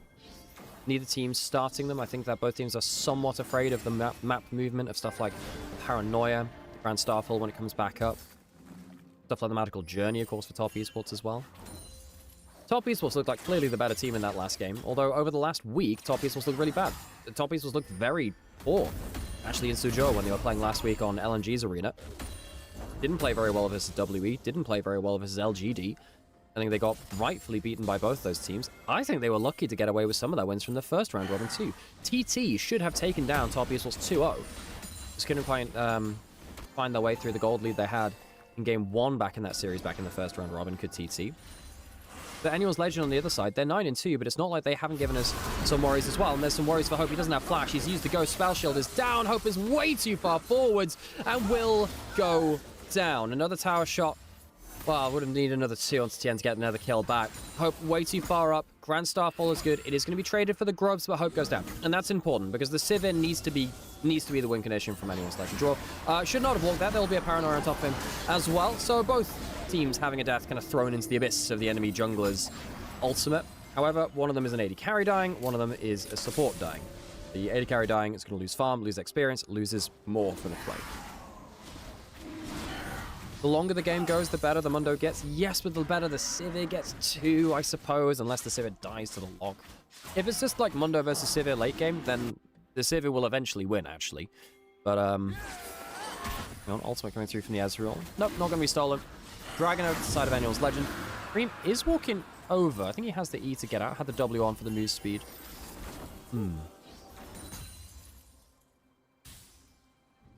Once Sivir gets 4 items, the Mundo is an easy way to proc ricochets. Yeah, that is a big worry for Top Esports. I do think that eventually there is a significant chance that could be a big problem for sure.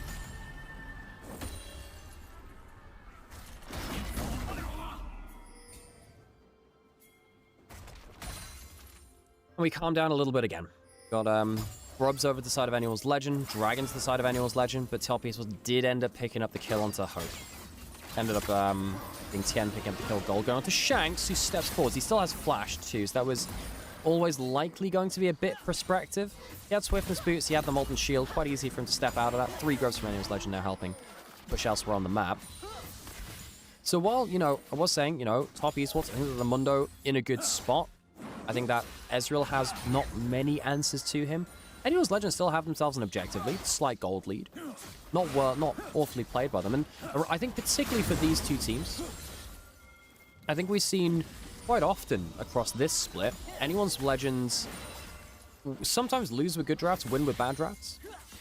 I think that they are good enough teams that the gameplay is more than enough to flip the needle the other way.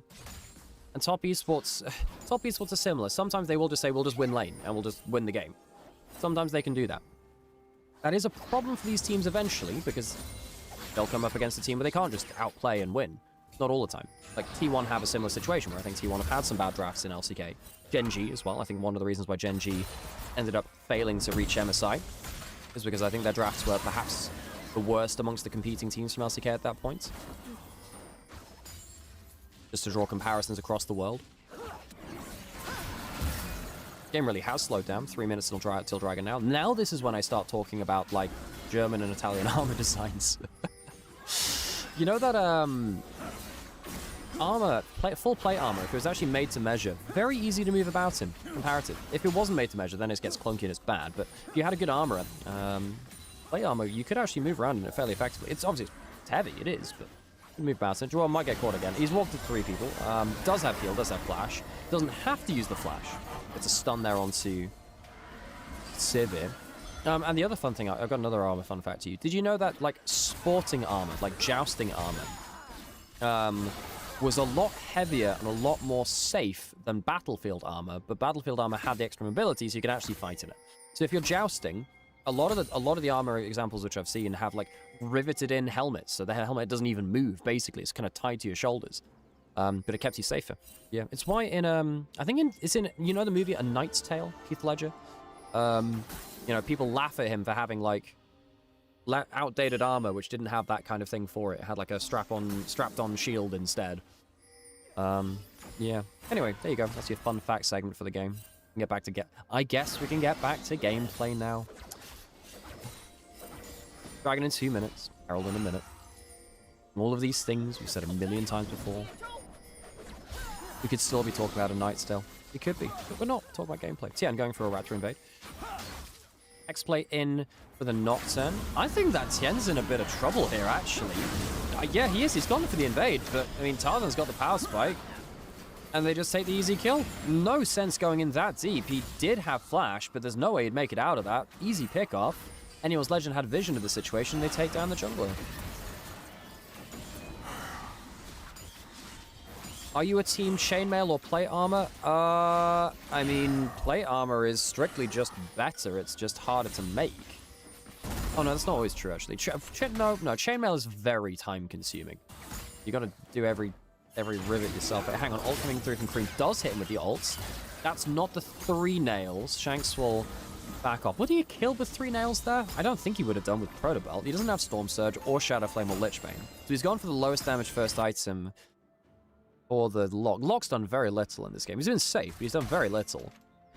Suyan has the Warmogs, has the extra Giant Spell on top of it. So now Suyan is kind of just immovable from a side lane. You'll notice that, of course, Tien's died, Draw's died, but I don't think anyone's Legend can really look to pick off Suyan that easily. I mean, we saw this from Cube on WE versus Top Esports, right? Because Cube did this to Top Esports, where he fell behind gold, and then eventually it just didn't matter. He just walked through you anyway.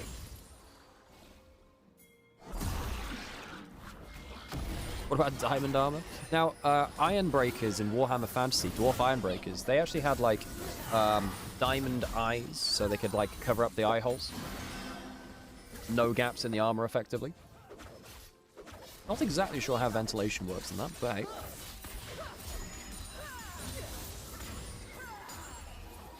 Hope is currently 1,000 gold ahead. He's cashed in a cull, going on towards 2 items. Didn't say that anyone's Legend. The Sivir looks pretty good later.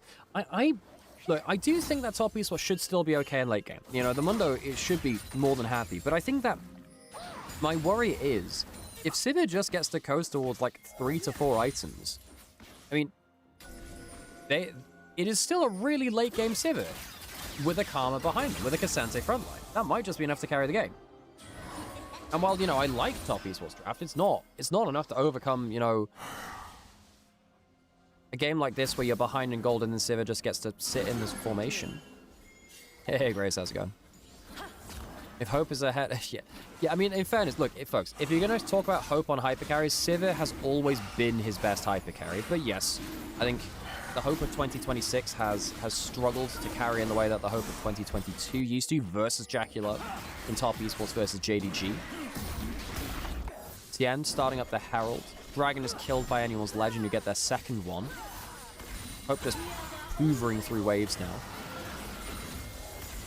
Minions be damned. Haha, see, hoovering through waves. Hoover down. Right, Herald going low. Tien I don't love his HP bar for this fight. Tarzan pops the Paranoia. Locke doesn't feel like he's in a particularly healthy place, but then the Paranoia doesn't get them into anywhere useful. What's happening with the rest of the map? Well, nothing, really.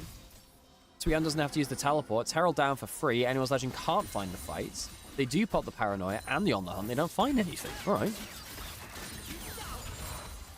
Oh, the juniors had questions? Did the juniors have questions about hit video game League of Legends? I could help with that. Oh, gosh. Yeah, you enjoy your break, buddy.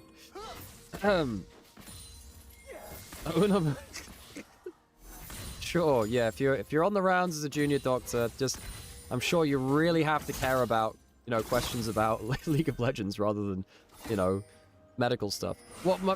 If it also helps, both my mum and my dad were doctors too. Hang on, Shanks caught out. He does have flash, chooses not to use it there. Cosmic Binding not timed well. That is pretty much a one-shot onto draw. Here comes Cream, jumping down with the Pantheon as well. Can they get the reset? Yes, they can. Cream will get out with the E. Good damage onto Tarzan, who flashes away. Kyle's here for the extra shield, so I think it will just end up being a 1-for-1. All things said and done. Not bad there from Tarzan. Good response from him again. I've been liking how much damage he's been putting out. And while all this is happening, Hope is just, again, farming up a storm, pushing in mid lane. It's time I pursue medicine. I think I would have burned out even harder doing medicine. Yeah.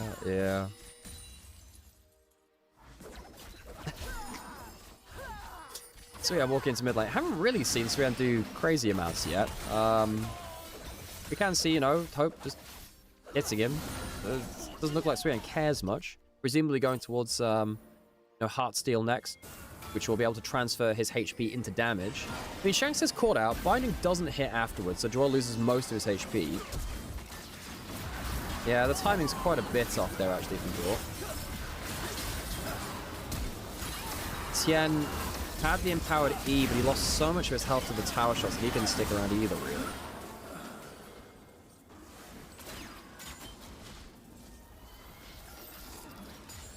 Oh, Draw.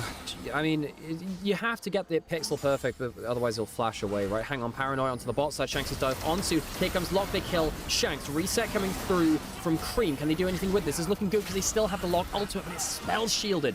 Ultimate goes wide from Bar. Jackal now into the play. Jackal puts down the exhaust. Hope is kind of in position. Oh, Draw, that's a bit of a mess. Doesn't matter, though. Still gets the slap in the face with the meat. Suian's here, and he's pushing. Anyone's Legend. Can't really do much. They can't really do much against the Mundo, but Mundo can't reach them either, so they're safe from that, though. Good play from top Esports. Get themselves the 2 kills, perhaps opening up one of the towers. They haven't taken any turrets yet. I suppose Anyone's Legend on the other side only just have the 1 in top lane as well. Cream taking this. Now, there is a problem if the Lock also gets fed, because if then Lock can randomly one-shot someone, yeah, you're in a bit of trouble. Xante's actually just going onto Cream, actually. Went for the all-out. Cream doesn't have... I think he's just dead. All right, he's overstayed. Suian... Well, Cream goes down bot side, overstays and dies. Now, the kill goes towards Shanks. Breed does have 1,000 gold lead, by the way, from tower, but I don't think it's that important because Mundo is Mundo. So this is what happened here. We have the Magical Journey. Herald crashed into tower. Cream, I think he makes the right decision to go very quickly onto the Annie rather than waiting for the Herald to take her out and then him looking after. It's a shame they can't catch Tarzan cleanly. I think if they did, they could have quickly moved to push mid and bot lane, actually. Draw misses the stun, but... well, whatever. I think he did anyway. Was that another spell shield? Maybe it was, actually.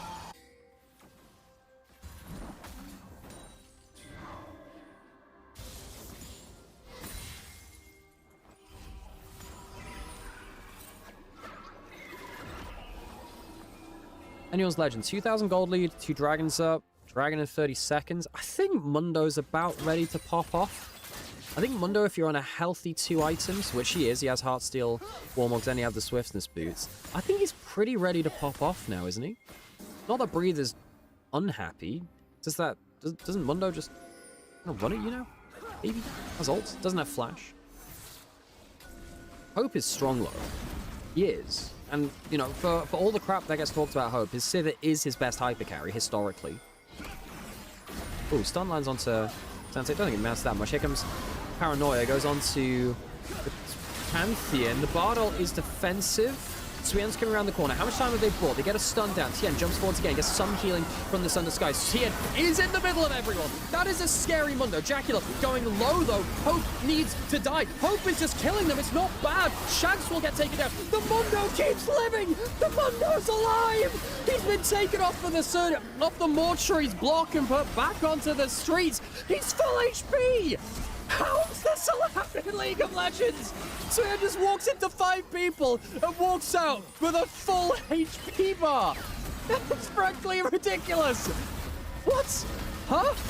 All right, well, call out. Comes through the Cassante. Cream will go down. Perhaps a little bit of fun gaming from the other top laner. Suyen does not have ultimate now. That could actually be a problem for the remaining members of top Esports. It is unbalanced top laner versus unbalanced top lane, and Breathe will actually be able to even up the fight. Ends up becoming, I believe, all things said and done, a 3 for 3. Well, that was ridiculous. You know, as soon as I saw Mundo hit that low HP, I was like, oh, surely he's dead. And then he just got all his HP back. Well, that's Mundo for you. I mean, the defensive Bard up buys time. This is why the Bard is really useful in games like this. Someone jumps onto someone else, you ult them, buy some time, get what you can down. Suyen walks into melee range of everyone. And then I thought, well, you know, he'll go down. Surely he's very dead. No, presses the R button. Almost one-shots Hope. Probably should have one-shot Hope, actually. Jacula loses the trade against Hope. Hope has actually put out a ridiculous amount of damage again there. The big thing here is also that Suyen also got 300 heart steel stacks from one fight. He also now has Flash coming up. Doesn't have ult though. That could be a problem. Dragon going down. Can top Esports get in for a steal? Breathe might try and all-out Tien away. We'll have to see. Breathe does put up the W. Tries to form himself a bit of a front line. Does get the all-out back onto the Mundo, who doesn't have the ultimate. The Bard ult doesn't save him. Tarzan going in for the fear, and Cream will have to back off. It's a good fight. They didn't quite have the Mundo ultimate, and the Bard ult wasn't quite in time to buy enough for Mundo to live. Good fight from Anyone's Legend. They get themselves the Dragon. They do deal with the Mundo, and they're playing well. 3,000 gold lead for Hope. He's about to hit just critical mass on the Sivir. I think Anyone's Legend, with this fight, getting the Dragon, getting the Baron, this should put themselves into a game-ending advantage now. I think Breed did a remarkably good job of frontlining that fight. You know, it stopped Suyen from getting easy access into River, then pulled him back into it to insta-kill him. Baron will go down. I would have thought Jacula would have an easier time this game too, but he's just not. He's just fallen behind so much gold. He's not really been able to do that much. I mean, Hope has just been very confidently just stacking up. Spell shielded the Bard ultimate too. Mundo went down, didn't have the ultimate as we were saying. What is that Shanks build? Allergic to do damage? Well, I could say the same about Cream on the lock as well, right? Going for the Protobelt first.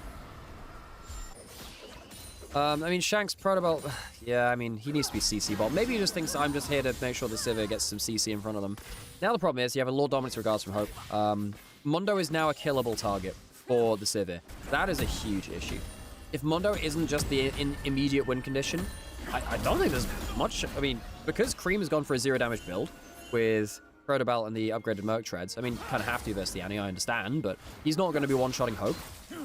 Jacula is very far behind. His Azrael has just not been able to keep up in gold. So I think at this point, Hope just carries. I think Anyone's Legend just play around the Sivir and the Sivir carries, probably.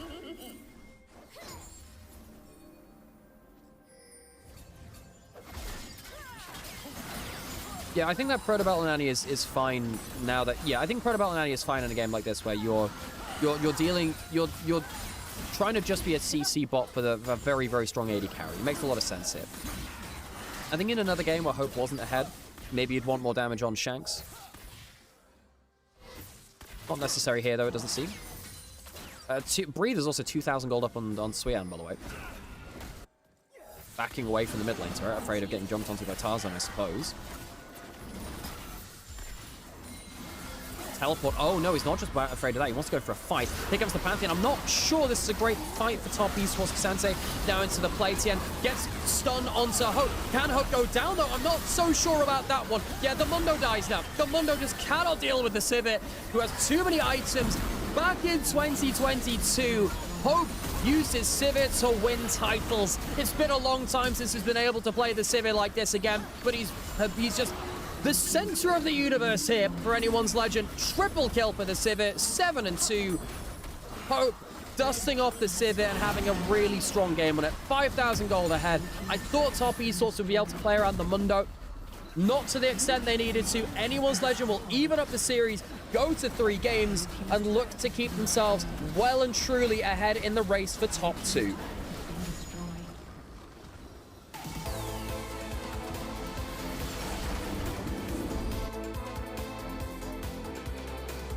Three games for our second series of the day. Headed for our first one as well. We might be in for a longer day today, folks. It means more LPL for you to enjoy, me to cast, and me to enjoy alongside you as well. Welcome back, everyone. Thank you for watching LPL here. I know that there's many different places you could be choosing to watch the LPL right now, and thank you for doing it here. It's fun to have a little bit of the community here to talk about Chinese League Legends, enjoy these players, enjoy these teams, tell the stories of them too. Now, in both of these games, I thought that the team with like the slight winning draft ended up losing, and I think that shows you the intelligence and the potential level of play that these teams can bring to play. I think that, you know, in the first game, Top Esports found very clearly that they could play around their skirmishes, win through that. I think in the second game, anyone's Legend just say, okay, well, you know, your Mundo is strong, but we just hyper-farm the Civet. And I think that Top Esports struggled to shut the Civet down. I think Jackalov's not having a great day today either, actually. Breathe player of the match for that. I mean, Breathe did play very well. I think Tarzan's paranoias were good. I think Hope in general was fantastic. I think that his Civet was... He got caught out a little bit in the sidelines, but Civet's team fighting was really good for Hope. I think it's fairly mixed. Okay, folks, I'm going to go onto a quick ad break again because we're solo casting and because Sam and I have been a little bit ill recently. We're just trying to take it easy on the voices.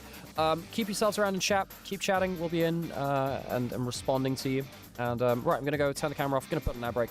And then thank you so much for the hydrate, by the way. Pirate King Poppet. Appreciate that. I will get hydrated. I'm going to keep my voice safe and we'll continue on through the day. Sound good? All right, let's roll those ads and then let's... yeah, see you. Yeah, appreciate it. All right, back in a minute, folks. Oh my god, that Civet damage, yeah.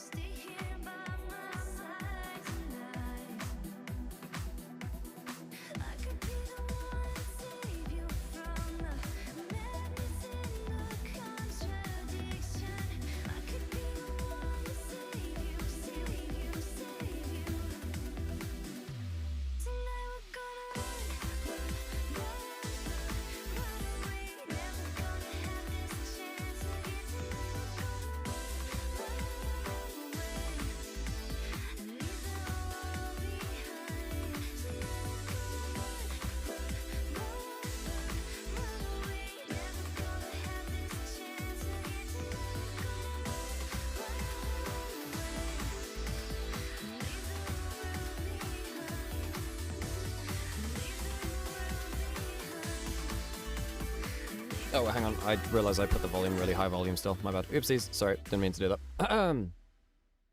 Plus one to breathe for me. Who did you vote on? I actually missed that. Appreciate that again, Katari below. Who did chat vote as MVP? Oh yeah, by the way, if you're on YouTube chat, we run a thing on Twitch where you can vote on the MVP at the end of the game as well if you want.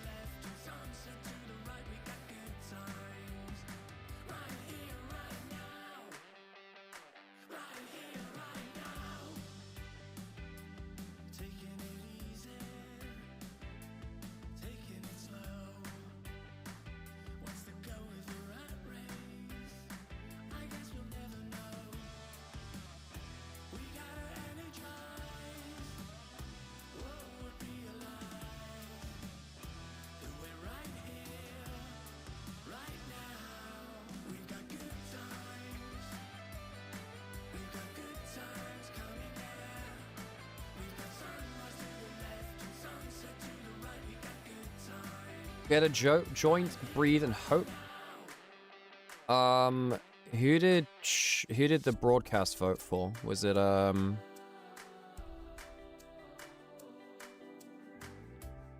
who did broadcast vote for? Oh, I could probably scroll back and see it myself, but I'm being lazy. Breathe, yeah. Hey, breathe was good. Breathe was solid. I think Hope was given the platform and he played well with it, but the platform was a lot of Castante.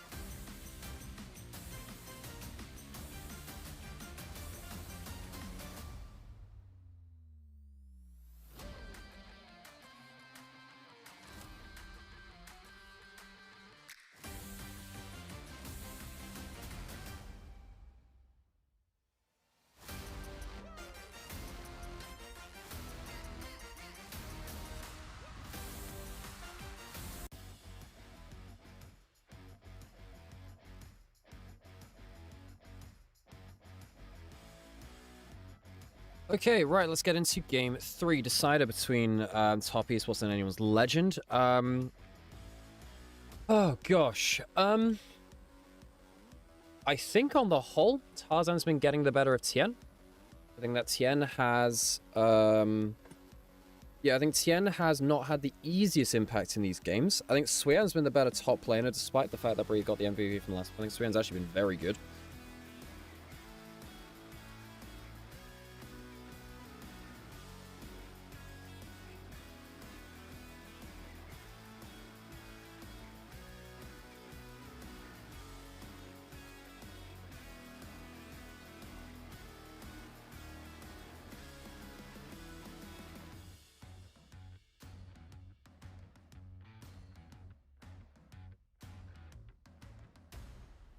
Looking fresh with the hair. Yeah, I went out to London to get a haircut because I haven't had my haircut in like 3 years. Thought I'd take a day out, get my haircut, and go see some friends.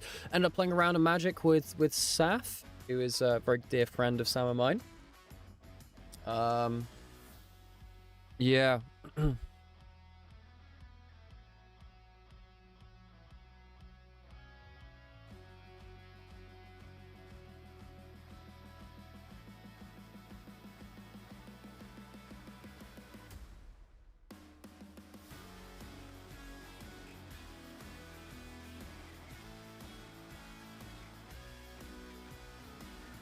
Yes, no, I made a day of it. Played some Magic. Went to Kokoichibanya by Leicester Square. It's a great curry chain, Japanese curry chain from Japan, which is in London as well. There's some really good food in London if you're yep. Yeah.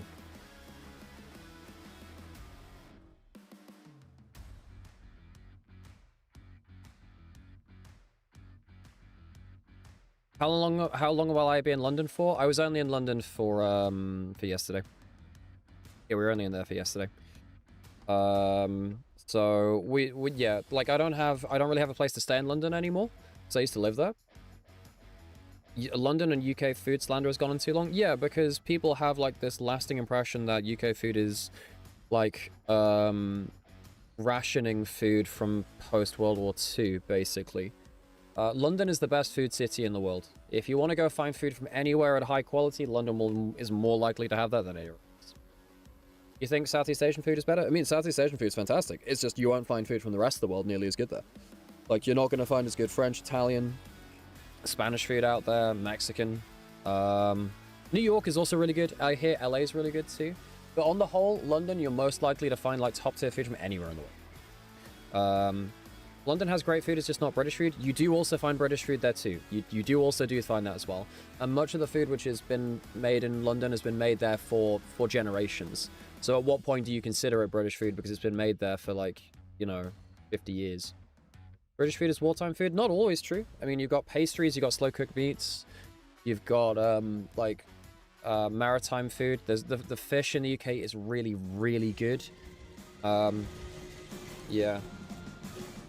You can get really good British food in London as well. It's not always what I go towards, but yeah. Anyway, right, let's lock back into this. The phones are out because they built themselves a game 3. It's not Silver Scrape, so just close to it. This is how astigmatism looks.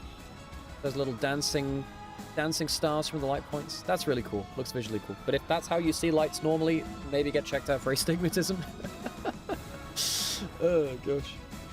And never get used to the prices of food. That's true. Now, it's not cheap in London. That's the one thing. You get finding cheap food in a capital city in Europe, it's not likely. Yeah.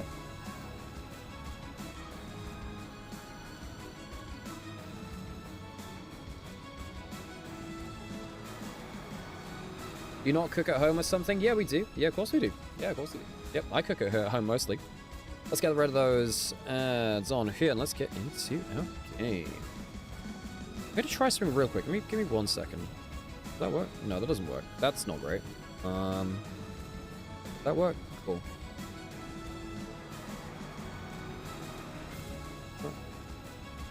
Sure, whatever. It'll be fine.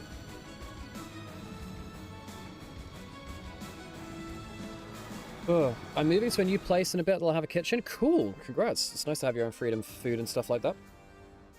Okay, so going into this next draft, I think that anyone's legend should be trying to leverage Tarzan over Tien. I think they should get themselves a level 1 advantage. I think that Tien has been lucky to get away with some of the plays in these games. I think that his Lee Sin should have been out of the game. It wasn't. I think that his Pantheon was largely outvalued, I think, by Tarzan. Tarzan had a pretty good Nocturne game. I don't think Jackalow is playing that well today. I don't think Jackalow is playing that well at all. I think mid lane is somewhat even, of course. Like, Cream versus Shanks. I should have talked about this more earlier on in the series, but Cream versus Shanks really has become a very important matchup for the lineage of LPL mid laners. Because I think basically, once we had, Scout falling off, Rookie taking, like, splits off or, a little bit of time away, Chowhu's fall away from dominance, Durnby re-retiring, effectively Shanks versus Cream was the matchup to be who is the next elite mid laner in LPL to replace these outgoing players. And of course, Honky has now joined in this year to add into that equation too. But you can understand why it's so important, really, to kind of check how these two players are going, because they have been such a big part of the bedrock of the new parts of our kind of like mid lane lineage, really. Like, these are two which the next generation of players will learn from. So we've got Vayne banned away from Breathe, stops you from just bullying poor Bruiser top laners, really. Olaf is also gone. Vine, Neferi, Cassiopeia. So we still have Trundle. Trundle's the big jungler, I think of. It's an instant lock-in of Rumble. You can Yorick that, right? You can Yorick that, which is probably the easy one. Now, have Top Esports been practicing a Rumble flex? Does it go into mid lane or bot lane? Mid lane or jungle, rather. Varus is also locked in. That allows you a utility pick for Hope, and you don't have to play into Jarvan and Galio. You don't have to play into Ambessa. Varus is much safer because of the Fearless Champions banned away.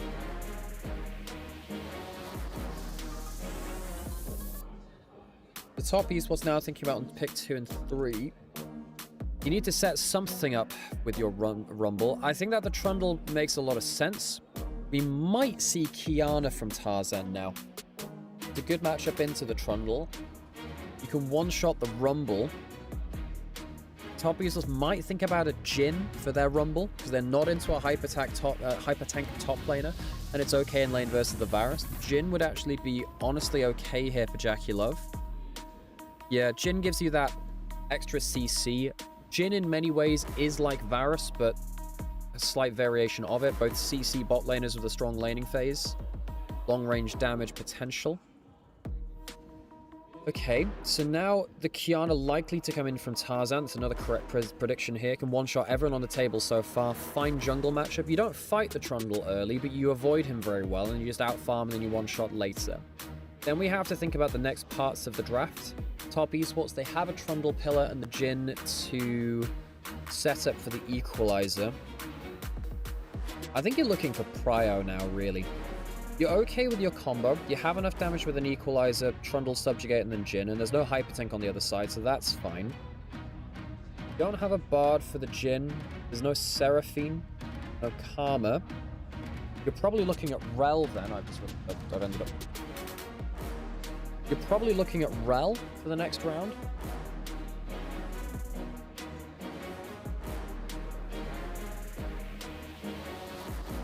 I think Rel would be the next big combo piece. The Nautilus is also gone. So you're looking at like the easy CC now, because I think a lot of the I think a lot of the easy CC pieces are now out of the picture. Carly banned away from Shanks. Syndra still available, but Syndra feels a little... No, Syndra's weird in both of these compositions, because I feel like you're safe enough, and I think the payoff is there. But if you get caught out by a good enough Trundle pillar, things are bad. Alistair banned away. Yeah, Rel looks like it's the next big piece, really. I think either team would be happy with a Rel. I don't see any flexes coming through from here. I mean, okay, no, that's not true. We might see a Rumble mid. The Akali, the Orianna are gone. Cassiopeia's gone. Could ban Silas. Aurora gone. I was trying to think of other kind of like playmaking bursty mid laners. The Aurora's fine. Yeah, okay, now with the Aurora, thinking about it, this is what happened in the Weibo series versus IG. Yeah, I think there's a chance that we get the Rumble mid. Now, the Syndra might be strong enough to play against the... I don't think the Rumble wants to play into a Syndra either, really. So now the problem is, you first pick this Rumble. You'd like to think it's a flex pick. I don't love it going into the Syndra.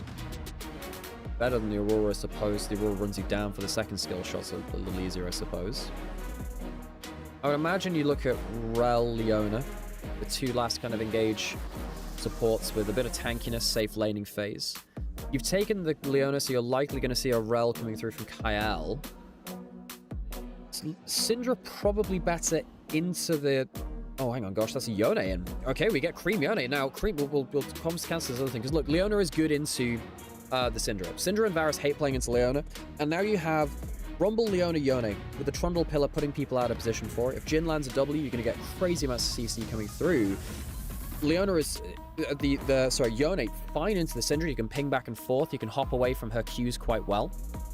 I think this Yone is mega. The Rel does come through. I think the Rel and Leona both make sense for the compositions with all of the mage supports going through. Cream Yone is one of his most played in his career and one of his most successful. Very good player of the champion. And that's going to be a crazy combo piece. In terms of overall draft, you do have triple immobile laners into heavy CC combo from top esports. You do have a same crazy amount of damage yourself, though. I think I slightly prefer top esports draft, because I think it's slightly easier to find your engage with Leona, with Trundle Pillar being on a very low cooldown. But I don't think there's much in it. I think this will be on level of gameplay. I like both of these drafts actively. I think the Yorick is good into the Rumble. I think that bot lane is a fine matchup between two. I think that Qiyana into Trundle. The Qiyana avoids the Trundle, then tries to become more useful. So TM will have early game like level 1 to 3 power, but then perhaps less value later. I think this is a fun draft. This is going to be very informative. I like both these drafts from both teams.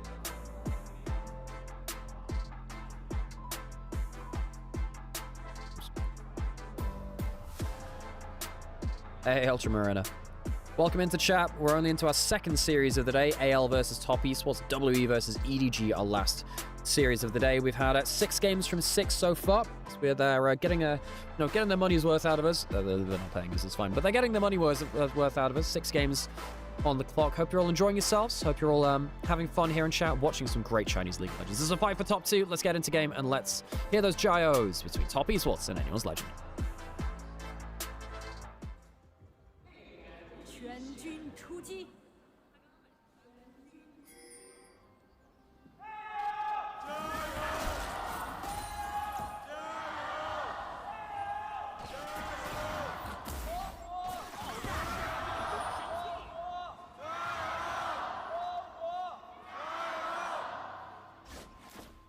Okay, here we go again. Cream has a HP advantage at level 1 because Shat's got hit by a couple of Electro Harpoons. That can be important. Now, the Yone, Yone is not really meant to have a laning phase. If Yone gets out of lane, you're in trouble, chat. You're in trouble. The fact that Cream gets himself that HP advantage at level 1 is concerning for Anyone's Legend. See whether that continues, of course. That can change very, very quickly with a skill shot or two. Bot lane, Jackal charging up that 4th shot.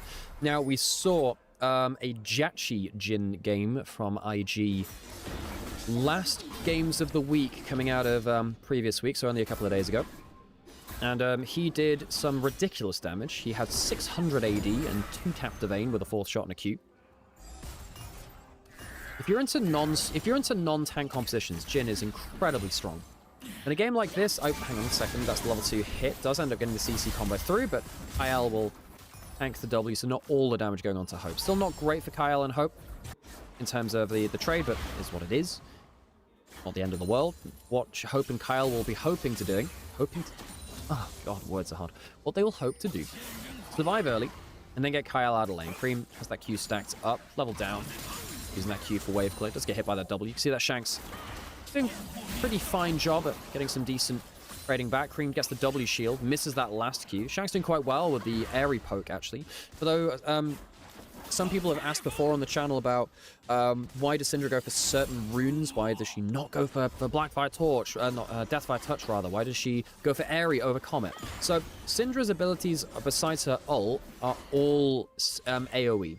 Deathfire Touch, its duration, the time you spend burning, is dependent on the type of skill it is. The most being for single target spells, then for area of effect, then damage over time. But then it takes during the damage over time, so it feels less bad. Because Syndra is mainly AoE, she doesn't get that much duration out of the Deathfire Touch, so it's not great for that. So you'd rather go for something that actually does damage, and then when you're against a very mobile mid laner, no point going comics, it misses.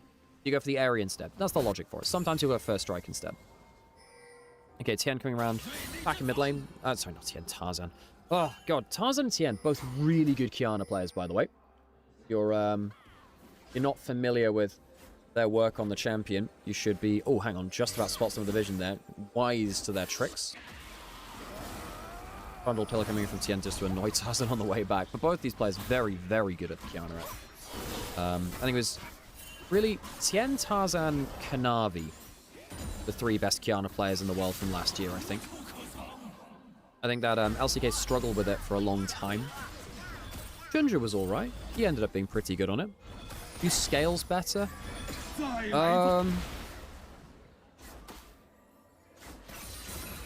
Who scales better? I think it's pretty even. It's a lot of it's on execution as the first, I guess, gank of the game comes through. JackeyLove blows his flash as Kyle and Tarzan look for the play. They'll take the summoner. They'll be happy with that, I suppose. Tarzan just trying to avoid TN. The Trundle Qiyana matchup, an interesting one. This is why I predicted it coming through in draft. Qiyana tends to be quite a preferable matchup into Trundle because even though you don't get to do that much early, you're also not unhappy to just say, well, you know, I'm just going to avoid the Trundle, farm up, and I'll be better than later. It's not like Trundle can do much against a Qiyana because she just goes invisible or pushes the R button and you get flung away from her.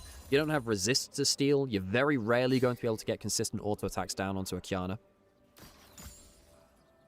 Trundle E should not get rid of First Strike. It's because the reason why this is important, it is important actually, noting that by the way, because yes, you can get Trundle Pillar to do that. It's because a lot of abilities like that in the past were changed to take tower aggro. So for instance, this applied to Anivia Wall, which always did 1 true damage. So Anivia Wall, if you get hit by it, you do a single damage, and it meant that you would take tower aggro rather than being able to avoid that. JackeyLove misses all 3 of those minions. Oops. 2019 Qiyana Rumble combos. Yes, yeah, true. They actually split up one of my favorite combinations of all time, which was, you know, 2019 through like 2020 to 2021. We had like Rumble Qiyana Braum, which was Qiyana Jones and the Carpets of Doom. You'd have like these crazy AoE CC ultimates of the Equalizer and the Braum ult, just allowing Qiyana to like get a mega ult because everyone's slowed up and they all kind of combo into each other. And the AoE damage and disruption as well was just mega. Very, very fun. Plus the name of it, it makes me laugh. One of my favorite combos of all time. Great team fighting. Like, see that Cream?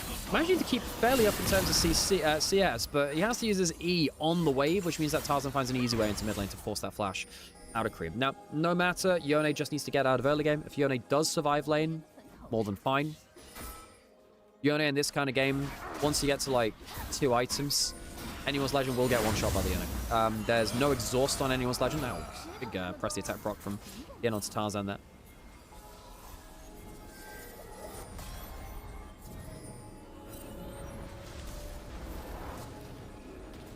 Hope overall. Now, this is a level 6 Trundle. Tarzan's half HP. Kyle's coming through. Does have flash. Can they get a Syndra stun? I would have thought that AL would have full censored them. Jim was in base. Like, maybe they didn't have perfect information on that. I would have thought Anyone's Legend would full send it. I'm surprised they didn't. At least try and get a flash or something. Choose not to. Maybe with Tarzan being a little low, they wanted to be a bit more conservative. In top lane, Breed's got a wave crashing in. I don't think Swian's unhappy. I think Swian's had a good day at the office. Kind of lost the town. Annoying for him as we say that. I think Swian might deny a plate from the turret there. I don't think he'll get the turret plate.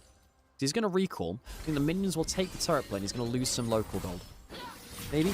No, actually on the minimap looks like the plate survives just about. Kyle taking some damage from draw. Some all-ins with JackeyLove.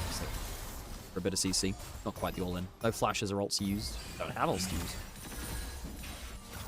Back in my day, you only got ultimate level 10.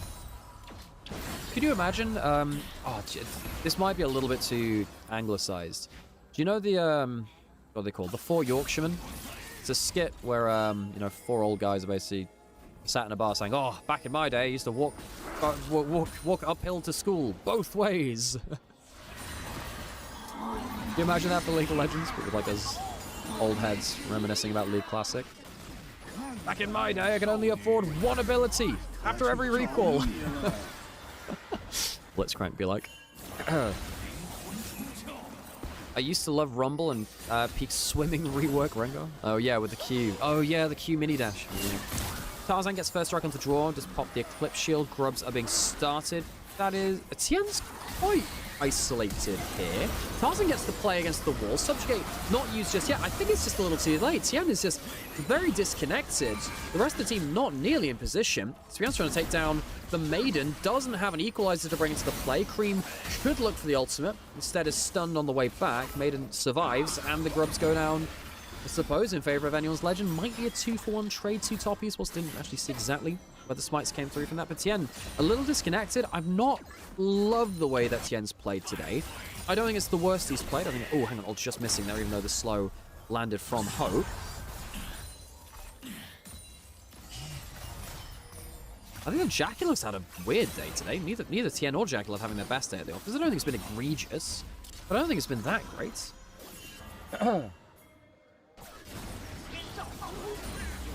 Wait, Trundle's getting mega buff? I don't know if Trundle will get buffed. Trundle's more than fine. Trundle's strong enough. You can play Trundle top lane right now into Olaf. We saw this from Cube into Xiaoshu. Xiaoshu blind picked the Olaf. Trundle came through as a flex pick into the Olaf. That's not bad damage into the Syndra. To stack up his Q again, so he gets extra ball.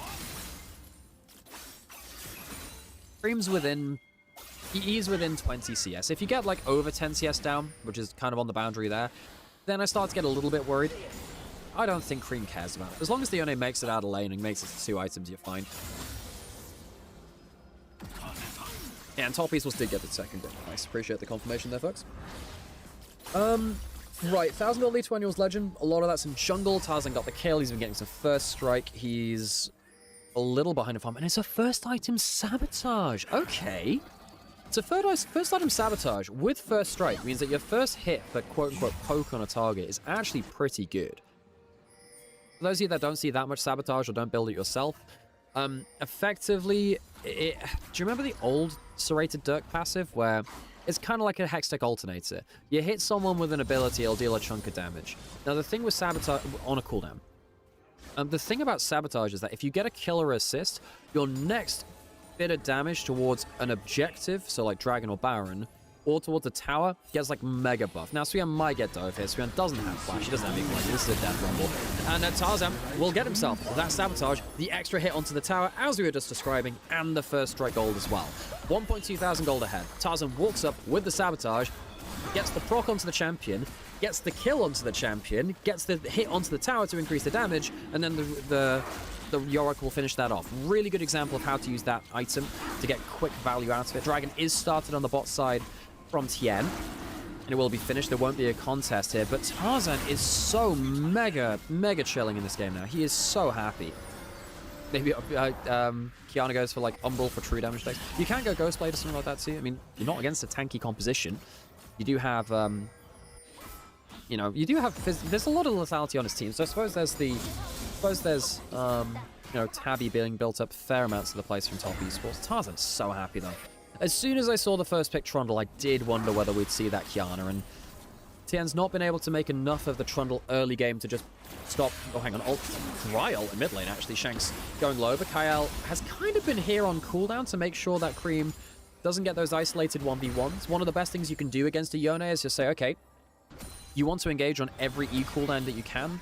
Try and approach on every wave just to get that one little bit of poke that will get you into kill combo range. I'm just going to be there on that wave. In fact, we saw anyone's Legend versus top esports. I think it was end of last regular split. Top esports AL, second round robin, I want to say, where Cream ended up picking Yone into Shanks. And that was a bad game. He went like 1-8 or something like that. He had a really bad game. Is Tarzan the best Kiana player? It's him and Kanavi and Tien are all really good at that from my memory.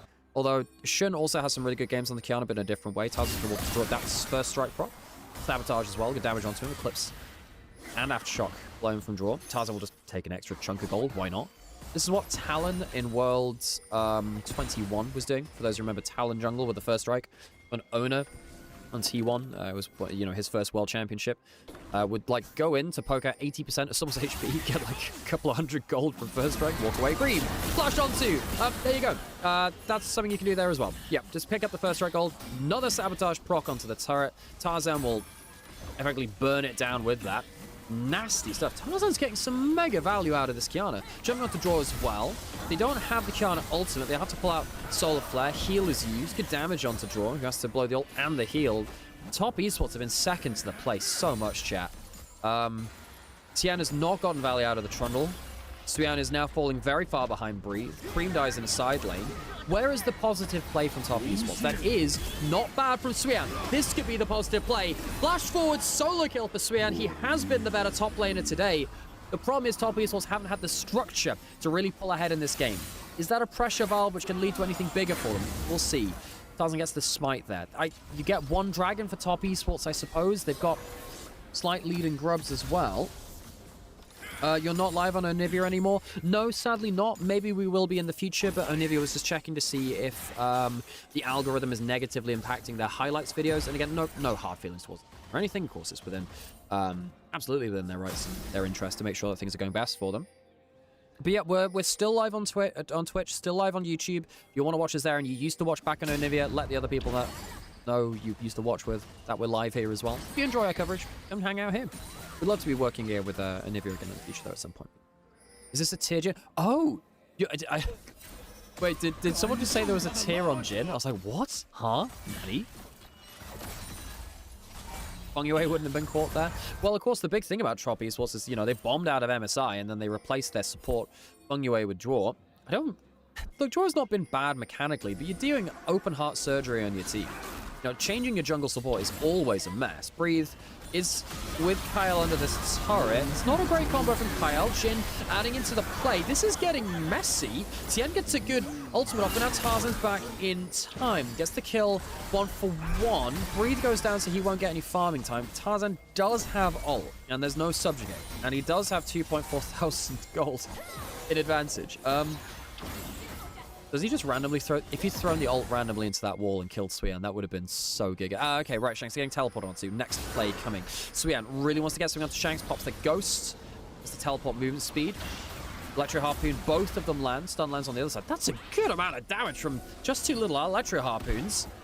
Green walking forwards. Really want to gift this to the Yone, I guess, if they can, and they do. All right, Shanks over push in the side lane now. Top Esports have needed a couple of positive plays to make the most things. Draw does have flash, will not hit the Zenith Blade.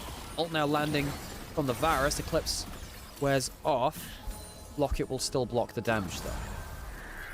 Just considering my Feng Yue agenda, I think Feng Yue will feel pretty hard done by. I don't think Top Esports failing at M5 was his fault. Ooh, Kyle over the wall. Draw has to flash away now. He's not had the best game on the Leona here. Struggled to stay safe. He hasn't died that much, I suppose, looking for vision. I suppose he's willing to just walk up and get something done. Breathe back into a side lane, not that far ahead of Suyan, who does have the 2 kills now. Again, Suyan has had a good series today. I don't think the series is on him at all. I think Anyone's Legend just moved better as a jungle support on the whole, on average. And I don't think the drafts have created enough of a delta between these two teams to be the deciding factor, which is good. Look, I like seeing drafts being a deciding factor when they're really clever. I don't like seeing, teams just not able to play because the draft doesn't allow them to play, Feng Yue was so bad? I don't think that's true. No, I don't think that's true. I think Feng Yue at MSI, clearly, when things fell apart, not great, but I think Feng Yue was a very positive playmaker. He was very good at looking for the flash engage. I think his mentality, his ability to bounce back was very good. But the question is, if you think Feng Yue was bad, who do you think is better than him? Do you think Draw was better than him? Do you think he is currently better than him? I mean, you can look at someone like Kyle right now. I think is playing very well. He's been might be the best support in the LPL right now, considering that BLG's had a couple of, well, it's not really On's fault, but they've definitely had a lot to work through. I think that Kyle has been good, but I think that Draw's been fine mechanically. I think he's been caught out for wards a fair amount. Had some good games in there. I don't think that Draw's been bad. I just don't think that Feng Yue would have been worse than him, really. And I think that Feng Yue has actually been doing very well on NIP as well. And for now, best team within Nirvana. We'll see if that lasts through to the second round robin in their rematch against Invictus Gaming, which will determine pretty much first place in the group.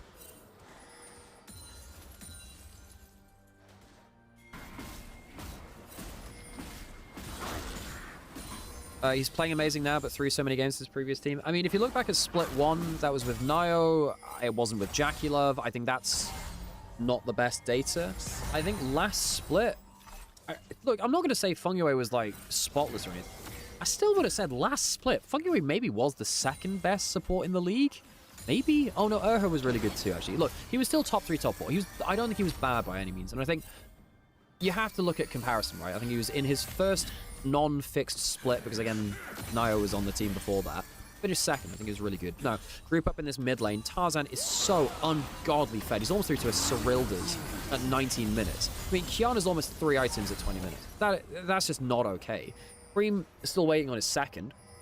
Got the Blade of the Ruin King, got his upgraded attack speed boots. Would love to get himself, you know, that shield bow presumably second coming in. Tarzan dodges the roots there. I would like to see maybe Feather or someone unproven. I mean, yeah, I like Feather. I think Feather's had some decent games. I think TT, yeah, I mean, looking at Junhao and Feather work together. If you haven't watched many TT games, I think that Junhao and Feather have been really fun to watch. I think Crisp has had a good split. I think on the whole, support gameplay in LPL has been pretty good individually. I think Vampire's still been good individually, although the chemistry there's been a bit mixed. Oh, TES corner baby cage. Puts down the subjugate, steals some resists from Kyle. Okay, so 1 cooldown for none. Cream will find an all-in on... Oh my god, he's going to find more than an all-in on a side lane. He finds the whole damn kill. Shanks gets deleted. This is why the Yone is just okay to just soak up the pressure early, then come online later. Cream's Yone rips the heart out of Shanks. Jump onto Draw, who doesn't have flash. Kiana will get the ultimate through. The baby cage comes down, and that'll be a dead Leona. Draw caught again. He's trying to, you know, provide a little bit of pressure across the map, some vision, and he's just dying for it or getting caught out. Only his second death. Cream will get the time alone in topside, but Draw, I understand what he's looking for. Needs to make sure he doesn't lose too much more, looking for vision plays like that. Otherwise, top esports will be, well, down to support these very important plays. Kyle, oh, maybe looking for Jackal here. Does get onto the Jin, who flashes away. Doesn't get caught out by that much, but Summoners down onto the Jin. Teleport in. Cream has to flash away, actually, out of the Dark Procession. No ultimate from Kiana, remember. Cream walking forwards, also no ultimate for himself. Not bad damage, 4th shot from Jin, and the W will find the kill. Kyle down, Jaculum snipes him out. Not to sound like Vampire, but Aragon, but Vampire's been really good as well. I think the way I would phrase it is, I think Vampire individually has been good, but he's not been good at comboing with his junglers. So while I think individually he's been more than fine, the chemistry hasn't been there. Dark Procession will stop the Herald from charging into the turrets, and means the Herald will get nothing done. Yeah, I think that Vampire's been playing really well individually. I think JDG's issue is no one's on the same page.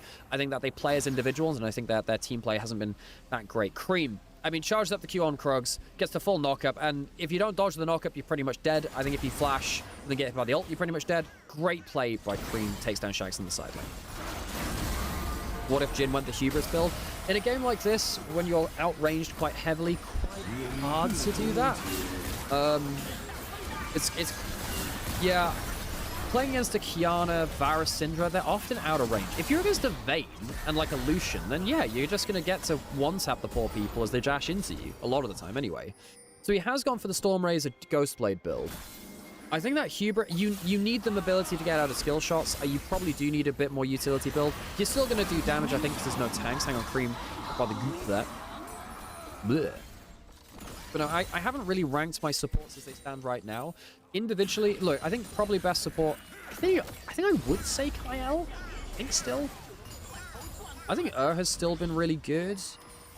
Hard to rate our Nirvana. Like, where do you put Fungua in the equation, right? On's not been at his peak, but On is still On. You have to respect him. He's had some weird games. I don't think On is the best support in LPL right now, but of course he could come back to that form at any point. Vampire's definitely playing well individually. My problem is more about chemistry. I'm not going to... And you can't just blame one player for that. I think Junja's probably the root cause, but hey, they also need Junja for leading the game. Dragon will go to the side of Annual's Legend. They'll pick up the second one. 4,000 gold on the lead. Majority of that on Tarzan. Anyone's Legend are 4,000 gold ahead, and it feels like top esports are dictating the game. Well, I mean, for the last minute or so, yes, because I think Cream opened up a play on the side lane. I think Cream might be able to carry this game, even with 4,000 gold down as a team. If Cream manages to catch Tarzan, who doesn't have a spell shield, or he catches Shanks enough in side lanes, I think Cream just one-shots someone. This is why the Yone felt like a really good pick.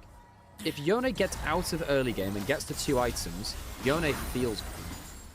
You've got a Trundle, you've got a Leona to set up for people.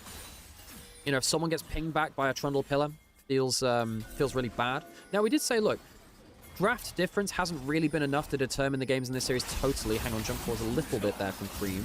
Maybe a Varasol waiting for Cream on the way back. And they do manage to go in with Kyle. Kyle may give his life for this, but do they get a kill in return? The Rel does go down. However, Anyone's Legend still have some damage to throw forwards. Trundle goes down, but Kiana also dies. Shut down onto the Kiana. That is huge. Big gold lead out of the pockets of Anyone's Legend. If you just count the members alive right now, is very much in favor of top esports. They managed to find themselves a good play there.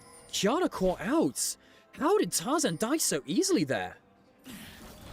I guess he just doesn't have the spell shield. He's not gone for the Edge of Night. He's gone for the Cyrilda's third for optimal damage, but you've got to wonder whether that's a mistake here. I mean, if you get the one-shots, everyone praises him, but if he gets caught out, then, you know, you get dunked on. Jaculov gets the shutdown too. He's ahead in gold now. So watch this in the replay. Now, I think it's pretty obvious that AL were looking for a play. I mean, they try and group up around the Leone return points.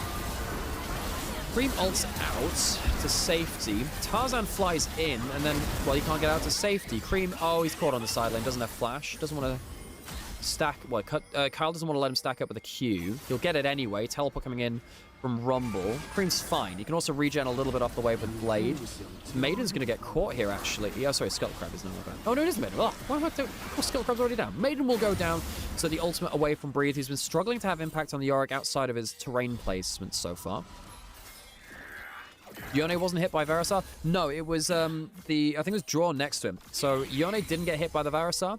The guy next to him did. He managed to ult out. He would have broken the tether anyway, actually, even if he would have like used the ultimate to get out anyway, I believe. Would have been pretty close. Not broken the tether. You know what I mean? He broke the tether with his ults. Not close to getting hit by that. Cream. TC combo not well layered there, actually. Kyle does get out. I think if the Jin W lands, I think Kyle dies, actually. I think top esports are favored now, chat. I think they're favored. Despite the fact that, you know, I liked the Kiana into the Trundle.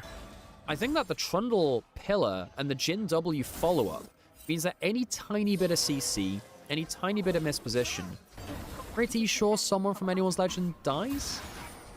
Dragon now up in 2 minutes. Tarzan doesn't have flash for the next fight. That's a big negative for him.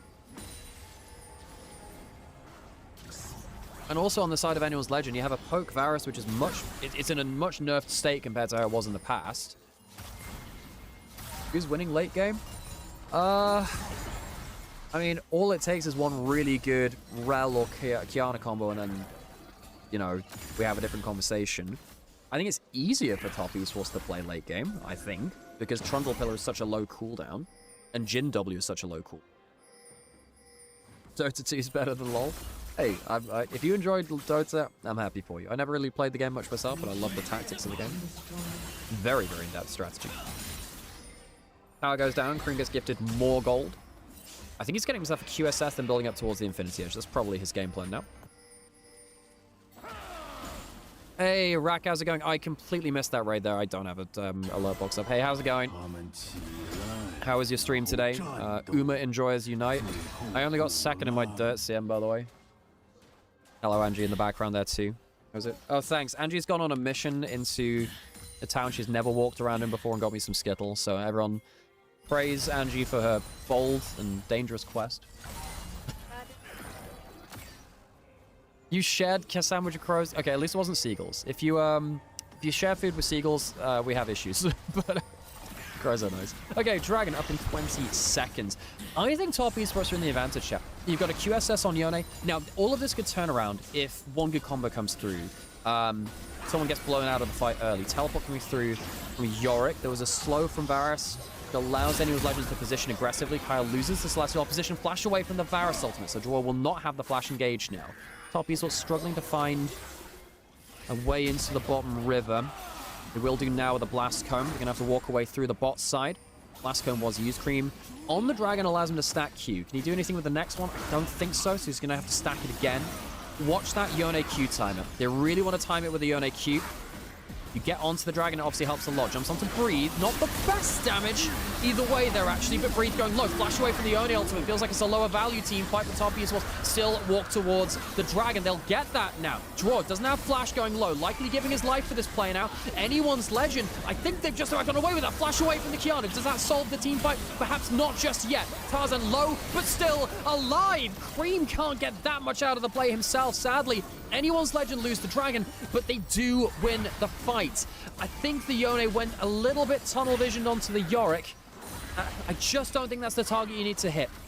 I think putting your ultimate onto the Yorick, yeah, there's the 2-item Yorick, but surely you want to hit the Varus, the Kiana, the Syndra. I think perhaps Top Esports and Cream chose the wrong target there. I think anyway. All right, let's watch this again. Spell Shield still on Hope. That's annoying. What happens with the Equalizer here too? I didn't track that in the fight particularly well. So they get the knock-up. Draw went in. Hope doesn't have his Spell Shield popped. And then Cream, well, I mean, Suyan gets one shot by Shanks. Shanks one-shots the Rumble.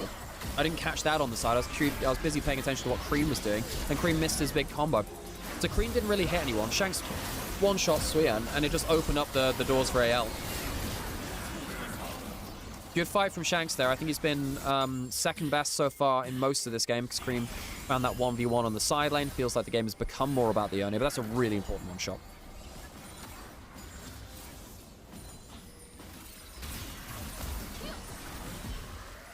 Suyon got one shot. Yep, well, he has a Seekers now, which helps him a bit. He's gone for the Shadow Flame second, wants extra damage and the Magic Pen potential to execute. I think Suyan has had a good series. 9-2 team versus 8-3. This is a tied first team with Anyone's Legend on series score. I believe they're first on game score, actually. Top Esports looking to join the 9-3, well, 9-3 teams at that point, but the 9-win teams. Tarzan pushing in, wanting to deny them that. Of course, Anyone's Legend, they get themselves more gold there. Oh, Tarzan. Oh, he's going to find someone to Jacula. One shot onto Jin. Kyle goes in for the combo. I think that might be the game there. Cream doesn't find anyone, really, with his big play. Kyle will go down. Top Esports will turn one around. And actually now Tarzan caught out. Jacula dead. I thought perhaps again with Cream missing the combo, Top Esports might have copped a flash over from Suyan. But no, Top Esports come again. Hope starts burning down. Suyan has the Flame Spitter on. Breathe might find himself a kill back here, and he will. Can he escape Cream? Not sure about that. 1Q gets the healing, but the shield burst shield will be enough. Cream cleans up enough. That is a mess. I believe it ends up being 3 for 4. Yeah, in favor of Top Esports. Baron is available. Cream lives. Anyone's Legend, they're actually avoiding the Yone combo, but they're not surviving the rest of the fight. The fight is getting too split. Tarzan again finds himself very, very deep. Anyone's Legend can't quite find the follow-up that they need to support the diving members. I mean, the one-shot to Jacula, crazy. Yeah, great value, but then they can't really capitalize after that point. Baron will go down. It'll be on to 4 members out of 5 on Top Esports. I did say I thought that Top Esports were in the advantage, but it's not by enough to say, well, it's a clear advantage. So Top Esports try and combo into Tarzan. He goes invisible into the Grass Blade, and they guess the wrong side. They guess the wrong side. They think that he's going to W over. They miss where he's going, and he just pops onto Jacula if he goes too close. Yeah, I mean, it feels bad getting one shot like that. Didn't even need the flash, did Tarzan. Test takes him down, but it does split the fight. It splits the fight. Top Esports end up delaying with the Yone combo more than anything else. Basically, by backing off from the Yone, it means that Tarzan is in way too deep. And of course, Kyle died a little earlier. Cream just mega.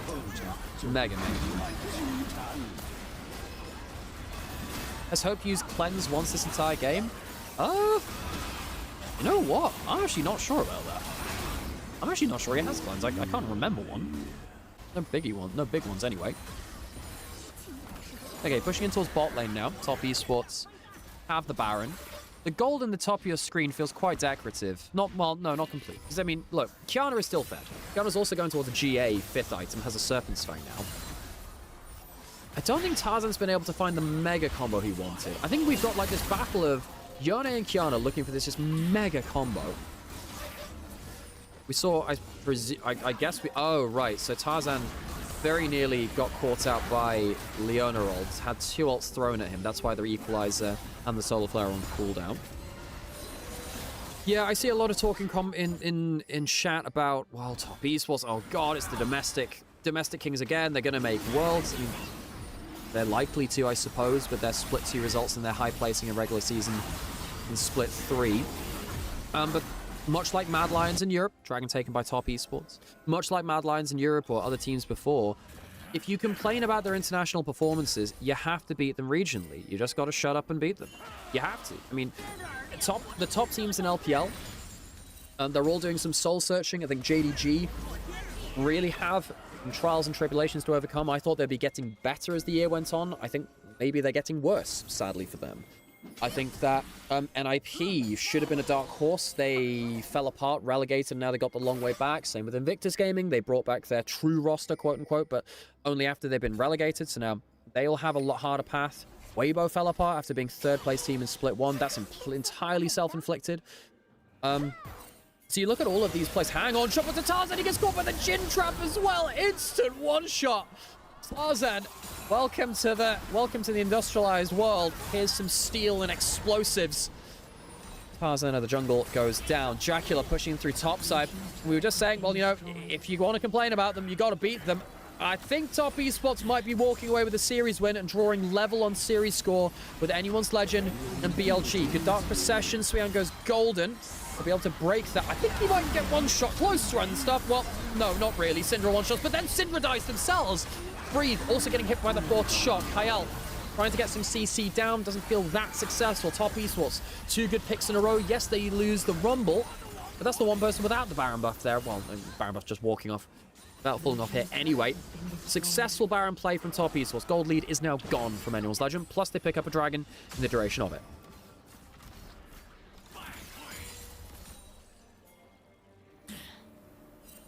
Mad is worse than Top Esports. Mad can't even make it to the main event.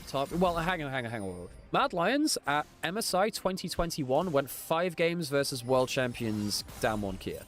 Like, that was a legit performance. And they actually probably could have made finals there. I think there was a world in which Mad Lions 21 MSI could have made finals. And I even think of worlds and groups that year. I don't think they were that bad. Were they 21?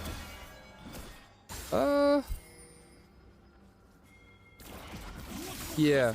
But no, I think that, anyway, 2,000 kills there for Tarzan and Shanks as a duo. Damn, I'm down. Tarzan and Shanks as a duo mid-jungle. Of course, they played very heavily off each other last year. Tarzan and Shanks only been together on Anyone's Legend. They weren't there on multiple rosters. Huge amount of kills for them, just off of the one team.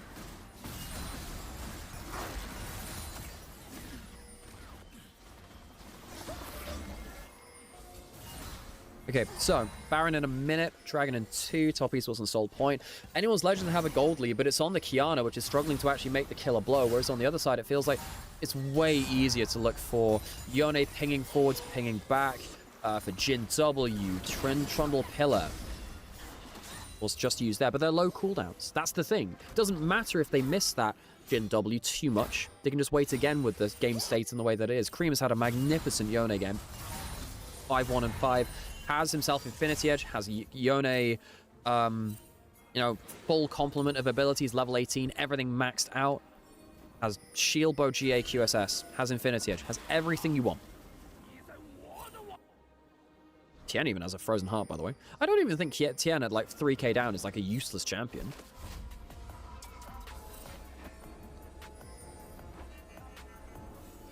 The Varus is not doing anything.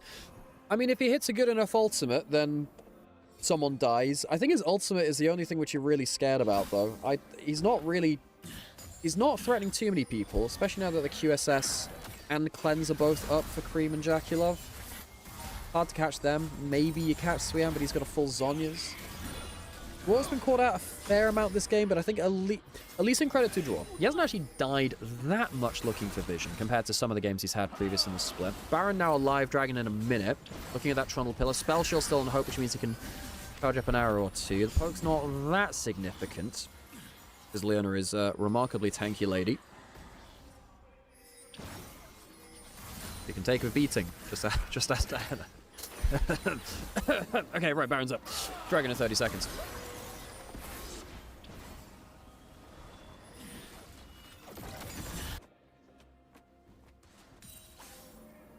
Hey, Cameron. Oh, no, you just... I really hope you missed that shameful line just said. Hey, how's it going? Appreciate Rack and all of the Raiders from over there too, and Cameron too. We still have another series after this, by the way, so stick around. We still have EDG after this. This is a battle for top 2. Dragon spawning now. Top Esports the Soul Point. AL have got themselves into River, though. Baron is available. Could see one of these teams potentially peel off to that, but no, who are we kidding? We want to fight Swian. He's going to get hit by... No, he doesn't get hit by the goop. What he did there on the edge of the skill shot? No, not quite. Being zoned out of the fight for now. Would like to get in range for the equalizer. Tarzan, he flashes it. Looks for the one shot. We'll get Jackie-Love. Jackie-Love down. Tarzan finds the angle. But what happens after? Shanks goes down. Cream uses the Fate Shield. Has GA himself and Flash. He's trying to get onto his enemy AD carry. He does. Cream gets the one shot. The damage is absurd. The Yone is online, and Cream gets the triple. Top Esports, it looked like disaster at first.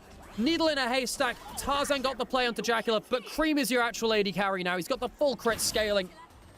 8-1. Cream deletes the team of Anyone's Legend in that fight. That should be game. That should be game. You know, Kyle's alive, but what does he do? He's just a little rel. They can just walk up with the 2 grubs, with the Yone and the Rumble, and they'll just walk through the base. I think the death time is 20 seconds. Okay, it's not going to be game. It's not game. They will get themselves Soul. They will likely get themselves Baron after. Push out those waves. It's effectively the game. I think that this was the last chance Anyone's Legend had to find a play before the map is locked down with Mountain Soul, with Baron as well, most likely.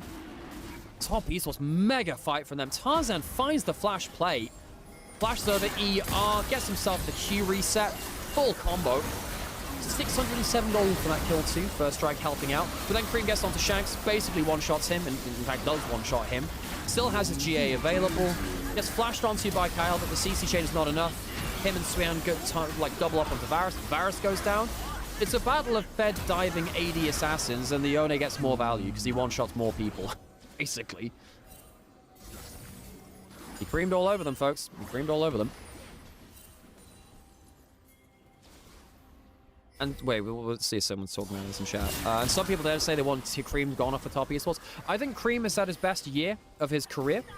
I think last split was Cream's best split individually, and I think he's continued to be a very strong force at top Esports. I think having Honku and Shanks compete with him perhaps diminishes that achievement. Baron going low, no smite steal attempted here by Anyone's Legend. Where comes the fight after? That's good damage on Tien. Gets hit by a Varusol as well. Breed trying to get onto Swin. He's doing a pretty fine job. Jacula over the wall. Breed's getting good damage here. Cream, what's he going to do? Gets the ult onto the Yorick. It is just the Yorick though, and the Yorick is buying a lot of time for other people to survive and do damage. It's not the worst fight ever from Anyone's Legend, but they're still not getting quite enough done. GA blown by the Yone. Jacula gets the fourth shot and takes the head off of the Syndra. It looked okay for a bit because Cream was taken out of the fight, but it's not enough. Jacula rips through the back end of that fight, and Top Esports will walk home to win the series and draw level with Anyone's Legend at 9-3. It's been a mega back and forth. We've had some great team fights. Top Esports pull out Cream's Yone. He's 100% my player of the game, player of the match. That'll be a more intricate discussion. It's probably Swian, actually, if I were to choose between any of them. Anyone's Legend brought down level, and the race for top 2 heats up. BLG also level at 9 wins now. Anyone's Legend, Top Esports, BLG. It's going to be one of those three dropping out of the top 2. Top Esports keeping it interesting for now.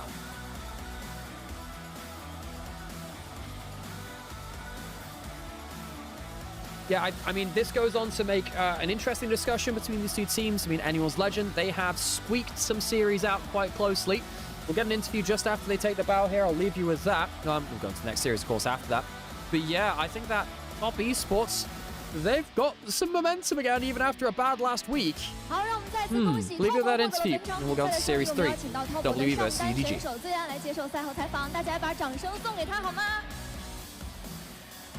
好，打得好，确实打得好，也听到了台下召唤师对你的夸奖，先跟大家打个招呼吧。Hello， 大家好，我是滔博上人孙安。好，那先问一下醉安啊，因为最后这一把比赛打得非常的漫长，而且呢已经超过了4分钟，双方可以说状态都拉满了，因为打到了大后期的时候，就差那一瞬间的团战的抉择。那最后那一波你们是发生了什么？尤其是那个龙魂那一波非常的重要。左轮滑就我看踢嘛，然后准备打团然后就打赢了，然后就我们团战比较好，赢吧阵容。你觉得为什么你会觉得这个阵容团战比较好？你是哪个点会更加的强势一些？是因为对面有掘墓这种英雄吧，然后加齐亚娜这种，就需要很好的机会才能发挥。是，其实今天对方打野在找节奏这块找的还是挺好的，因为他们第3把可能更多的似乎是放在抓边上面，一开始也是有给你造成一些压力嘛。那你自己遇到这样的情况会如何来调整这个心态呢？就准备下一波进攻吧，就是他们进攻完，我们也会有进攻回合。那你觉得这把的破局点除了团战之外，有没有感觉到中间就是在大后期在经济差比较大的时候，一步一步蚕食对面，然后缩小经济差，逐渐缩小到2000左右的时候，是哪个点发挥了优势呢？就我们中期一直在找机会吧，对，然后就打赢了。没错，尤其是小奶油一直在不断的去找到对方可能更加 Oh, Malvazir, thanks for the follow, by the way. I really appreciate it. Thank you, Cameron, again for the raid, and Rack as well. Appreciate both of you. 前2把比赛啊，第1把大家对你的褒赞，然后还有表扬，真的是非常非常的强烈。因为你第1把拿下了 MVP， 然后那个纳尔可以说是能单杀，然后能支援，能开团，能 carry。你觉得自己第1把纳尔发挥的怎么样？第1把纳尔打得还行吧，就对面也给机会了。那第1把其实有一波我觉得还挺替你捏把汗的，就对面3包1那一波你发现这样的情况的时候是如何来去决策后续的一个操作的呢？那一波的装备跟对面的英雄，我觉得一定死不掉吧，就是操作正常点就可以。那我们聊一下第2局。第2局的话呢，双方都打得非常的漫长，然后节奏也非常的慢，因为感觉都把球压在了后面。对方拿到了希维尔，你拿到了蒙多。当时你拿到蒙多的时候，对自己的这局游戏思路是怎么样去设计的呢？就是扛好压吧，扛到16级感觉。但是16级成型了，确实在 F6那波对面打不动你，但到了后面到小龙团那波，怎么会有一些着急？感觉没有大，就想着急去接那波团呢？那波应该是决策输吧，应该等大然后让我们。但是没有关系，还是有惊无险拿下了这场比赛的胜利。那同样的对手，但是不一样的赛果，这一次是你们赢了。你觉得整体来说队伍哪里做得更好了？协同方面更好了吧？然后队伍操作变好了。是的。那接下来你们在组内赛还剩下2场比赛，如果说能够进军到这个组内赛的前2，登峰组前2的话，其实在季后赛是有一些小优势的，就是可以进入到胜德组第2轮。那对于接下来2场比赛，你们的决心是什么呢？就要全赢吧。好，那最后一个问题，因为今天是七夕节，七夕有一个主题词叫做浪漫。你觉得峡谷里最浪漫的操作是什么？比如说是队友帮你挡伤害，还是给你套盾，还是来支援，还是 carry 全场？T1 霞落的有一个操作吧，我觉得那个非常的浪漫。好，那也再次感谢最爱来到我们的赛后采访环节，再次祝贺你们获得了比赛的胜利。我们把掌声送给他。接下来还是把画面交还给解说席。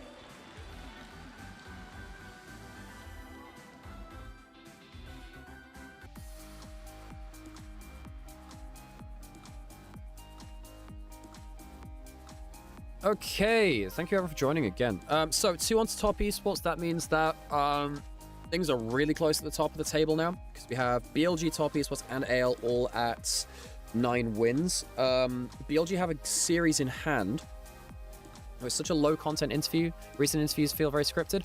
I'm not gonna lie. Obviously, I don't understand Mandarin, but just from body language and just hearing things, it feels like the players are just kind of like very much doing the PR answer, which is fine. You know, you're not guaranteed or obligated that. But yeah. Gosh, what is this? Oh, you're talking about the Valorant stuff, PRX, blah blah blah. I need to catch back up with Valorant stuff. I haven't really managed to do that so far. Okay, right, we're gonna wait for player of the game, player of the series. Then I'm gonna put an ad break on, and then I'm gonna go take a break. Again, I've been a little bit ill recently, if you can tell from me sniffling and stuff in the background, and I hope it's not too disrupting that. Well, Cream is 100% player of the game. Player of the series, I actually think it's Swian. I think Swian's good. Has anyone said you looked like you believe in a thing called love? Is that the guy from Darkness? In that case, no, because I don't think we actually look very similar.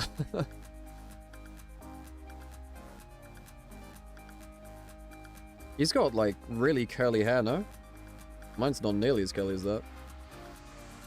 Is it just because I look like someone that's interested in rock music, which is fair? That's fair. Yeah, his hair's way curlier than mine. Not that I dislike the Darkness. Wait, they're the Darkness, yeah. They're a fun band. Like them.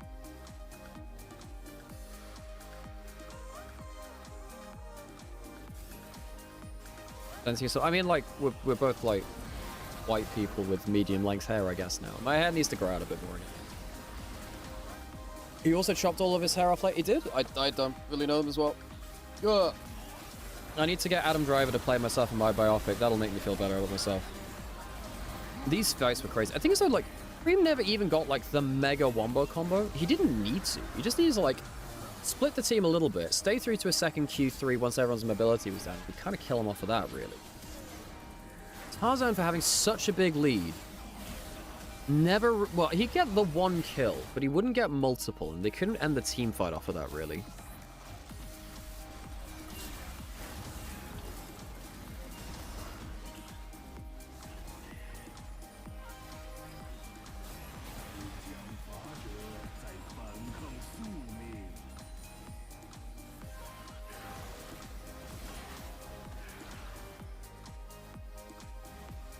Yeah, I think across the entire series, I think Swean was the best player across the whole series. I think Swean's been mega this split.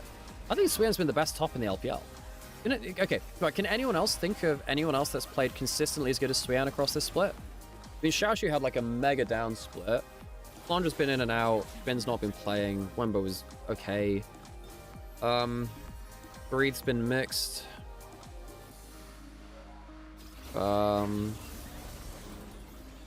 Cube's been fine. Pretty good at some points, Cube, actually. Swean's been better even than the Shy. Yeah, I think the Shy... Look, the Shy's had 1 or 2 bad games. I think Swean's been taking games into his own hands really, really well. Yeah, I mean, the Shy's look pretty good. Hoya's been okay, but they're also in Nirvana. It's hard when you're not playing against the same top lanes because Nirvana versus Ascend. Yeah. I think the Shy's look pretty good. I think there's a chance that the Shy becomes the best top laner in playoffs. Bin as well, likely coming back as well now, it seems. So, yeah, from what I was seeing, apparently Bin started to play solo queue again. He might come back to BLG soon. We'll see. Yes. I think that Swean has been the determining factor in a positive sense in a ton of games. He's been really good. Look, this game was a little... No, even then. He started things off by getting that solo kill on the side lane, and then Cream took over after that. Swean kind of like broke the dam, and Cream kind of took over from there a bit. Yeah, I think in terms of player of the match, it's got to be Swean here. And then in terms of best top laner right now, I think it is Swean. I'm guessing the result of the MVP vote was Cream. I think we'll find them out now. I don't think we've had them so far. If Bin doesn't show up this week, then he should be back to start plus. That's what I'd imagine. Yeah, it depends how quickly they change things over, which makes things weird for Flandra, right? What happens with Flandra? Oh, chat vote. Right, okay, gotcha. Oh, the result of the MVP vote was Cream. Gotcha. Yeah, it was. Yeah, it was. Sorry. My bad. Sorry, when it's similar language. Yep, cool. Appreciate that. But yeah, I think Swean pretty... Yeah, I can't think of anyone else that's there. Cream gets player of the game, no surprise. 34% damage share. 74% kill participation, very strong. Beating Breathe in lane over a series is not that easy.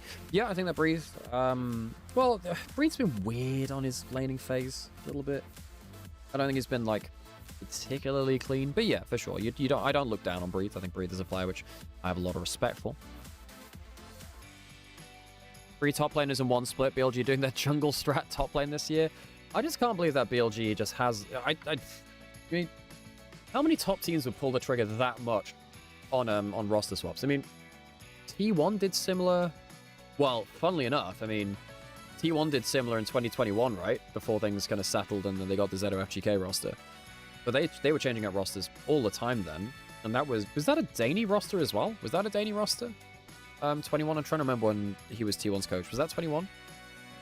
Yeah, that might have been that, actually. Then obviously things didn't go very well. Now Dany obviously on BLG. Swean gets player of the match. Good stuff. Great to see that. Awesome. T1 was a disaster? Yes, that goes without saying. Okay, right, folks, I'm going to go put on an ad break. I'm going to go rest my voice a little bit. I'm going to appreciate everyone stopping by. We're going to be getting on to our 3rd series. Nice and soon, W versus EDG. That one? Well, EDG are just... They're kind of... I don't know, EDG just need to show... They need to show some confidence. Because, you know, they're going to go into Knights Rivals. They're going to go up against, like... Well, NIP or IG, depends on which one comes first and comes second. But yeah.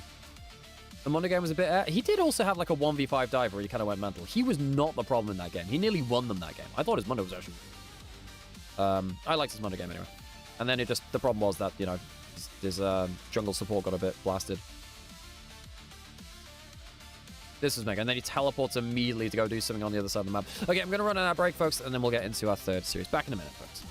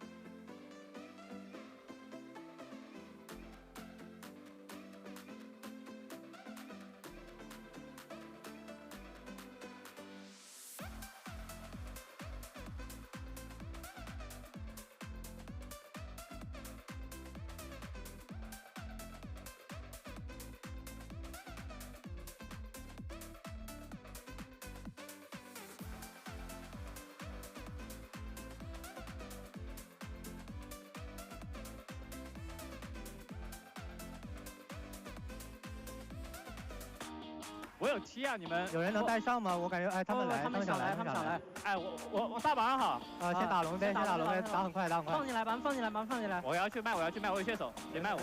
来吧来吧，可以追出去了。我捡了，打，来，慢点，拉回来，先拉回来，拿闪他。看脸上，AD，AD没闪，AD死了，来，一波要准备一波。追下。我憋一波，OK。洛克不在的，我这边想开的。好，我有风了。晚点，顶一下。我可以顶。我3000只是可以，西侧可以顶吧？可以顶。我有刀咒，不用，拉回来。哎，看蒙多可以吗？可以，差不多。慢点。快龙，回来，好的，可以看人。来，慢点，等慢点。看，到。咱们进来吧，咱在这里。好，我们就先打轮，打完再看。我去绕了，马上打完了。能开吗？我开了。慢点，先登吧，先大招举手。别打了，开绝幕，就开绝幕。别，拉下，别急，拉下。先拉走，看中。我死，看中。先拉没到。我3秒技能。先把绝幕杀了。上了。没闪，慢。赢了。Yeah, I think top is also weird, right? Because I think a lot of this. I think that Oh, I need to turn that volume down a little. Right, free music. Yeah, I think that a lot of this series, I don't think the drafts were like that determining. Oh, new haircut, by the way. Yeah, I don't think the drafts were like mega the reason why they won. I think it's more on gameplay. I think that Tarzan. I thought he was going to just run over Tien after game 1 didn't look great from Tien. I don't think it looked that great from him. And then, yeah, as the series went on, I thought that Tarzan was just going to run over the game, but he's not actually winning games from ahead. That's actually quite worrying for anyone's Legend, because I think that last year, and then when anyone's Legend have been at their best, Tarzan gets a lead, Tarzan wins the game. I think that's happened on stuff like Neferi, or even on stuff like Skarner and Maokai, who was crazy with that too. I'm a little bit worried that anyone's Legend just don't have that late game ability to play the game, because they were actually a very good late game team before. They'd sometimes, you know, yeah, they were good late game team fighters, and I don't think they're as nearly as good late game team fighters anymore. Why is Top Esports winning? Because they're better than the teams that they're facing. And they're making better game-winning calls. I mean, yeah, I mean, you can complain about him for sure, and I understand the apprehension for Top Esports getting regional results and maybe going international, but yeah.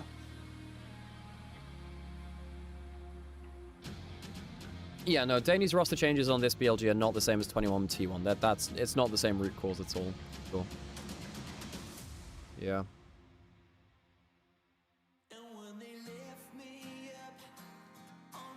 Top Esports going to Worlds as a gift to other regions? I mean, sadly, yeah. I mean, sadly that has been the reputation they've garnered for themselves, which sucks because they deserve to make it there. They do.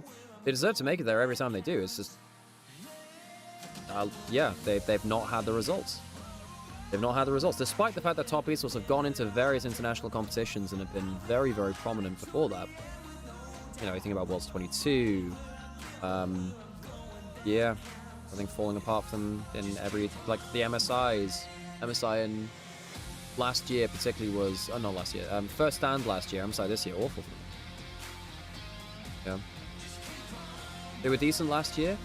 Not internationally. First stand they were poor. Then they didn't make it to MSI. Then at Worlds they only made it to quarters because they went up against a failing BLG in group stage, and then they ran into a weak version of G2 in quarterfinals that fell apart to them. They were not as strong as anyone's Legend last year, and then obviously they got humiliated by T1 in the semifinals. Top Esports last year, exactly. I mean, and also, I mean, you think about MSI 24, they lost to G2 there, right? So they lost to a Western team in best of 5, and I know that G2, like, they are the team which will beat Eastern teams in best of 5s from the West. They are, but yeah. There was no Discord ping this morning, did you know? Sam did an everyone ping in self-promotion. And I was also not... So if I'm not opening the stream, Sam's doing it, then I obviously want to sleep in, so I don't always do that. Yeah. They did make semis? Yeah, they did, but I think a lot of the Chinese community don't view that the same as, you know, like, AL going 5 games against T1. At both MSI and at Worlds, because, like, Top Esports just didn't look like they'd beat them, right? Point. But yeah, basically, if I'm awake, I'll do the everyone ping. I'll make sure that Sam knows about that, though. But he pinged in the self-promotion channel, I think it was, rather than announcements. I'll let him know about that.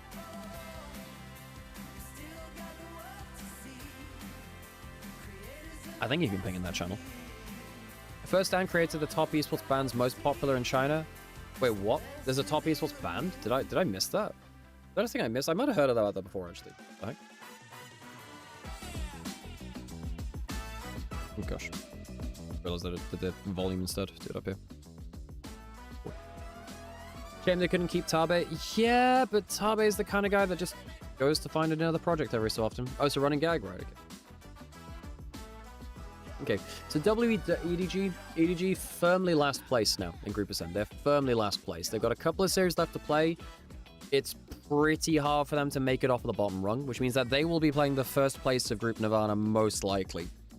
Which is not great for the whole, not great for their expectations, not going to lie. I think that, look, I think that LGD and TT can take, I would actually favor them, actually, against NIP IG, unless they do something different for playoffs. I actually think that TT LGD look pretty damn good.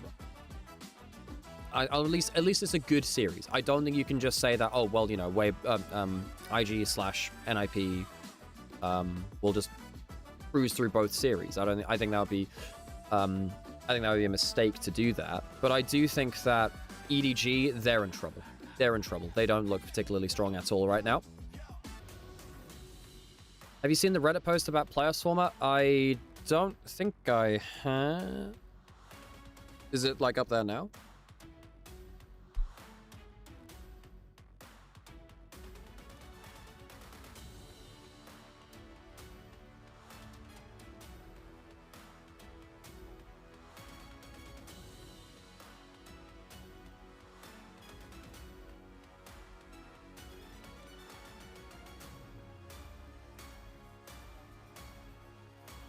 I don't see the post. Oh, no, I see it, yes. Up to split 3 players in venue. Yeah, no, I see I see it now. I didn't scroll down far enough. Last chance qualifiers, so that's basically, yeah, your Ascend Nirvana play in. So playoffs happen the next day. Right. top 2 get a round to get a bye to round 2, so that's similar to what we've seen in the past.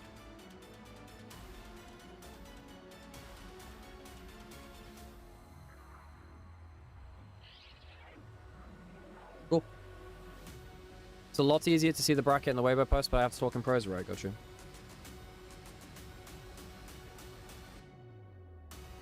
They're choosing Cube versus EDZ as their matchup here. That's interesting. I think that ZDZ has been very hit and miss. I think he's a high variance player. He's very high peak, high trough player on the whole. And I think Cube's actually been playing really well. Like, for those of you who watched WE last year or the year before that, it definitely doesn't feel it feels strange to be talking about Cube in like positive ways, I suppose. Let me have a look at this. So it's oh yeah, so basically, the Knights Rivals teams, they start in the lower bracket, right?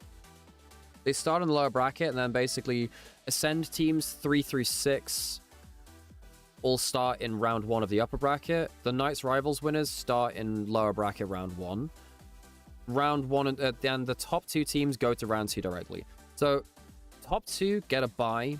If you're in bottom 2 in Ascend, you will be at maximum starting in lower bracket round 1. Jesus, that's harsh. Okay, we should be getting pretty close to interviews. Let's listen to those. 欢迎大家来到赛前采访，我是泱泱。我们邀请到的是西安 WE 的 AD 选手 About， 来跟大家打个招呼吧。大家好，我是现骑将 W 的 AD About。欢迎 About。最近呢 WE 连战强敌啊，有胜有负，相信呢也有不少的收获，所以想先请 About 来分享一下最近比赛的收获吧。우선 최근에 강팀들이랑 상대해서 강팀들이랑 상대할 때마다 얻어가는 게 있다고 생각하기 때문에 네, 강팀들이랑 상대하는 게 좋았던 것 같습니다. 最近跟强敌一直在打，得到的经验比较多，所以比较好。期待你们把这个经验转移到后续的比赛当中，有更加精彩的表现。那最近大家讨论比较多的一个数据叫做下野清净率，这个数据的话，登峰组前列的队伍他们的这个数据是偏低的 ，WE 这个数据是排在了登峰组的第5，所以很好奇 WE 的这个 About 怎么来看待这个问题？觉得这个版本会更偏下野还是上野呢？ 우선 제 생각은 아직까지 정글 서폿 움직임이 중요하다고 생각하고 데이터와 상관없이 저희 정글 서폿이 잘한다고 생각하기 때문에 네 그렇습니다. 我觉得还是辅助和打野的联动比较重要一点吧。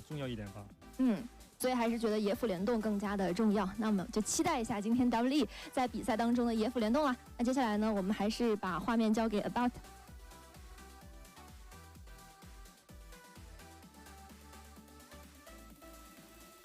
欢迎大家来到赛前采访，我是泱泱。我们邀请到的是 EDG 的辅助选手 Parokia， 来跟大家打个招呼吧。大家好，我是EDG 的辅助 Parokia。欢迎 Parokia。那首先呢，还是非常好奇，就是你们队伍在已经确定要打骑士之路的情况之下，会用什么样的心态来去面对接下来这个骑士之路之前的组内赛呢？会期待打出不一样的比赛画面吗？那肯定是会的。就是我觉得我们应该会更放松一点吧，就是希望尽力就好吧，尽力就好。那你对自己的要求是什么？在剩余的这个组内赛赛程当中？先赢大场吧，就是赢一大场作为我们的主要目标。好，那问一下今天的这个大场比赛啊，你们要面对到的对手呢是西安 WE。上一次呢比较可惜没有能够取胜，这次你觉得需要注意哪个部分可以更好的去靠近胜利呢？就是我们中后期的运营决策吧，就是我们可能要完善的更好一点。好，那期待你们今天比赛的精彩表现，我们峡谷见。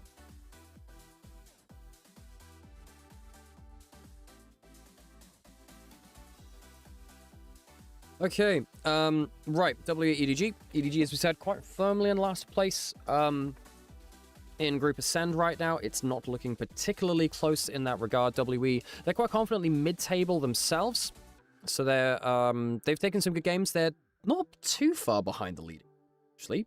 Memory serves right. I think they're on, what, 5 or 6 wins? Yeah, they're 6 and 5. So as it stands, they're ahead of JDG, they're ahead of LGD, TT, and EDG. EDG have taken 2 games total. They are 2 and 22 in game score, 0 and 11, 0 and 11, which means that EDG are locked into bottom 2. They can't make it out of bottom 2. I think, is there even a world in which they can get to? Is there even a world in which they can get ahead of TT? I don't think there is. Because TT are like -7. They need to make up like 13 game score. So that you can get max. Okay, so 3. So you get +6 from EDG, -6 from. No, EDG are guaranteed bottom now. They're guaranteed like last place. They're guaranteed bottom 2 100%. I think they're guaranteed 8th. I don't think there's actually a world in which they can make it out of bottom 2. So that means they will be facing off against the... they'll be guaranteed to face off against first place team from Nirvana, whether that's NIP or IG. And then it's basically the case actually beyond that, whether somehow TT can escape bottom 2 and put... Well, I mean, the only two teams which I think can... I think technically WE could fall into the bottom bracket. I don't think that's likely, obviously. It's most likely TT or... Well, here's LGD got left in their schedule, actually. Let's have a look. So we've got JDG TT tomorrow. That's actually huge. Tomorrow we have JDG TT. Have our own little intro here as well. Why not? Cool. Because WE are taking the stage. WE will have themselves a chance to step forward onto their own stage here in Xi'an, the old capital.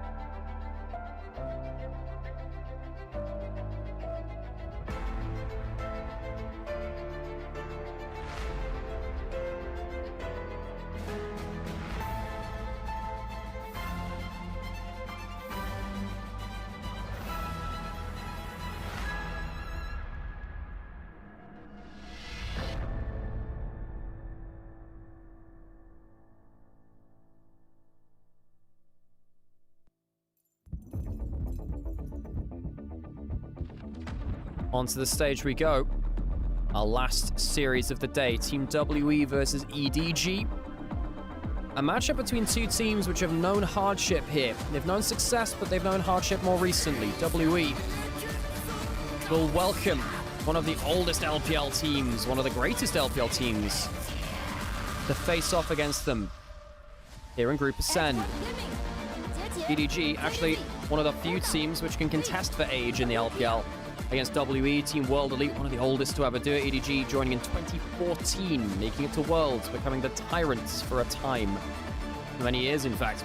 It's only recently, really, where EDG have struggled to match those achievements. Of course, the first MSI winners, winning Worlds in 2021, LPL titles in spades. WE, they really were the best team in the LPL before the LPL was really a thing. Team World Elite. Early days, Wei Xiao, Clearlove, Zaya. Legendary names. It has been a long time since WE have been, shall we say, relevant. Anything more than a parlor trick for a half a split or so.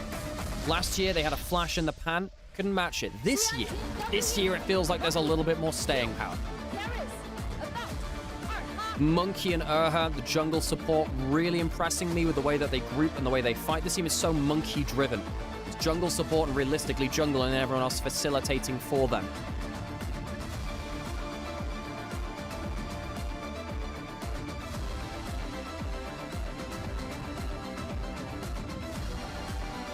WE, confidently mid-table right now with 6 wins. They are in a position but they can get themselves a very respectable finish.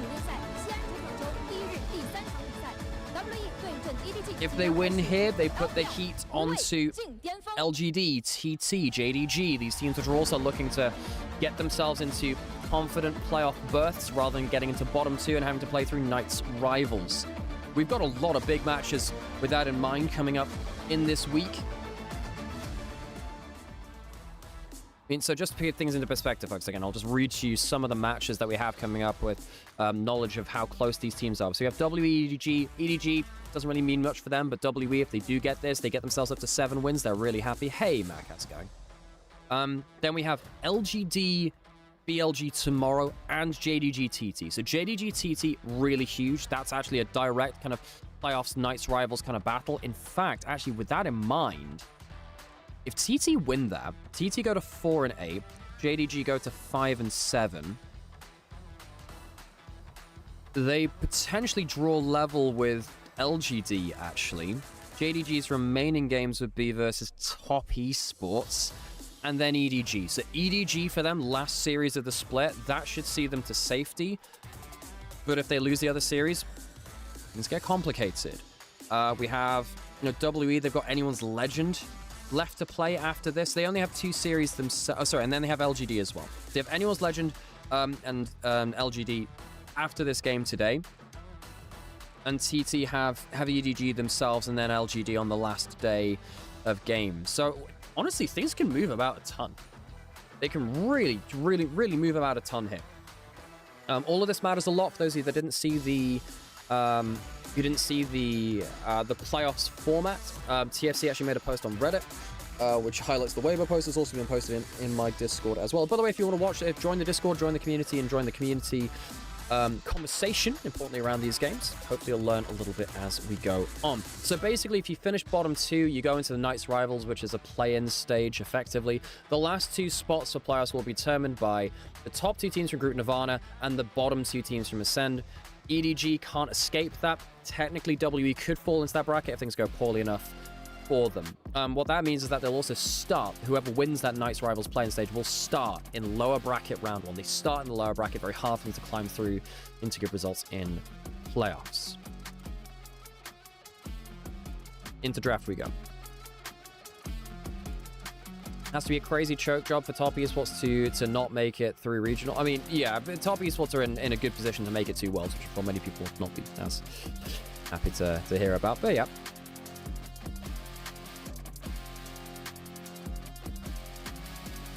Olaf banned away, Ezra Lucian from about. We still have Neferi, we have Cassiopeia, we have Rise. Those 3 sound good to me. Ash Seraphine's been really powerful again this week. We've barely seen any mage bot lane. Just seems like it's gone already, actually. First pick of what? Cassiopeia? Vi? I mean, Vi is really powerful, but I know WE like playing this, and Jeja is a good Vi player, but you've given over the Cassiopeia for this. Maybe they were afraid if they locked in Cassiopeia, they'd get, like, Vi locked, maybe? I mean, WE might Vi lock themselves, actually. Locks felt okay versus the Cassia. The Pantheon comes in. Pantheon's good point and click. Akali for Karis. Karis has really gone back to the Akali a lot this year. I don't want to see the Ahri into the Cassio. That's a hard matchup.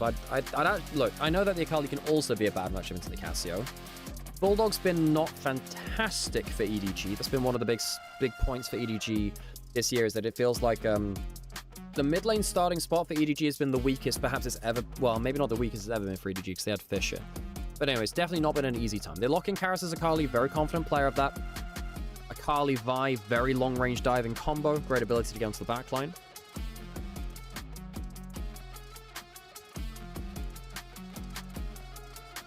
The only way that top esports can go through as a second seed is basically if BLG don't... The BLG would have to win. BLG would have to win, basically. Jace now coming from WE, and there's no flex of this. This has to go into top lane. So now you know that the Jace is top lane. EDG can do a lot with that information. I mean, they did look at that Malphite. Malphite not fantastic into Akali, but great into everything else. Gunblade Akali would just be killer for you then at that point. Cassante comes through. Cassante into Jace is fine. ZDZ, pretty strong player of the Cassante on the whole. I mean, not that many LPL players are bad at Cassante, to be honest. I think everyone's been pretty good at that champion over time. Okay, second round now. No bot lane's been locked in. No Ezreal, no Lucian. There's a tank on the board for EDG, so I wouldn't love to see about probably shouldn't be going towards, you know, Jhin Varus. Feels bad at that point, really. Although actually they're pretty okay versus Cassiopeia, but then don't want to play into the tank, really. We still have Ash Seraphine. That's a big one. You could go for Mage Bot for WE, because you have a really long-range dive combo and poke from the Jace. So could go for... Well, you can go for 2 different things here. I think you can either go for like a Corki lane and try and play around a bit more traditional AD carry, but it has a side of that mage-like value from being very bursty with abilities. You could also go for a Ziggs as well, because Vi Ziggs is nice, Jace Ziggs is nice. And then you just pick in like a, you know, Camille Shen, something like that. The Corki's banned away. About's been playing a lot of that Corki. Ash Seraphine banned away from Leaf Palkia. Do you want to pick a Varus into a Vi? Akali? Jace? I guess you could, because your laning phase is strong and the Cassante can buff you up a bit. Lulu's banned away for something like a Yunara Lulu or a Sivir Lulu. I think you have to be... You need to consider the fact that W could go for a mage backline with heavy dive Vi. The Jhin and the Varus stand very far away, and they do give you good laning. It's okay. I prefer the Jhin to the Varus here, because the Jhin feels like you can stand far enough away with your W and your ult compared to the Varus. Also, like having Ghost Blade builds with your 4th shot plus Fleet Foot gives you a surprising amount of abilities. Not that it's always safe, but it's okay. Plus, also, Leave goes with some funny builds too sometimes. Varus now potentially in from WE. Varus Karma, nasty poke. Thinking about the Karma, I mean, that would take it away from the Jhin Karma.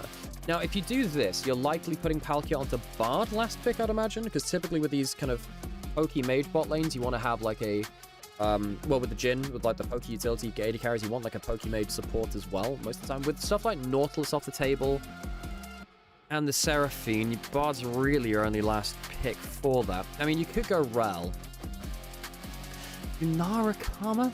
Nah, don't love it. To be honest, I don't love the Caitlyn either, actually. Jhin has always been pretty good into that. The Varus gives you the utility. They choose not to go for the mage bot lane with something like a Camille. I think they realize if they went like Ziggs Camille, they might like Jhin Karma and they'd really just die. So basically, once that Jhin gets locked in, they flex away from the ability to go towards that mage. They do have double poke in the Varus chase. You are still into a K'Sante. I think K'Sante, if he gets a little bit of help in laning phase and doesn't just fall 2,000 gold behind the Jace, he's fine. WE, decent long-range follow-up. Urha's Karma, pretty strong too. Going to go into an ad break so we don't get ads during the game. Appreciate you all for spending your time here. Really appreciate you choosing to watch LPL with us here on the channel. Again, it's a little bit strange watching LPL so many years and then realizing actually we don't have an official broadcast anymore. I hope that you all, yeah, I hope that you all enjoy being part of this community. We enjoy having you here as well. All right, okay, let's get into game. Let's have an ad break before we get into game. Apologies for those of you who don't have subs, but you can always just sub. Anyway, appreciate you all. Let's get into game.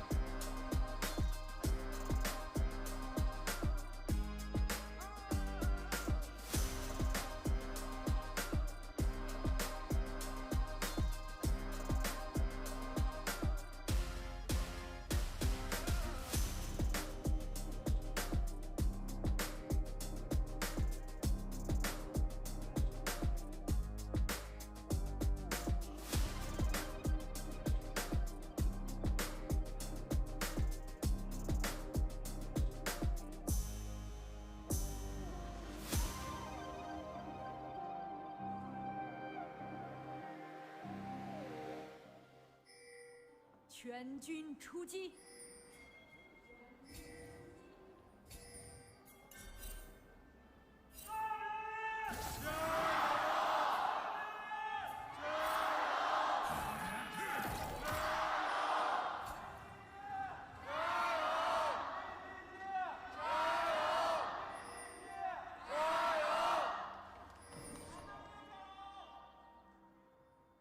Okay, Gyos through, screams out into the ether.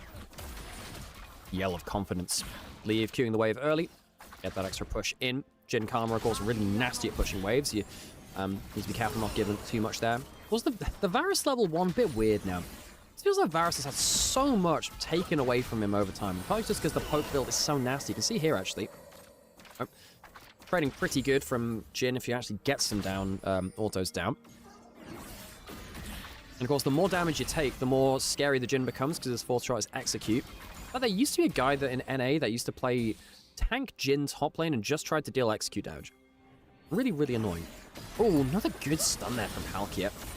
About really not enjoying this. Of course, About came in from LCKCL, started this year. First split, not great. WE, just bad in general. Second split really came online. Very, very key part to their success against BLG in playoffs last split. Because actually About and Urha won lane versus Viper and on most games they played against them. It's kind of insane. They won lane versus most bot lanes. I think it was only with top Esports, which caused them more issues there. But then again, Weasel specialty. Karas eating a lot of damage early. Bulldog. Bulldog's story is interesting too. Of course, came over from Korea. Was known as a bit of a typecast player, just like, oh, it's Tristana again. Tristana's his big pick, and you know, he didn't have that many champions to his name. Came over to LNG. Solid enough individually. But nothing special and still a little bit constrained as a player. I mean, once once LNG's project fell apart a bit, they failed to make playoffs last split, failed to make Group Ascend. Bulldog then went up to EDG. Ow, bouncing grenade damage. Oh, dancing grenade damage, nasty there. Yeah, Sinian and Angel weren't cutting it for EDG in the mid lane role. I don't think they expected almost to make it to Group Ascend, weirdly. And they brought in Bulldog to try and be that replacement. Hasn't really solved much for them. Hang on, Skullcrab being fought over here. There's no smite for either jungler, which makes this interesting. Jirja, good either. In an extended trade, I think the Pantheon wins this, actually. We're going down to bot lane as well. It's about is rooted, doesn't have a cleanse. Extra damage coming through, extra auto attack. And First Blood goes down in the 2v2. What happened in the top side? I think, well, I mean, Vi's dead. Vi's dead as well, so Monkey misjudges it. Bot lane, things not going well. But then also Monkey makes one of his patented early aggressive plays and also dies there. Magical Journey from Palkia. Teleport coming in from the Var. That's a fourth shot. Shield comes through, baited through. Has the empowered W, but can't quite survive. About looking for the kill. Very, very close. It's still a great play from but flashes away out of vision. He's done the Civ HD. He's done the Civ HD. One last auto attack will do it. You just need one thing on target about. Get your damn auto attack in place. He doesn't know where he is. Gets tuned against the wall, but won't die. About walks away with 2 kills. Fantastic baits. A most magnificent of baits there. Manages to play around the teleport, baits in the 4th shot with the shield, gets the empowered W as well, and means he gets to survive long enough that About runs down for the double. Really well played there from on the Karma. Topside, we didn't get to see that as much. Monkey throws his combo into Jirja's E, which is a problem. Most of your damage is gone. Pantheon gets empowered ability. Monkey, it's not bad trade. It's not, actually, but then solo laners get in position at first. Flash forwards from both solo laners. He goes down. This is the play here again. This is a great play from Realizes the wave is against him. Realizes he's playing with fire. But then watch this. Gets the shield on target. Turns around for the empowered Alt W. Gets the healing and the shielding from both of the abilities. Very nearly walks away with a clean 2-4-0 here, actually, I think. About took a little bit of time to get the kill there. Of course, didn't have the comment to directly tell him where he was. To wait for his cooldowns a little bit here. Just about gets away with it, actually. If he didn't, there was a chance of a kill coming back there, actually. Is this a recording from one of your games? Yeah, we thought we'd switch things up again. We just thought put one of our random viewers' solo queue games in. So EDG a 3-2 up. Big lead in jungle. I suppose it should have been a big lead in jungle. I guess it's not been that much. But Bulldog's now ahead of Karis by an unhealthy amount. Monkey looking for an angle topside. DDC has all out. Doesn't have flash. Oh. Good W there. Has all out. Actually can threaten the kill onto Monkey now too. W, I think, just goes wide. He just kills him. Yeah, Cassante just gets the all out. Monkey, poor early game from him. We said that WE, a very jungle-led team, well, they're jungle 0-2. Monkey, he is a player that will always go for the flip. He will always go for the aggressive early play. In the first, hang on, ult coming down bot side now as well, because Jirja's looking to make his entrance. New jungler from EDG, one world to the way back, sub back in, and comes in for a kill bot side. Nice, 1-0-1. His early game has been more than solid here. EDG 0-11, only winning 2 games total in Group Ascend, are now in a significant lead against EDG. Against WE, rather. You know, WE found themselves in a very similar spot last split. They were, they went 1-13 in series. Stops the recall from leave. About not in a happy spot now, is he? ZDZ has looked the best out of our EDG players, in my opinion. Well, yeah, I think Palkia struggled in early split quite a lot. Bulldog's been middling at best, sadly. Jungle, I think you maybe could have argued Xiaohao, but I don't think he's been fantastic either. No level 6 from Monkey here, going towards the dragon early. W love the group and fight, so they're trying to do again, and they're going to get the dragon. Level 6 for Monkey now offer that kill on the dragon. Karis needs to get himself back in towards mid lane. 20 CS down, by the way. When they were hovering over the Ahri and the Akali versus the Cassiopeia, I was thinking, well, neither of these look great for the whole laning phase thing. Karis is a very good Akali player. He is. But the matchup's hard. Cassiopeia is just good in lane. Could have maybe gone for the lock. We've seen some lock. He played into Cassiopeia before, maybe. Because Onkyu into Heru. They got like 3 solo kills in the matchup. Saw Rookie do quite well against Xiaohu. I mean, he got solo killed in the turret, but we could see the logic of the matchup. He's not following that E back in. No surprises there. He's half HP. Oh, Monkey. 0 and 2. Not the entrance he wanted. Jie a little bit ahead in farm. Means that sees that XP. Quite in his favor too. And this is just Monkey in a nutshell. Monkey will always go for the ambitious play. And most of the time it works out for them when they're on form. I think this split, when we've seen him be on Graves, on Nidalee, trying to look for the early game plays, I don't think it's worked out fantastically well. The Vi's been better. He's been a very talented engaged player here. Smite's used on the second one. Monkey will...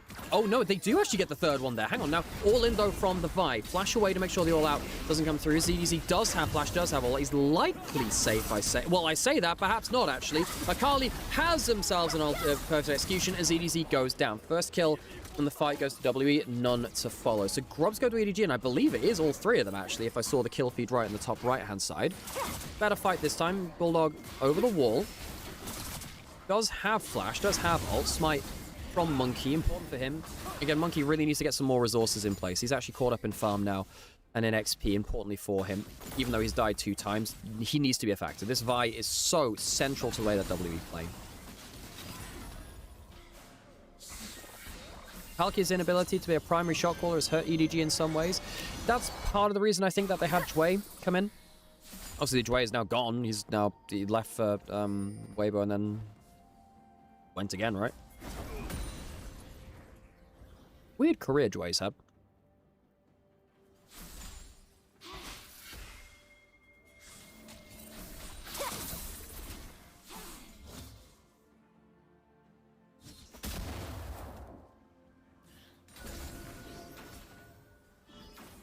Let's take a drink there. About 2 kills in bot side. Even in farm would leave. Of course, died the twice too, but 2 kills, nice. The Varus into Cassante, though, just doesn't feel fantastic. I do worry about, yeah, I do worry a little bit about just Cassante standing in front of the enemy team and saying, haha, great. Did say in Champion Select, if Cassante's not 2,000 gold behind, kind of breaks games like this sometimes, where you try and poke and then Cassante's too strong and you get to do much of that. Looks for no grubs in for Jace. Yeah, I think even though both junglers coming down to the 2 last grubs had Smite, I think JJ managed to get both actually, just about. Didn't quite see we didn't get a replay of it, so we didn't get to see that. So there's about 2 kills, but how much is the exact number? Yeah, it's about 2 kills. Yeah, it's just somewhere around that. Who said there was an integer number? Maybe you can have like maybe you can have a decimal number of kills, you know. Sorry, no discrete data here, it's continuous. Sorry. Get ready your bar charts. We've got to go into, like, line graphs now. Sorry. Oops.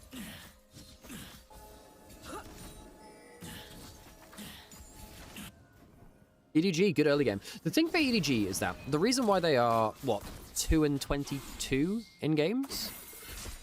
0 and 11 in series is, look, they can have some decent games in the early game, or individual lanes, or individual skirmishes. They've not been very coordinated as the game's gone on. Need to see them make the big plays on the same kind of way. They're still okay at this point of the game. They're pretty good at diving side lane turrets. Of course, things have changed for them too. Had multiple supports over the year. As we said, Palkia in and out, Dre in and out. JJ changed for Xiao Hao. So he's back to the roster for the first time since 24, I believe it is for JJ. Ooh, maybe fight from WE coming through. Palkia is on vision, stun lands. Oh no! Tries to Q to the side and just finds himself in the snakes. More Monkey goes down. Going low. This is looking awful for WE as Jin gets a kill participation with the curtain call as well. They were angling for a fight, spoiling for it. Palkia lands a great stun into the petrifying gaze. EDG happily picked that up. Happily.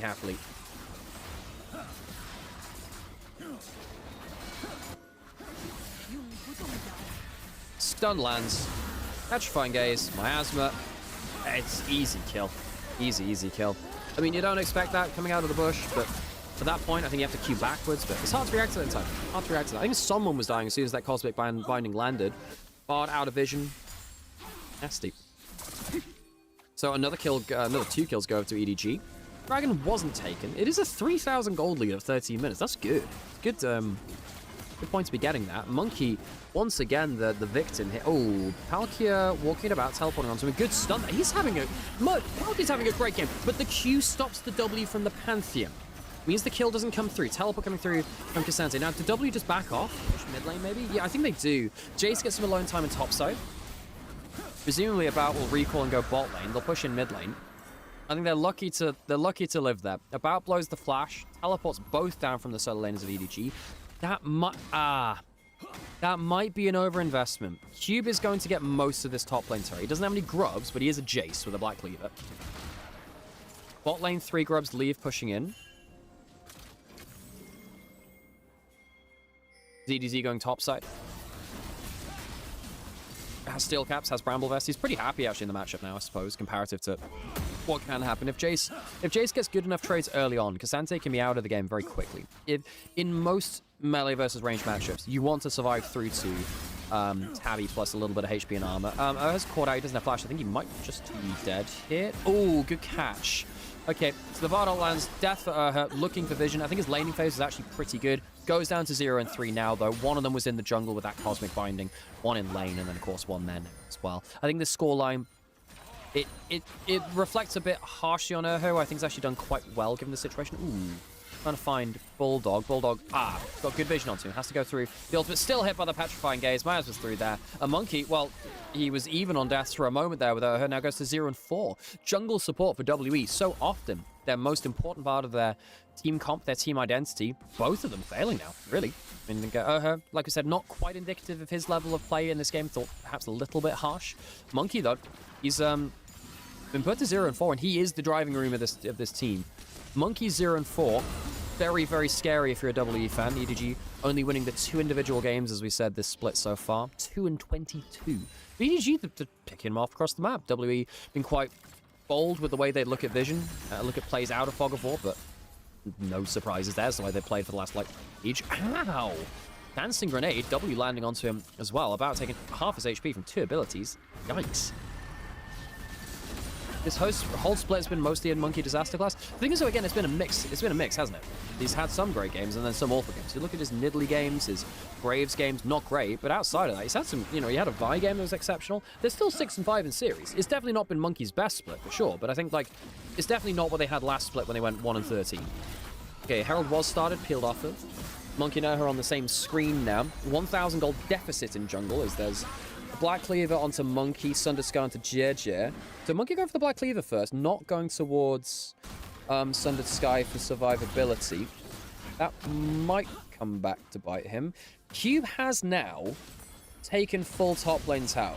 And in the past, I would have said, you're giving, Cube Jace, disaster, awful, won't pay it off, it's definitely not what you want. He has been much better at the champion this split. Does get first turret, Herald does come through. WE going to trade turrets across the map. Maybe Cube has to be the one in the driver's seat now. Maybe the Jace has to win side lanes, get map pressure, allow WE some breathing room, and also allow EDG allow yourselves to play around EDG's weakness, which is their decision-making as the game goes on. E comes through from JJ, which means the damage not as happy there. Karis could follow up with the ultimate. WE maybe looking for something. Battle Herald being put down. Who do they put in the thing, though? They're jumping onto Palkia, maybe? No Vialt pull. Going to go in towards this bot side. Q going to be gifted that outer turret. That'll charge quite easily here. JJ does have ult to reposition. Akali teleporting out here. Palkia not going to hit it by that Q. Jin W lands. There is a Pantheon around there. Bardol comes through. Akali on the other side of mid. Flash away. Does get rid of the Pantheon double. That's a very good flash by Azra from Bulldog. Bot lane turret falls as we're talking about. This Urha does have flash. I think he just dies with grace, perhaps, though, flashing away. Can he get to the Battle Herald? We'll see. Cube doesn't get the Battle Herald himself. Where does he go with this?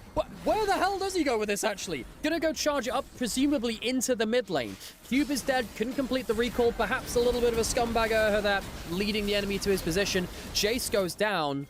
The Herald did go into mid lane, though. So WE do get themselves... Did they get the full turret? No, they don't quite, but they get the charge into the mid lane. Again, things are being thrown into disarray. Bulldog having a very good game here. We were talking about how he was not really the answer for EDG this split. Again, they're 2-22. Good game here on the Cassiopeia so far, though.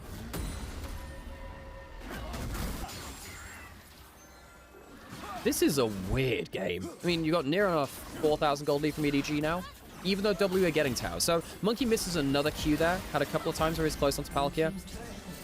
If you hit that Q, get a strong play, get him low HP off the board, is it still worth it? I mean, you're not doing damage to... Because Akali's on the top side of that fight, you might be able to go from the Bard onto the Jhin. And then the blue trinket comes through, Cube gets hit. Yeah, that's rough. That's really rough. At that point, I would have actually just said, give the Herald to Cube instead. Like, had just died. Give it to Cube. Don't allow him to get off the board there. Now, that's like an extra, 400 gold odd. Now, mid lane turret falls. Akali takes that. Everyone's ultimate is pretty much back up now. Dragon available. Both teams could go towards their second. WE added the gold deficit despite being 2 towers up. That is really dangerous for them, actually. Cube at Muramana Black Cleaver, not in a bad spot. Not in a bad point of power. With the Bruiser Jace build. Dragon goes down. No cross map from WE. Serpent sang in from about, by the way. Else with the shielding that you will get from ZDZ. Oh, Lever's going full lethality, by the way. Hubris and Serpent's Fang likely going towards a Dustblade. Not Dustblade, Ghostblade next. Dustblade jump was a thing of the past. Glad that one's gone, to be honest. So Leave going for like the full lethality. He's going to have some mega damage if he actually gets his gets targets low enough. That lethality will mean there's effectively true damage with Execute on it. Not going to be the mega crits. But Full Shot is an auto crit anyway. Lever's always been a guy I've loved to see for his builds. W and his ult going to do some good damage from long range. Less about his auto attack uptime damage. Against a full squishy team though. Good Gen W. Extra third of the HP maybe. Oh, G actually attributed his build last time to Leave with Hubris. Oh, ZDZ caught the sideline. Teleport coming down. Double Black Cleaver start here.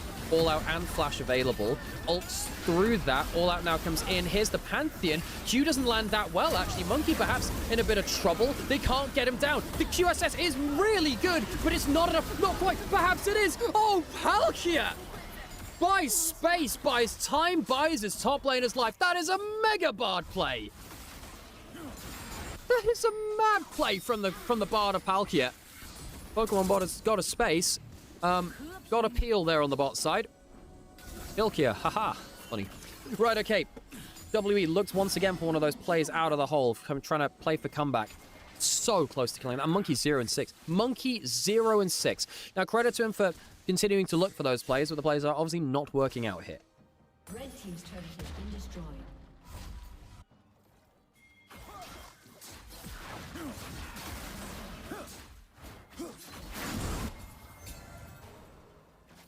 Monkey, man. Can't afford to have this kind of early game. His death on top scuttle against double solo lane priority. Just mad, really. Alright, looks like there's a quick pause.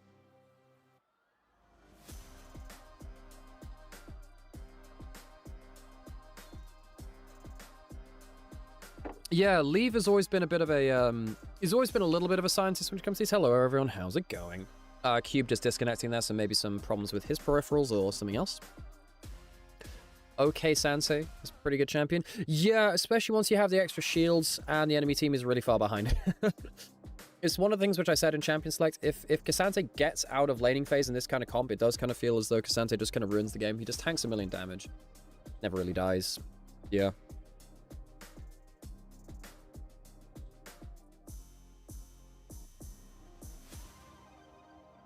One thing I appreciate about Monkey is that he isn't a player that likes to slowly bleed the game until they lose. Yeah, for sure. I think that EDG have done a really good job responding to WE. I think WE have struggled to know what to do with EDG. Now, over the course of this year, we've actually had a fair amount of games between EDG and WE, although most of the time it was with Xiao Hao, not with Jie, right? Very different things there. Let me have a look at the overview for the year. No, let's go back to Split 1, actually. Both these teams were If I remember right, they were both in Group Perseverance, right? It was them, TT... Is it NIP in Group Perseverance as well? Yeah, so it was NIP, WE, EDG, and TT. They were all together. And WE went 1-1 with EDG. Yeah, that's it. I remember that now. And then obviously W ended up ending up in Ascend for Group 2 somehow, and then obviously ended up doing very well with that after.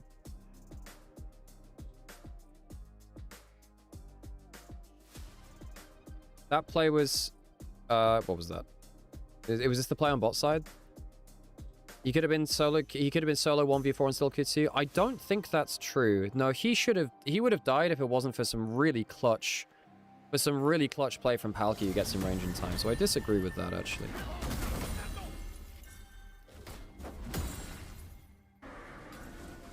Don't go for Cassante when it isn't free, just a bad play. I think he should have been free. In another way it should, yeah.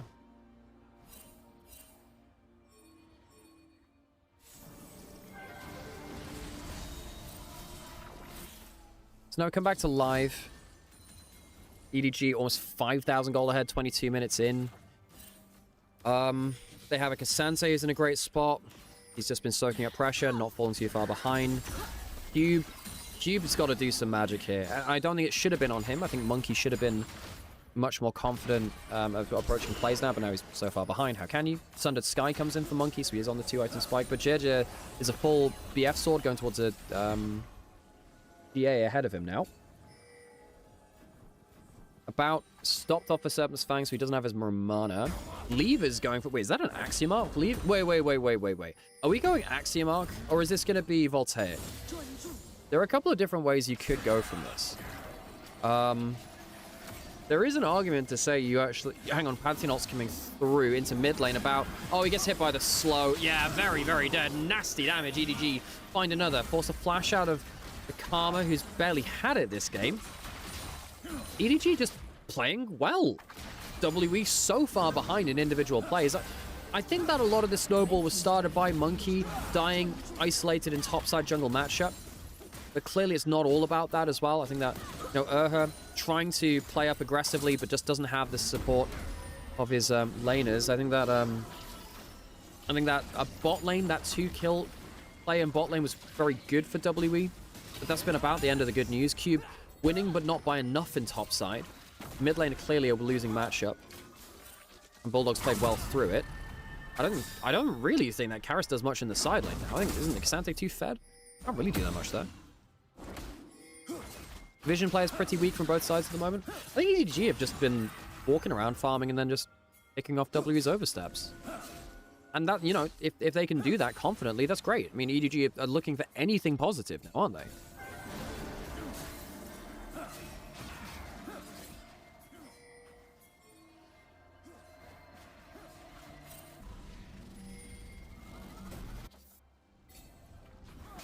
WE, not a great...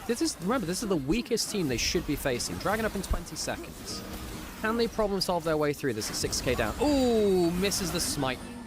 So that's a blue buff. Hang on a second.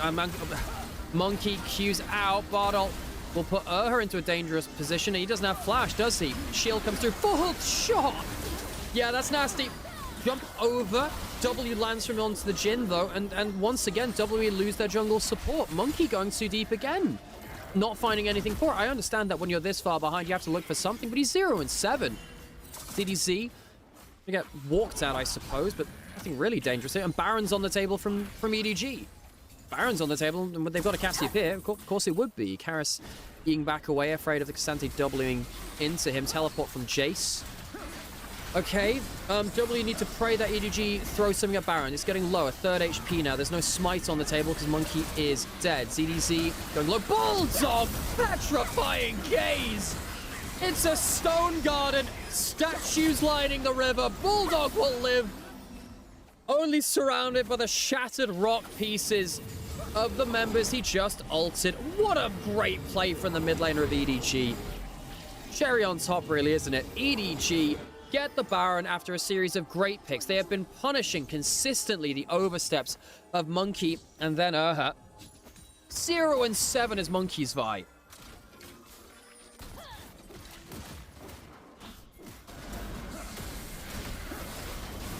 Go back into the play of this again. Bulldog DPSing the Baron, takes a second off to get the double stun onto top laner and AD carry. Awesome stuff from him. Great petrifying gaze. Love to see that kind of gameplay. I think Bulldog has struggled this split. I don't think he's made much of an impact. That one certainly did, though. Perhaps on the cusp now of only their third game win here in Group Ascend in Split 3. They've had a worse record than so far, I believe, than WE have. Oh, actually, no, that might not be true, because they actually went, I believe they went, gosh, they might have gone 0-18 in games, actually. W, very poor record last split, basically. Easy push in, 9,000 gold ahead. Extra Mountain Dragon, Bulldog. An incredible amount of gold. Monkey was looking for something, but once again, is caught. He will probably die here. Gets caught out by the Bard ultimate there. We'll get rid of that little pop-up. And he goes down. There you go. Monkey dead once again. What, 0-8 now? 0-8. Not a happy chappy, we'll put it that way. 0-8. First pick Vi. Dies trying to look for the scuttle fight. Bout's caught out. He flashed already. JJ ulted onto him. Great angle. JJ, very confident game. Won worlds with this. Oh, Bulldog will finally fall. Not bad, I suppose, but EDG presumably gets the all out. No, is Cube actually going to live? EDG, well, I mean, I say that. I mean, the inhibitor is still falling. They do get a shutdown onto Bulldog. And Karis is the one that gets the gold. It could be worse, I suppose.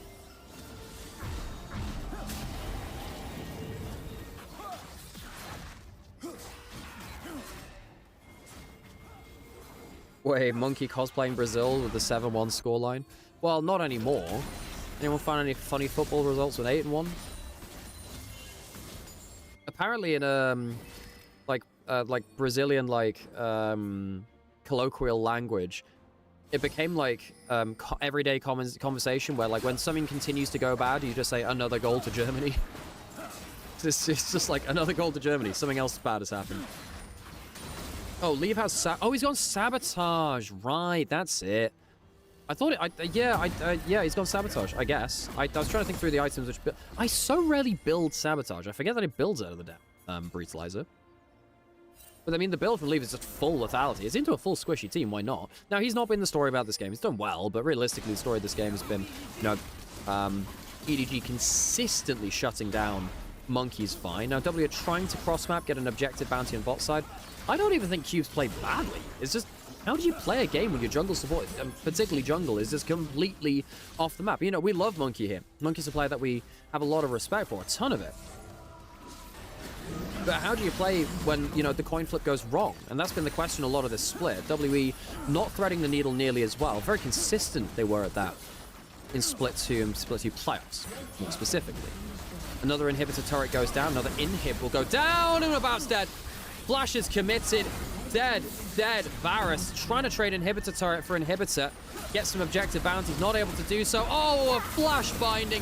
A flip back. Karis, can he do anything? No, because he's caught by the petrifying gaze. Golden on the perfect execution.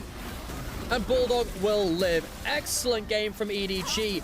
EDG have only won 2 games in Group Ascend in 11 series. They go into their 12th.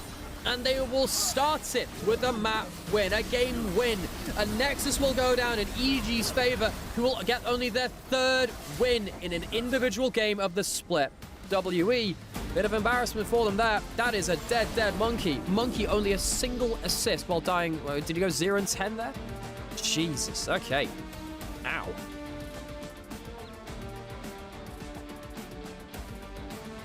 There was a baseball game that ended 22-0 last night. Are you kidding me? Cold game. A cold game is by 10 runs, isn't it? Or is it by 5? Anyway, God, that's crazy. Well, that's one way to end a game of League of Legends. Welcome back, everyone. My name's Nymaera. Thank you for all the raids earlier, by the way. I appreciate all of you, Kenren and Rack. Appreciate you both. Hope you all had good streams. Looks like, it's a long day again today. We had 3-game series for first and second series. As someone mentioned that your stream is kind of dimmed compared to other LPL streams, I don't actually know what that means, the dimmed. I do know that the video looks like it's got a filter over it. I think there might be something with the window capture. I don't really know why that is. I think it might be because of the laptop that we're streaming off of. But yeah, funnily enough, I actually have noticed that. The color balance is a bit off. I'm not really sure why. But yes, funnily enough, I had actually noticed that.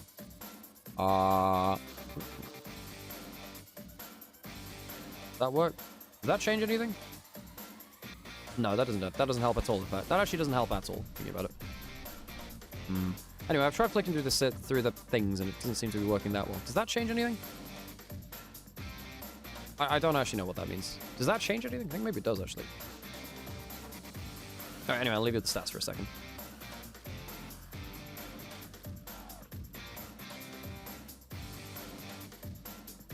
Oh, it could put it onto HDR. Oh, it'll just up. Okay, it'll basically put it onto HDR, so it'll be way more vibrant colors now. Now you're gonna have to tell me whether that's better or worse.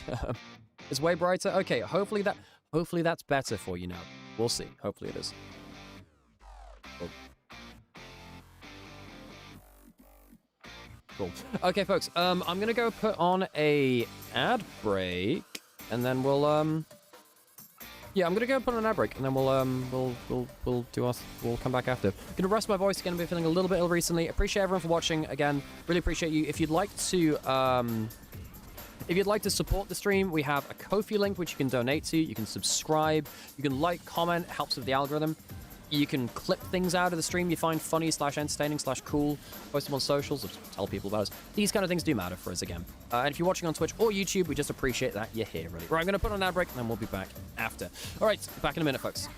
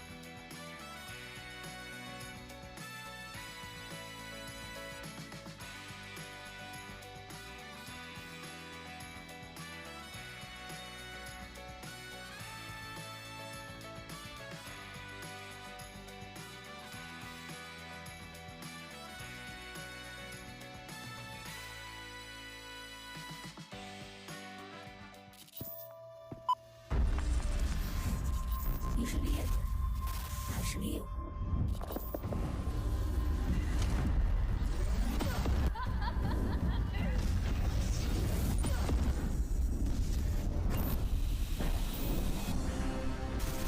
这身皮肤总能胜出。胜利时刻到了。哇，这个老鸡巴走位怎么这么丝滑？有后轮转向，走位就是这么丝滑喽。海豹08标配100万级后轮转向和双枪空选，架控随心所欲，走位够灵，稳住就行。今晚碾压局，你的车。就这样了吗？或者说，开局吗？开就开。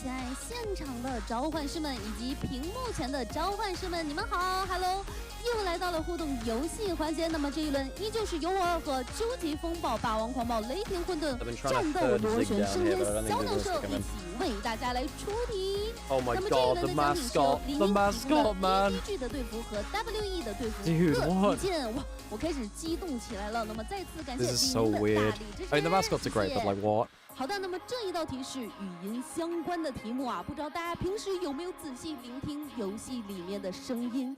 每一个英雄释放不同技能的时候，都会有独特的音效在啊。那大家能不能单从这些音效听出来是哪一位英雄呢？还是有一些难度的。同样，只要连续答对2题就可以获胜了。但是如果中途答错，那么只能接受下一位召唤师继续来答题了。一共2轮啊，大家加油！那么我们第一轮送出的是黎明提供的 EDG 的队服，让我们直接先来看第1道题目吧。哎，先来听。哦，这就没了。哎，就是大家有点困惑啊，没关系，让我们再来播放一遍我们的语音啊，再来播放一遍。哦，这就没了。等一下，等一下，我还没反应过来呢。哎，是啊，这就没了啊。那么我倒计时好吗？我倒计时，我好，3、2、1。OK， 来吧。好的，来到这里来。那么这一轮我们的奖品是李宁提供的 EDG 的队服，有没有信心？有，我很有信心。大点声。我很有信心。OK， 我听出来了。好的，那么是我们泽立的哪一个技能？应该是他大招结束时候的那个音效。哦，非常的清晰。好，让我们一起来看这一道题目的答案。那么这一道题目的答案就是泽立的 R 技能超限爆闪，恭喜你！ Oh gosh, what the hell was that? What the hell was that? 第二关。That was some scary sounds. 是的 Jesus. 那让我们直接先来看第2道题啊，先来听第2道题。好的。All good there? 有点困惑 That mic did not 有点 sound 迷 happy 茫， at 让我 all. 们再来仔细听一遍。 Back in just 1 second, folks.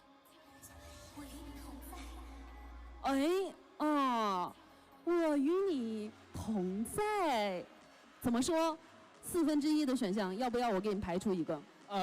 肯定排除1嘛。其实我想给你排除召唤师技能来着。好的，那你觉得是哪一个技能呢？应该是他的大招。好，让我们来看这一道题目的答案是什么呢？来了，这道题目的答案就是 R 技能金辉夜宁，恭喜你获得李宁提供的 EDG 的队服，恭喜！好。来了，快点给大家展示一下，恭喜你！好的，那么还有一轮，你可以先来这边休息一下。好，那么下一轮继续啊，那么让我直接来看下一道题目啊，直接来听下一道题目。我的双剑知道你的真名。等一下，举手举得有点太快了。这下我看一下这边的朋友们，这轮我们给到大家的是 WE 的队服哦。那么3、2、1，哎呀，有来，你过来，我太远了，我过不去，快来到我们的中间。好，来回答一下我们的问题啊。这个是我们永恩的哪一个技能呢？ This is a long ass fan segment, huh? 技能名都 Oh yeah, yeah, yeah. This 这一道题目的答案吧。This host is like a famous idol, right? 就是 This host is like not one of the regular RPL hosts. They're like a famous host, famous idol. I think. 很强。哎，直接让我们来看下一道题目，来听。老熟了哇！全场都有要回答的声音啊，大家太熟了，所以说大声的说出这是哪一个技能？他的 W 技能风之障壁。好的，又是清晰的技能名，让我们来看一下这一道题目的答案。好，那么答案就是疾风剑豪亚索 W 技能风之障壁，恭喜你获得李宁提供的 WE 队服，恭喜你！来再次展示一下正面儿。哎呀，还有一个笔。好的，感谢您。看来大家对语音的了解也是非常的详细的啊。那么这一轮的环节就是这样了，再次感谢李宁的大力支持，让我们把接下来的视线移回解说席。加油！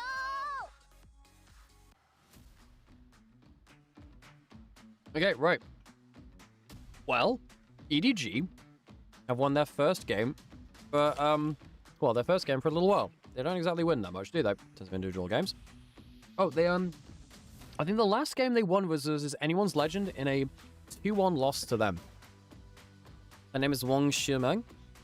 Yes, I did see their reply TFC. I did read through it briefly, but obviously I don't have time to like type stuff out. But yeah, effectively, a lot of the rumors about Weibo rebuilding around Xiaohu, I'm not actually sure if there's that much weight to them. We're not sure. Because like basically the big rumor is Park, right? And I think basically there might have been a mistranslation about them having rebuilt around Xiaohu already, rather than rebuilding in the future. I think basically it's like, well, they've still got a crossroads to cross.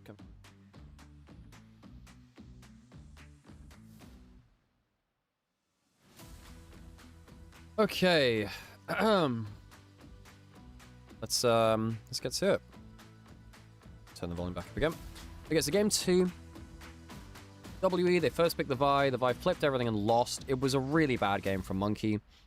I think that kind of dragged the rest of the team down with it. I think WE tried to play around a strong Jace.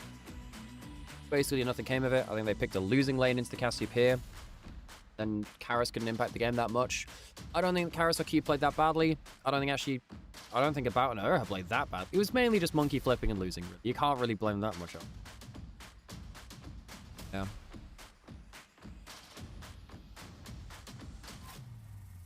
Okay. And now, wait. I'm going to... Oh, my hair is looking good. Gosh, this is not the first time I cut my hair in like 3 years, I think. At least you can't say my goat doesn't have impact. True. Yeah, true. That's true. That's true.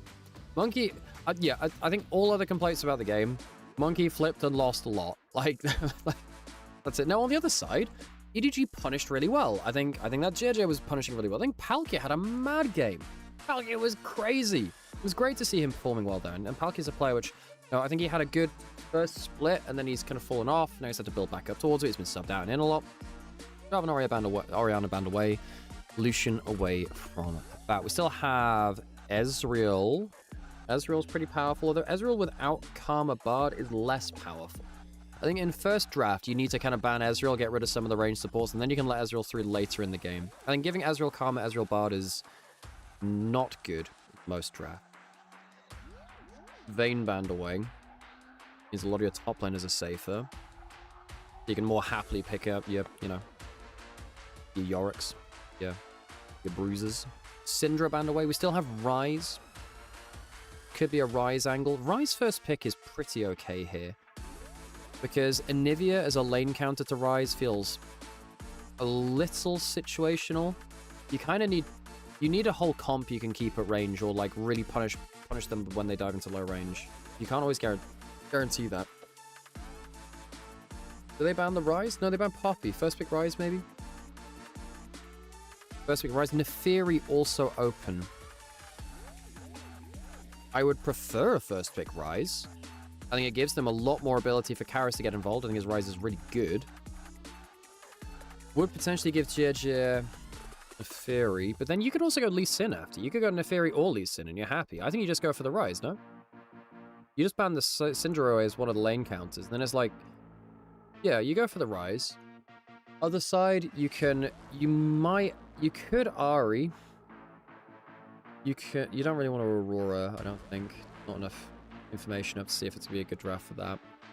They picked the Rumble, no Jarvan. You don't have Jhin or Varus. Whoa, Yone very early. Well, Bulldog is a Yone player, and Yone is pretty good into the Ryze.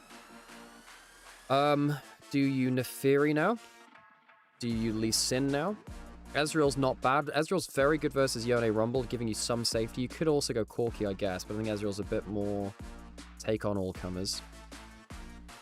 Real question is, what do you do with your jungle? Because, well, no, I think you're going, no, is that true? You're going, I think you probably should go for Lee Sin and Neferi. Do they really want to take the Seraphine? They do. Okay, we did talk about this earlier. Ezreal's really good with a mage support, and 2 of the mage supports are gone. Now the problem that EDG has is, what do they do now that the Ezreal Seraphine's through and you can't lock both of your bot lane? You have a strong top side. Yone Rumble is a very nice combo in terms of CC. And W have given up chance to lock in jungle. Nautilus is fine. It's good versus Seraphine. Doesn't tend to die versus the Ezreal Seraphine. You can actually have some real threats on them.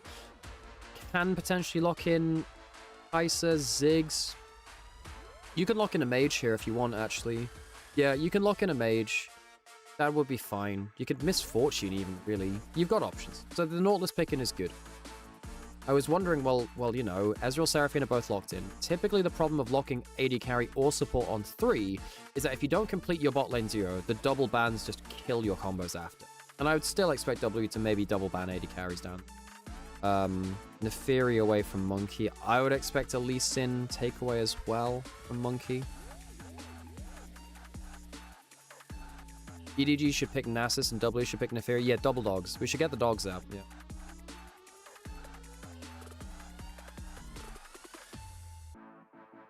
Mel banned away. Well, Mel bot lane would have been nice into Seraphine. It always is. Pretty good into Ezreal too because everything's skill shots. It's all skill. And it works well with the Nautilus. We did say that the mages work well. Neferi and Lee Sin both away. This is the problem of locking in the Seraphine there. You could have just said, we lock Lee Sin Neferi, and we'll just lock in like Rel Leona if it comes to it in bot. But would that have been too much of an issue if you let... Well, Lucian Millia would have been gone. I guess EDG would have banned the Seraphine. Wouldn't have had to face up against Nash Seraphine. I'm just trying to think of the alternate path this draft could have come through. Because if W had locked in a powerful jungler and then just allowed like a melee support for their bot lane instead of a mage, would that have been better? Sivir banned away. I mean, you can, like we said, you can mage here. You have a AD carry mid lane from Bulldog. Might be a bit risky because sometimes Yone just doesn't have an impact in early game and then just does nothing for the rest of the game. You can Kai'Sa, you can MF. Either one of those is fine too. Leave hasn't played Kai'Sa for a little bit. Yo, we're gonna get Leave Kai'Sa? Fun. So, there's my MF. Good combo piece. Good into, well, I mean, this is a hell of a wombo combo draft. You don't have a Bard, you don't have a Pantheon, like stuff that can make people temporarily invulnerable. Trundle's good for level 1 prior. You might get Kiana'd, you might get Nocturned. Either one is okay, I suppose, for GEG here. Yeah, I actually think that Nocturne feels really good here, actually. Oh, it's less good for your mid-jungle TV2, but don't know if anything would win that now. Last pick for Cube on top of lane. Whoa, okay, Ornn. That's pretty big. Because Ornn can be a really big disengage piece now. You've got Trundle Ornn as a combination, so you can get the knock-up with the pillar. GEG, I think, well, it would be his world's winning skin on EDG if he did that. I think now you see the Trundle, now you can Kiana. You can Kiana, Nocturne, I think either of them is fine. They go for the Kiana. I think the worry for EDG is mid-jungle is quite weak very early. And maybe Monkey Carrots actually get to impact the game. Cube also fine playing the Ornn into the Rumble. I think that WE's topside will have a chance to make a big play or two before GEG and Bulldog get to make an impact. I think Leave and Palkia should be pretty okay with the MF Nautilus. It's a pretty strong lane. Into Ezreal Seraphine. Yeah, I mean, Nautilus can cause some issues in general with that. We're going to go into our ad break now so we don't get ads during the game. Appreciate you all for joining us. As we said, appreciate you all. Let's get into it. EDG, huge wombo combo. There is good disengage from Trundle Pillar, Ornn Ult, Seraphine Encore. But if someone actually gets hit by the combo, dead. Dead. Kobo Lobo. So says the voice in your head in Disco Elysium. Is that the ancient reptilian brain? Might have been that. Anyway, right, into our ad break. Let's get on to Rift.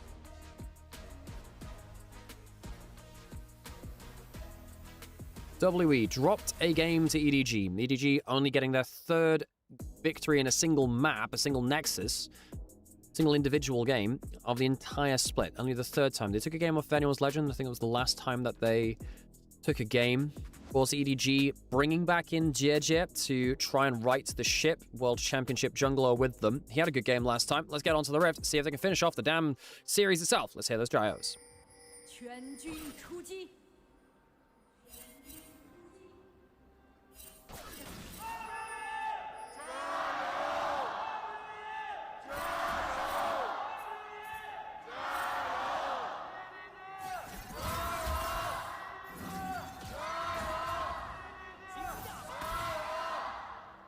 Ooh, not bad poke there from Mountain Air, actually. Got about 3 auto/abilities onto Palkia before he could land a hook on them. Another one there. Oh, he starts the Titan's Wrath, so he's got the shield and he's still taking damage. So he doesn't have the threat of the hook. They know he's got that shield. Which is why they can walk up much more aggressively. Just look for skill shots. If you hit the Ezreal Qs, your next Q is on cooldown longer. Heal used, W, Aftershock used, Lethal Tempo stacked up. Cleanse has already been used there as well. I believe that was a cleanse on an exhaust, actually. I think. Nasty. Yeah, Palkia, great game on the Bard. Struggling here, though. Yes, I think that was a cleanse on the exhaust from about.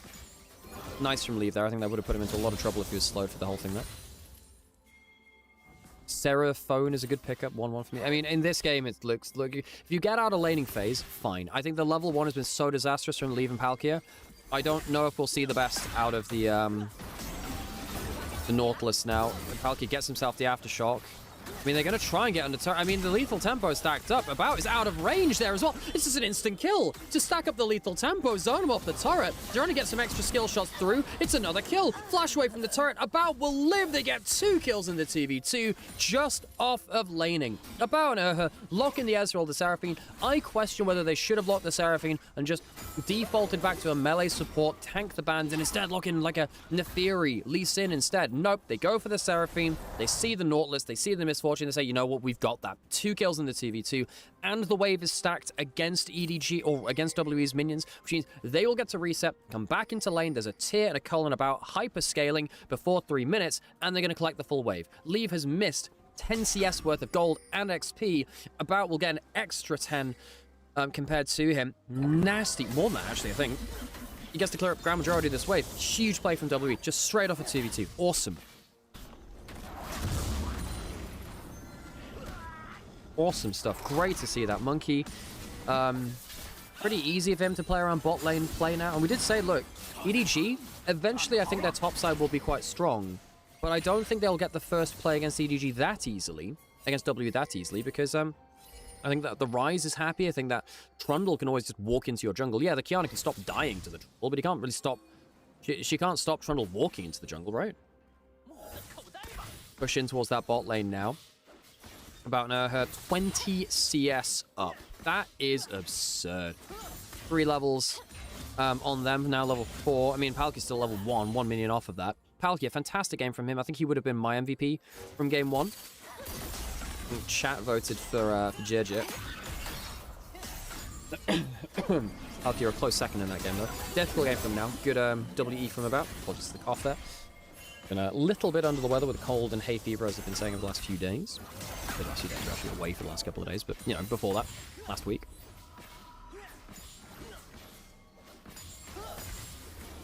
And this is such bad news for EDG. Because, look, About on Ezreal is already very comfortable. I think his best champions have been Ezreal, Varus, Corki, Lucian. I think those have been his best ones. Ooh, Hook does land, but comes into anyway. Any LPL knows explain how EDG is 0-11. Are there major issues within the org, or are they just bad? So they promoted up from Group Nirvana up to Group Ascend after getting a 3-2 victory over NIP. Another wave lost to turret, by the way, so Leave will lose that. And EDG, look, they definitely played a good series against NIP, but NIP played poorly. I think EDG, in many ways, probably didn't expect to get up to Ascend. They changed out their jungle, their mid laner, who was the weakest part of that roster. I don't think Bulldog changed that much for them. I think EDG are very bad at dragon setups. I think they're very bad at objective setups. Rune Prison in the mid lane. Bulldog does have flash. I don't think he's in any danger here. Little bit. Oh, hang on. Bulldog actually used a bit of his rotation to go forwards and trade onto Erha. Might have wanted to stack up the Q there. Yeah, it's a quite complicated scenario with EDG in terms of, look, for the last 2 years, they probably should have been much better than they were. I don't think they've been a very well-coached team over the average. Oh, Palkia doesn't have flash, getting ran at with an exhaust as well. About jumps forwards. There's an aftershock, but I think sadly, there'll be one more shock after that as the body hits the floor. Brick to scale measures the Titan falling. I mean, Palkia, great in game 1. Awful start to game 2 that really struggled. The level 1 didn't help. I think gone from bad to worse. And now suddenly About is 1,000 gold ahead at like 6 minutes in. Ult from Bulldog. He's had to back off because Monkey's around the corner. The problem with the Yone in recent years in pro play, every time you want to all in, someone's in your lane. Support, jungle. We've seen this a lot. Yone just kind of can't trade on the timing he wants. Not really. Very rare to see Cole on Ezreal. Yes, typically Ezreal, because he's less about on-hit effects than he was, and less about auto-attacking, even though his Q counts as one, that the Cole has diminishing rewards. And he's also... The thing about Ezreal is that very often he's a champion that just needs to get his tier online, needs to get his 2 items. And the Cole being a second dip in scaling or a trough in power because you bought an item without an immediate payoff is often seen as too much. You might see tier Cull on Corki because he's more auto-attack based than Ezreal, rather than abilities. Ow, big damage onto Leave again there, as we saw in the picture-in-picture. Leave has got himself a Cull too, but yeah, About with the 2 early kills could get tier plus Cull and still not lose lane. So now he's 30 CS ahead, has a tier and a Cull, and he's not lost anything for it, so he can get the best out of both worlds. Fantastic from him and Erha. We did say that the 2v2 was actually pretty legit from about her last game too, actually. Got that teleport back in play where her baited out the 4th shot flash, then turned things around for 2 kills for 1.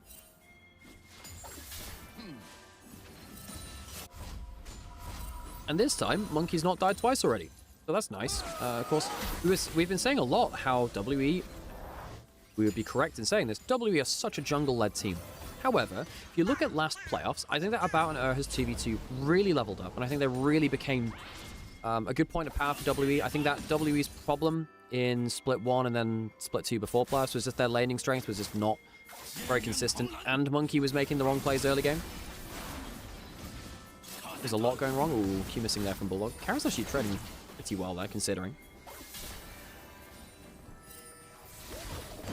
I missed before they buffed all the starter items, and Cold Start was only 1 AD less than Doran's Blade and no HP. Yeah.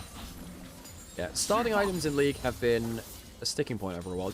Playing League Classic, stacking Doran's rings has brought me a sense of nostalgia. It has. About level 6 to leaves level 5. He's just about to level 6 now. That's so much gold though, isn't he? GEG on the Kiana, playing through Vision on bot side. Karis taking a good chunk there, under a half HP. Monkey taking grubs on top side. I think he gets all 3 of these. I think that's going to be contested. Doesn't have the smite for the 3rd one. Don't think he cares that much. Maybe double flash play under mid lane here, but Ryze is recalled, so they won't have the option to dive him. Might be able to walk up and get the plate, but Ryze chooses the right time to recall. Will not die for this. Grubs do go down. Monkey will claim that.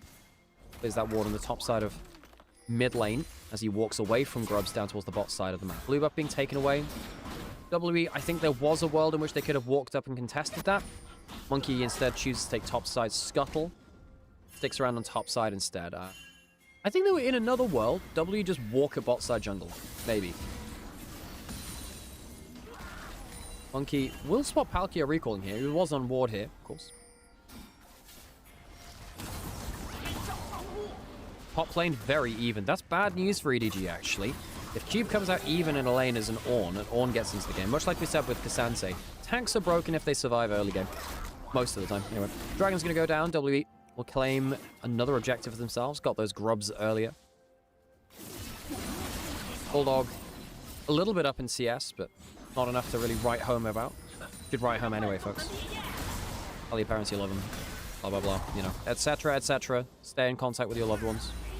Whoever they may be, parents or not. I say that, I'm bad at contacting family. I need to call more. I'm aware of this. Out of myself on it. Equalizer under the top lane turret. Cube gonna pelt the ultimate himself. Doesn't actually get the first part of the ult, so he doesn't get the brittle procs there. Deirdre's on top side. He's gonna teleport away. I think he just decides, no, I don't want to die. Equalizer was used on that last wave, means he doesn't have, he uses the Call of Forge God for the last wave, means he can't use it for this one.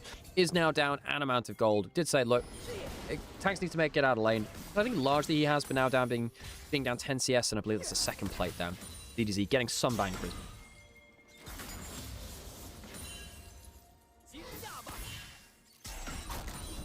I love League Classic. I've also enjoyed it a lot. I've enjoyed watching and playing League Classic. A blast in the past. It's also just felt very creative, the way you can approach the game with runes, masteries, and items. It's just like just a whole... I know that they've simplified the system to make it easier for people to pick it up in League Modern, but... No, I miss mana sustain. I miss champions actually having mana cost. I'm glad that they didn't introduce Yasuo. I think the cutoff point is Yasuo and before. I think that's good, because Yasuo being a manaless, infinite wave clear, crit scaling... Windwall champion was not fantastic for the game, not going to lie. Karis eats a Q3 and most of his HP. That's Yone for you. Yone has been picked into Ryze more and more over the last month or so. Last couple of weeks. Not that long. Does have Q3. Might be able to hands check him. Chooses not to. He could have Q flashed. I just want everyone to know he could have Q flashed.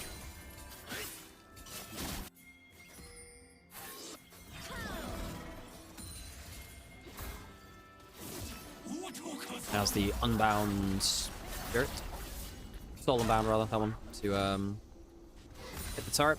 Yone, one of the most annoying, obnoxious tower hitters in the game. Flies at it with E, gets a single auto attack, jumps back. Whose fire is better, Rumble or Ornn? I mean, in an infinite HP game, technically Ornn, because he gets percent HP damage on Brittle and his W.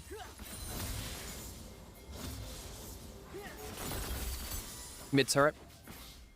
Whittled away at now. About is very happy. He had the cull, sold it off. 2,000 gold up because of that. Leave going towards his Bloodthirster, 15 stacks on his cull. Ow. Has a bit of lifesteal, but yeah, About has really taken over this game. 2,000 gold up. So now we have to ask the question, can EDG confidently and consistently kill the Ezreal?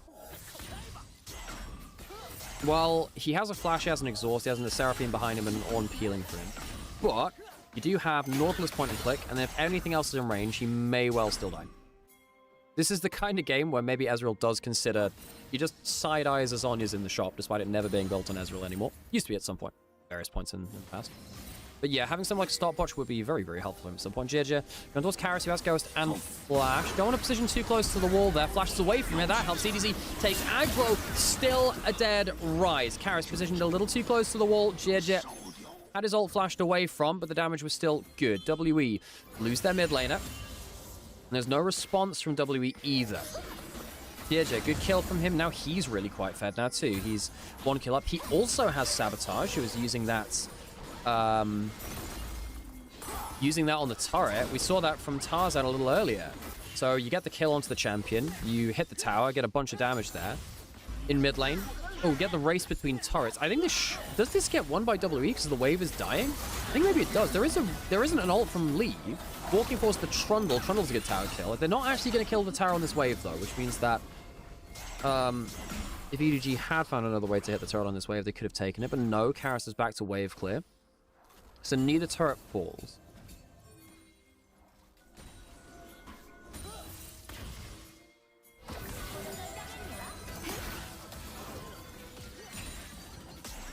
So EDG, even in gold. I thought that, well, I would have really thought that About getting so much gold would have been the game saver. Jirja is really fed now, though. He's gotten, oh my god, look at the damage he does into Monkey. You know, he's a good amount of farm up. You know, he's ahead in farm as a Kiana. He's got the kill. He's 1,000 gold up, partly because of plates taken by the Sabotage, but then also first strike gold as well. He's not unhappy at all. And Jirja had a good game on the Pantheon. This EDG looks a lot more calm than the one which we've known to be much less successful. Monkey walking forwards and then thinking better of it, seeing members around the corner. Bulldog's going to get himself a top lane out of turret. Dare I say it? Doesn't look half bad for EDG, no? I think now the top side of EDG is in a pretty good spot. I mean, Leave being behind gold is difficult. But if Palkia just presses R on the Ezreal, who has all the gold, pretty sure he still dies. Like, immediately. Ezreal ult tags Leave, stops him from recalling. Not that he would spend that much time channeling it anyway. Has a Bloodthirster. All stacked in, now only 1.3k down. Turret goes down in mid lane though, means that Ezreal will claim a bit more gold again. Dragon was taken by WE, they're on the second now. It's an Infernal Rift. Nasty for either team. Either team can proc that fairly easily. Ezreal long range skill shots, Seraphine as well.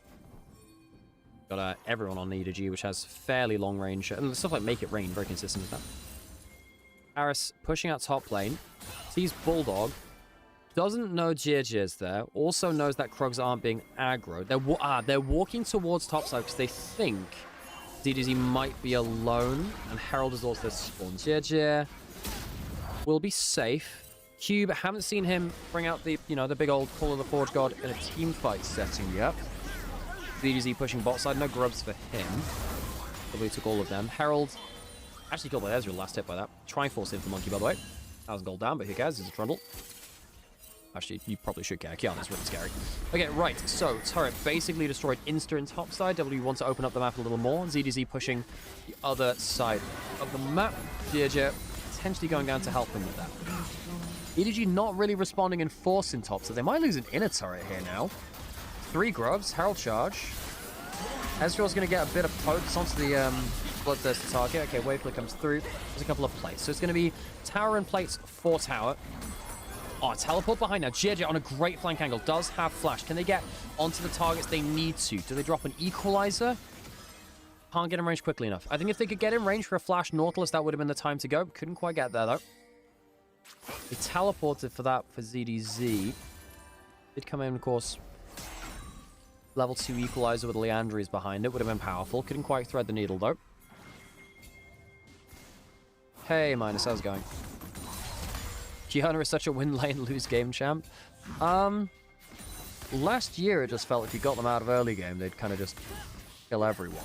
But you need to have good late game decision making. You need to be making the right plays, because much like every other assassin in the game, if you die as an assassin, then, well, you die very easily. Getting fed does not mean you're harder to kill. And you don't always, as an assassin, have AoE damage to kill everyone. You don't always have the target access to kill the second person. So if you have, we saw this game from Tarzan earlier in game 3. If you have enough gold to kill the AD carry, great, okay. What happens if you trade your life for the AD carry, though? Well, you have all the gold, you've killed the AD carry, but then you don't get to kill a second target. So your team then needs to utilize the hole you've left in the team composition, or of course, gold elsewhere, really. I always thought you were an EDG fan, am I wrong? I mean, I like EDG. I do. I think they're a really fun team to watch. I used to really enjoy watching the Scout Maker rosters. I'd say I'm a fan of good League of Legends, first and foremost. Oh, hang on. Not assault fired out here. Don't think that's valuable, though. Took the flash as well. Now, this is where EDG start to show some of their weaknesses, I think. I really think that Palkia has struggled to choose the right plays. Even when he's made, like, montage reel plays, it's not always been very coordinated. So he'd go in for, like, you know, a flash rel play, but then nothing would follow up on the end of it. Or just not calculate the amount of damage that could come back towards him. Right there, burning his flash and his heal and his ult, getting nothing but a Ezreal E, that just feels bad.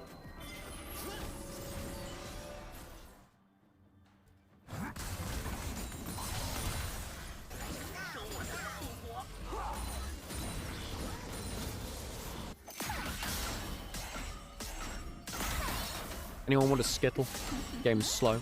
I could talk about Tiramisu again. Well, I didn't even talk about Tiramisu. I'm only a believer because of you. I don't see it, but you know more about League than me. Well, look. If I took the nameplates off and had this dead ball game state...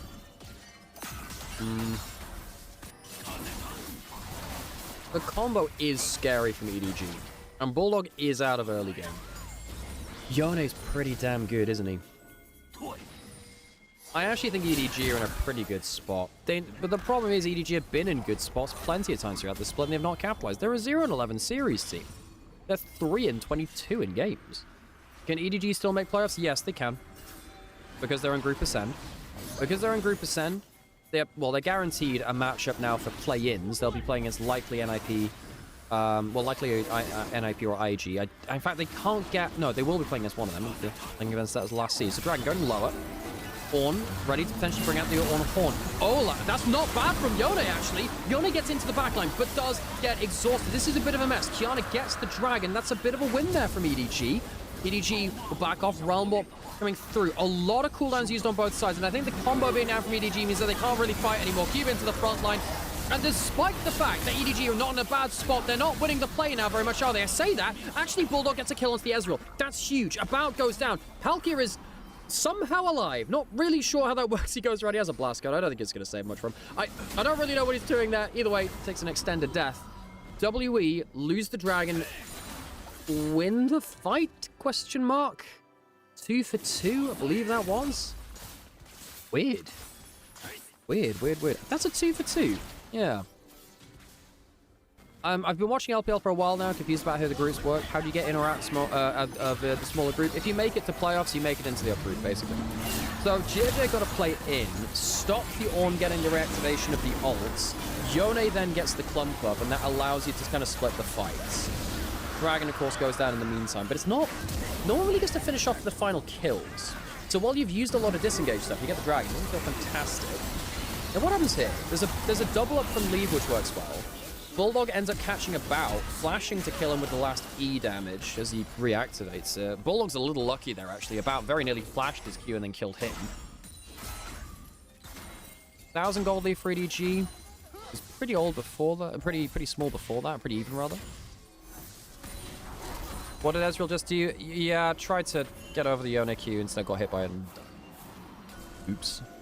I mean, he has so much of the gold value. They do have Ornn items, but we don't get to talk about that too much now, probably because even when Ornn's in the game, often I feel like the game is decided before Ornn items come through. Quite important here, though. Extra stats for the Trinity Fusion. The Ornament upgrade onto Ezreal. Yone. Damage onto Carrot. Damn. Half the HP. Has QSS, has Shield Bow, has Blade. Ah. Okay. Baron started. Rumble would love to teleport in. W really want to Hail Mary this up. GG goes invisible. Bulldog ults over the wall. Maker Rating comes down. Monkey pops the subjugates. Ornn going in. Mess from WE. Equalizer goes to Narnia, but it's still enough to keep them in the fight. Cube goes down. WE, their decision-making has just not been clean today. You know, I don't think that was even a great fight. Hang on, JJ's off vision. JJ, hang on a second. JJ's in a really good spot here. No, he gets hit by a skill shot there. I think Urha ended up tagging him. It was an Ezreal or Ezreal Q or a Seraph Q, one of the two. Recall coming in from Monkey. Weird fight. Okay. Well, recalls are coming through from EDG. Can W try and get a revenge Baron again? No, but Bulldog will be cancelled on the recall and the shield bow is popped. Lee's gone for the Hex Optics, by the way. For the Misfortune. Did that after the Bloodthirster. Sabotage him from JJ, as we said, now has a Voltaic and a Serpent's Fang. The blue buff, blue trinket on here. Okay, so W have managed to win the War of Resets. I think there should be a Baron going over to them. I say that. JJ can potentially get close. They need someone else to face check, though. This is going to go down. They mess up their resets. They can't get it in time. Monkey is away from the Baron, but it should still go down soon enough. Good pillar. JJ can't really get in range. Can they get a fight after? Trying to get in for the Realm Warp. Now, Ryze is stopped, but he was outside of it. It completes before he can get out there. Well, Yone going over the wall, trying to catch out about the Ezreal. He's likely to die here. Doesn't quite fall, though. Bulldog cleanses through. The Ezreal ult doesn't quite tag him. About dies because the Equalizer hits. One dead for the Baron. It could be a lot worse for WE, to be honest. They still get a really good Baron start, and they stop EDG from being able to contest because they were just bad on the resets. Good play from WE to punish EDG from getting back out onto the map in time while they were looking to do that. It's a good play from WE. Now, can they actually use the Baron buff? It's a good play for them. Managed to judge where EDG were going a little better.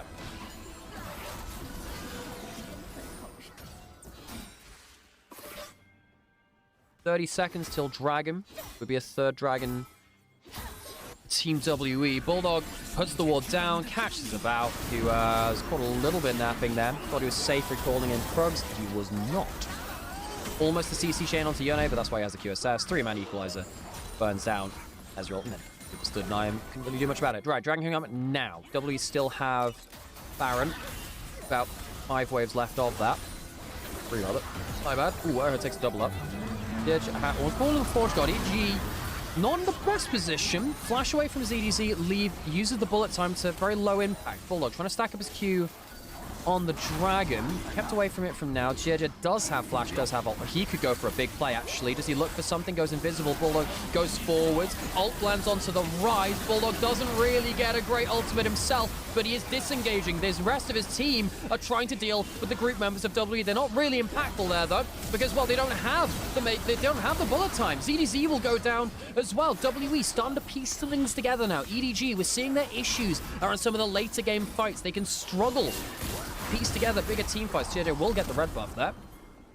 Dragon likely going to W immediately after this. They'll keep around pushing the bot lane, though. Get some gold out of the bot lane in a turret. EDG just not approaching these big fights particularly effectively. I would have thought that JJ and Bulldog might have been able to take down one of their opposing numbers, especially given how much gold JJ has, but no, not to be the case there. WE, as soon as they group up as 5, obviously really strong. Even then, you would have thought that, you know, Nautilus, MF, Rumble, Yone, Kiana should be able to kill someone. They're just not able to, like, get to the right place. JJ loses all of his HP at the start of the fight. Bulldog's trying to disengage, but subjugated. 2 people running at him. Not much you can do there. Goes down fairly effectively, fairly easily. Very true, Katari saying in YouTube chat, if this does go to 3, it'll be our first 9-game day of the split. Got 8 game days, not 9. Palkia doesn't have flash. Monkey about to get the subjugate back up, actually. Bulldog, not bad damage, but he doesn't have his own ult. Subjugate Burn by Monkey, heal used by Palkia. Not that valuable for Monkey, but hey-ho. Lever's solo split pushing. He's ulting bot lane. Just say, okay, get that into tower. Could walk up and hit it with the Crystalline Overgrowth. Just wants to recall quickly. Leave one of our more cerebral players in the league. Not able to stop the recall. Wave into tower. Now, if Bulldog gets Infinity Edge, I think EDG, that'll be where they look to solve the game. Now, the problem is, WE have a couple of minutes until they can run at Baron again. A couple of minutes beyond that before they can run at Dragon and get Infernal Soul. Can Bulldog get that gold in time? He's got a crit cloak. Not the most... It's the cheapest of the components, though. Farming fairly effectively. Farming well, actually, you know. Yeah, it's farming okay. ZDZ, 2 items for him, going on 3. Leave has an LDR, although Misfortune notoriously not fantastic into... One just kind of shrugs off the damage. Got 3 items for about, going on 4 as well. Ezreal hurts? Yeah, Ezreal really hurts. Although he struggled to have cleanest team fights because that's how EDG's comp is organized. JJ is on vision here. The FW, he does, helps. Realm Warp there, might have to ult backwards, we see, no. Play there from JJ, gets the move speed by standing near his chosen terrain, it looks like. Hill onto Palkia, does have flash. This could be a problem. They've got into a choke point. The bat goes deep. Yone's trying to get on top of it. JJ goes down, but Yone takes the Ezreal. Mess of a fight. W, I think, are getting the most out of this. Leave goes down. I thought that was the play for EDG because it was in the choke point. Still ends up being, I believe, a 3 for 2 in WE's favor. Yone couldn't quite get the ult onto the right targets, didn't have the flash to extend the range. See how dangerous it is from WE flying into the choke points. Even gold game now.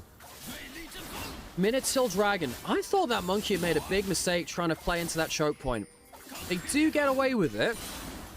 But there's a world where that explodes in their face. Because watch this again. Look, JJ's just over the wall. Leaves in a good spot too. He's in range for like a decent bullet time. The ult hits on from the Kiana hits people. If Bulldog has flash and you can flash ult and get onto the Ezreal, he is so happy. ZDZ teleports in, equalizes Mare. That really doesn't help either. ZDZ bad fight from him, sadly. Ryze dealt insane damage. Yeah, Ryze will do that when he's got this amount of items. Karras is having, I'd say, quietly a good game, but then again, you know, the damage is kind of insane.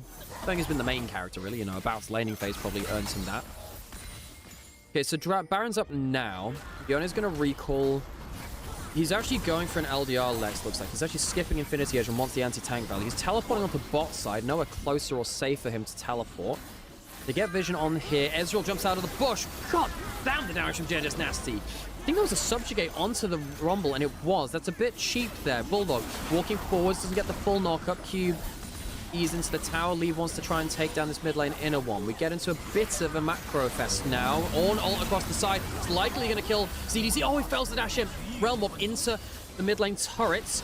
Oh, Palkia, that's a bit of a mess too. But JJ managed to get the Ryze back. Ryze down. One of the carries off the table for WE. EDG get the fate sealed into another 2. EDG have not won a series this split. They've only won 3 damn games. This could be another one for them. EDG get the wombo combo. There's smiles on the faces of the players on the camera. EDG will not match the record of WE from Split 2 where they went 1-13. Perhaps with another couple of series we can see that happen. WE will fall to Edward Gaming, who will not go 0-12. We will not have the 9-game day. EDG, all ones on the board, go 1-11.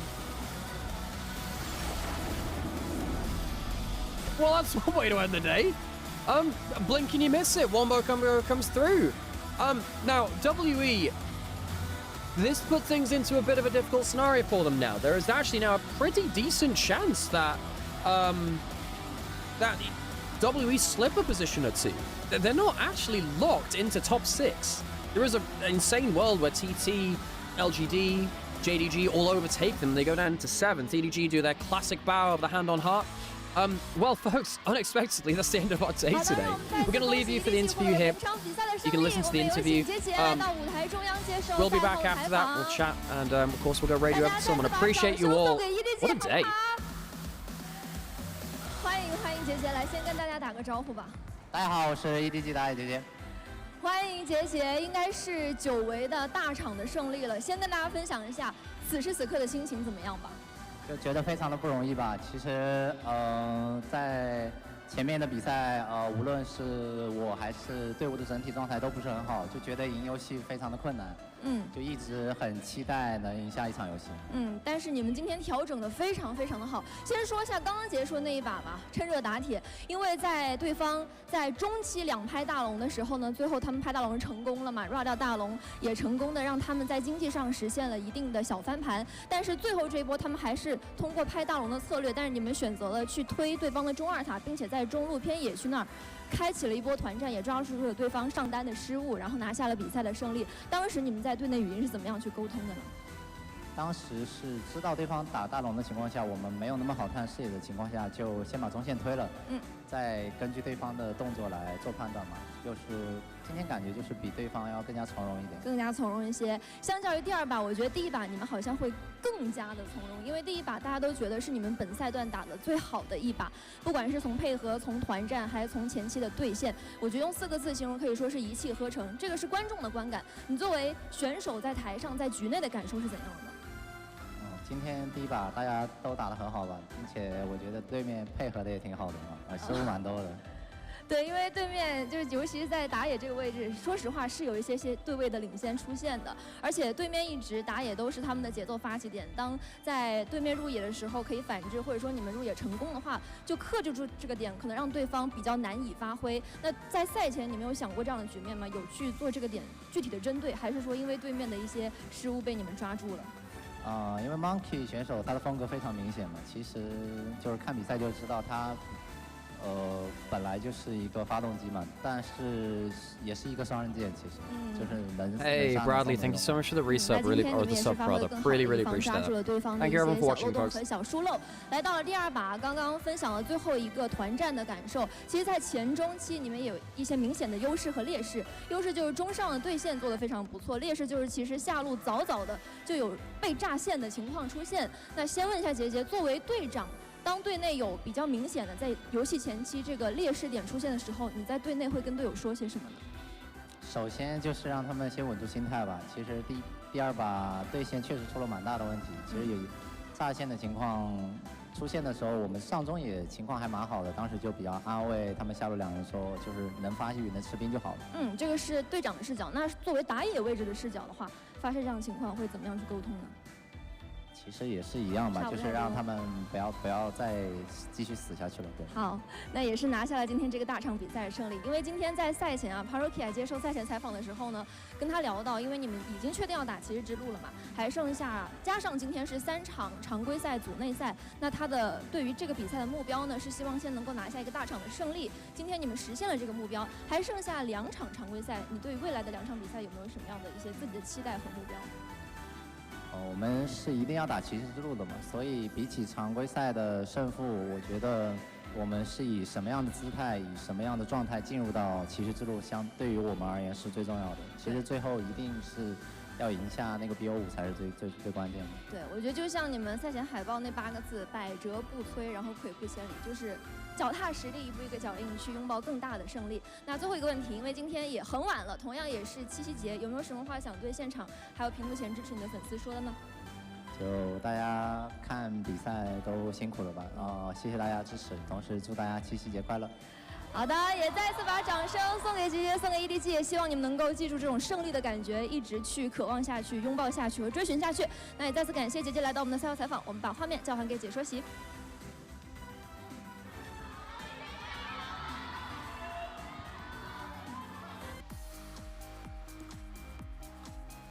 Okay, folks, thank you everyone for watching. We're going to go radio over to someone now. Thanks for watching today. Again, appreciate you all choosing to watch LPL here. I know it's a hard time trying to actually get something out of streaming. We're very blessed to have this be a relatively sustainable product. Question mark. Anyway, if you'd like to support us, we do have a Ko-fi link. We have socials you can follow us on. But realistically, you just turning up and enjoying yourselves is the thing which is most important to us. Appreciate you all. Gonna radio over to... I think I'm gonna radio over to Shox, because Shox has started streaming Love me some shocks, and I think she's just chatting right now. But yeah, I hope you all enjoy her stream, and I'll catch you on the flip side. See you tomorrow. It's a 2-series day tomorrow. It's a slightly later start. Don't get caught out by that. Not that you'll miss anything if you are quote unquote caught out from it. But LPL will be starting later tomorrow, I believe. Keep your eyes on the socials. It's only 2 series. See you then in a bit, folks. Bye bye.